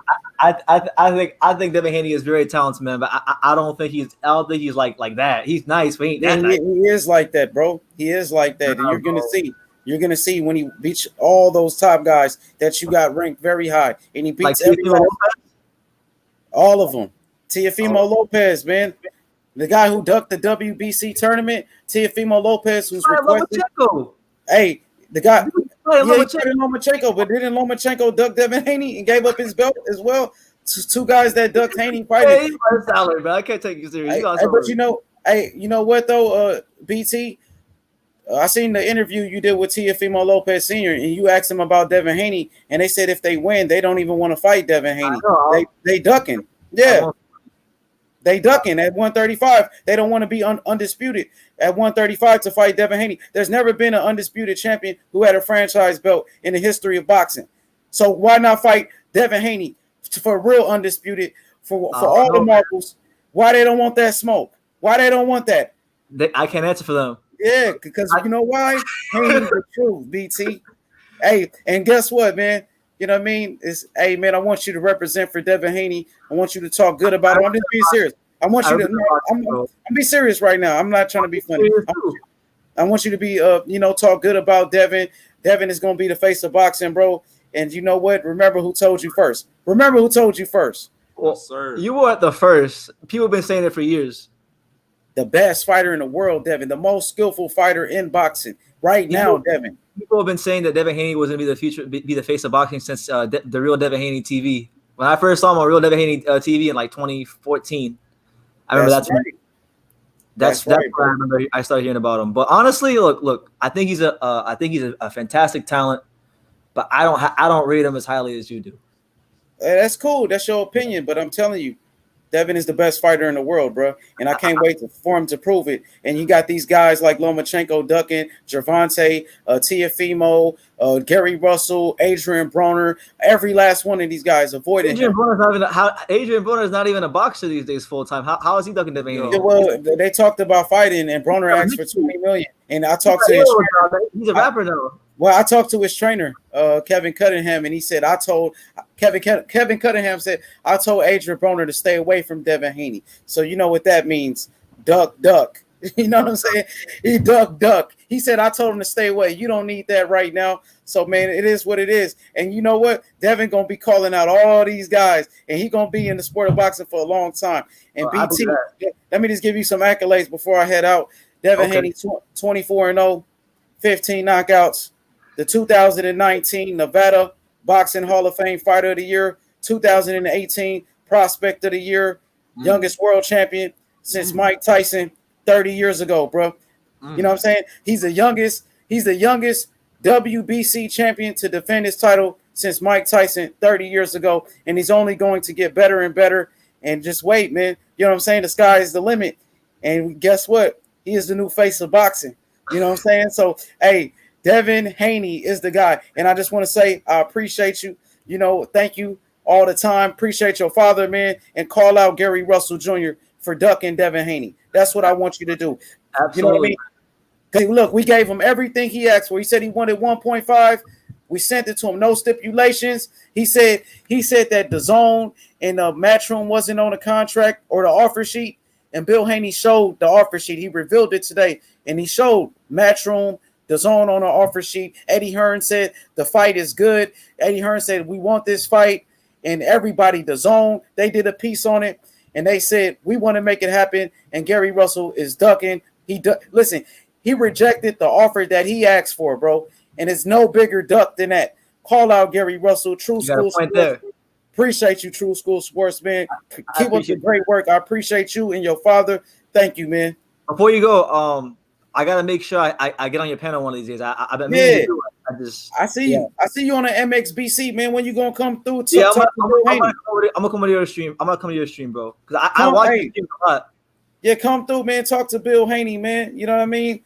I've talked to him before. I mean, you know that. Yeah. Because I seen you. You was in I think that Miami. Otha Jones. That day with Otha Jones, right? And Devin was right there, right? Yeah. Yeah, so keep it up, man. You're doing a great job, bro. But yeah, man, you welcome anytime. Bring your father, man. Tell your friends, man. You know what I'm saying? I appreciate it, bro.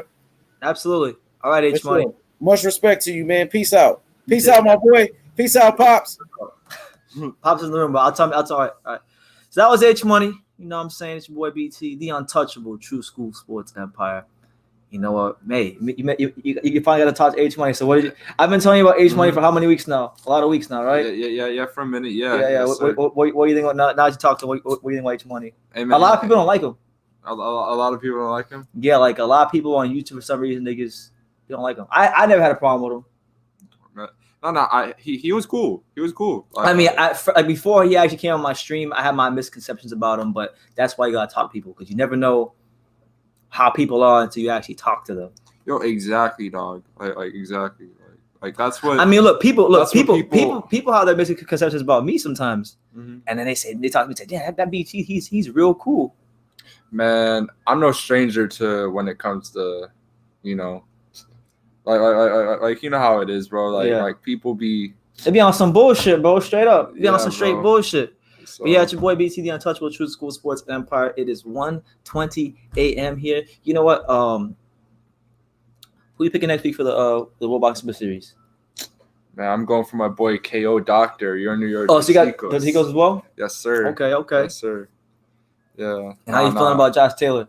Josh Taylor. I feel like it'll be a little bit of a challenge, but I feel like he'll get the work done. That's it, Happened man. on Count Song, so that's it. Well, listen, guys. My ass, surprisingly, I can't believe I did it, man. If y'all would have seen me before this live, he didn't even see me before this live. I was like, I just didn't feel well. I didn't want to go live.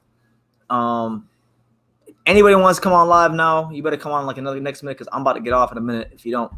But what I wanted to say, oh shit, never mind. See, TBE Boxing, here he is again. He's back. What's up, TBE? What's up, True School? You're back. Your connection's working. Yeah. What were you saying before you cut out? I think you were talking about it was Jamal and Derevyanchenko. Yeah. Yeah, what were you saying? You say I forgot who you're picking. Hold on, let me. I'm getting something's coming in and the other window. Hold on, let me take this off. Okay. Okay. All right. Yeah. Derevyanchenko is a solid fighter. I mean, he's tough. Okay, he's pretty quick. You know, he's not really he doesn't really stand straight right in front of you. You know, like he moves. You know. Yeah. So he have good skills, but I just think that Charlo, I mean, is a stronger fighter. I mean, he's a better boxer. And even though Derevyanchenko is strong, I think Charlo is just as strong. You know what I mean? If not stronger, and I think that his skill, is gonna prove to be a problem for Derevyanchenko. Yeah, I can see that. Standpoint. I can see that. Like, I think he's a bit fresher than Derevyanchenko because Derevyanchenko has been in some straight wars, like his last couple of fights. And I think Charlo is hungrier too. I don't know about that one, but he's definitely fresher. I don't know. Yeah. I don't know how you can measure the hunger, but like as far as being the fresher of the two, I think it's Derevyanchenko. Why would you say Charlo's hungrier? Because you have a lot to lose. I mean, you know what I mean. I mean, he can't afford to lose at this point in his career. Yeah. Derevyanchenko, losing. He's lost before. So. No, I mean, I'm not. It's nothing on Derevyanchenko. I mean, everybody loses sooner or later, except for Floyd, that is. But, Charlo has a lot to lose if he loses the fight. So he can't afford to lose. So I think he's going to be motivated. We'll see, man. It's definitely going to be a big moment of truth for him because his last couple of fights, like when he fought Brandon Adams and. Then he fought Dennis Hogan, who was smaller. People haven't really been looking at him as like one of those top middleweights. So this is the fight where if he is a top middleweight, he's got to go out there and prove it against another guy who's near the top. Yeah, you're right. Yeah, no doubt. I mean, I agree with that. It's going to be a tough fight for him. I don't think it's going to be an easy fight, but I think if the way Derevyanchenko fights, he's always pressing.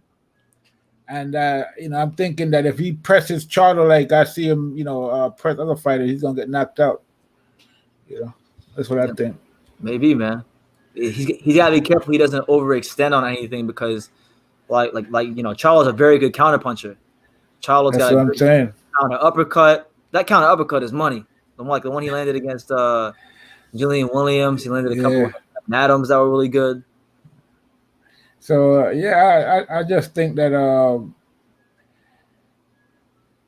I mean, nothing against Derenchenko. Like I said, he has a lot of good skills. You know, I mean, he's a especially the movement. You know, he's a good mover. You know, herky type. You know, he's moving, he's coming in. You know, he's pressing, he's throwing punches.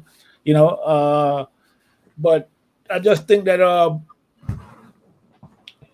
Charlo is a little bit too skilled for him, man. He's, you know, and if he presses Charlo like like I saw him, like the way he was pressing Jacobs. Charlo is not going to move he's not going to move like Jacobs. You know, I think he's going to catch Derenchenko coming in with something, you know? Yeah, I know what you mean, man. Well, TB, I think I'm going to wrap it up, man. I've been live for like 4 hours. Okay, bro. Take care of yourself, man. Thank you so much. Yeah, thank you. Yeah, there you have it. All right, so that was TBE Boxing. Shout out to him, man. Shout out to everybody who watched. Like, it was a hell of a live. Like, it was really good. I'm surprised I got through 4 hours, man. I was fucked up before the fight, but we made it, and I just appreciate everybody who's supporting the channel and the content on this channel. You know, I still can't believe like sometimes that. I mean, I still can't believe that I've made it like this far as covering the sport of boxing. I never thought that it would get to this level. Even I know I'm not the biggest channel. I know I'm not like no big shot, no millionaire or anything like that. But still, I'm just really grateful. So thank you everybody who supported. Check out and continue checking out all the great content we have coming up here on True School Sports. There's tons of Jason Rosario content that I got from the gym. There's another Jason Rosario video dropping tomorrow. Tomorrow I'll be live again, but we're gonna talk about basketball and other sports because I promised people on the live that I'd do that. So we're gonna do that tomorrow just to change things up, spice things up a bit for tomorrow. And there'll be other videos coming out. I have I kid you not, I have 30 plus videos in my dashboard I haven't even touched yet. So those will be coming out gradually. I hope you enjoy them when they do come out. And yeah, that being said, thank you guys for everything. Appreciate the support. And like I say in every single one of these videos, you can love me or you can hate me, but I'm just a kid from Daniel. So until next time, take care, guys.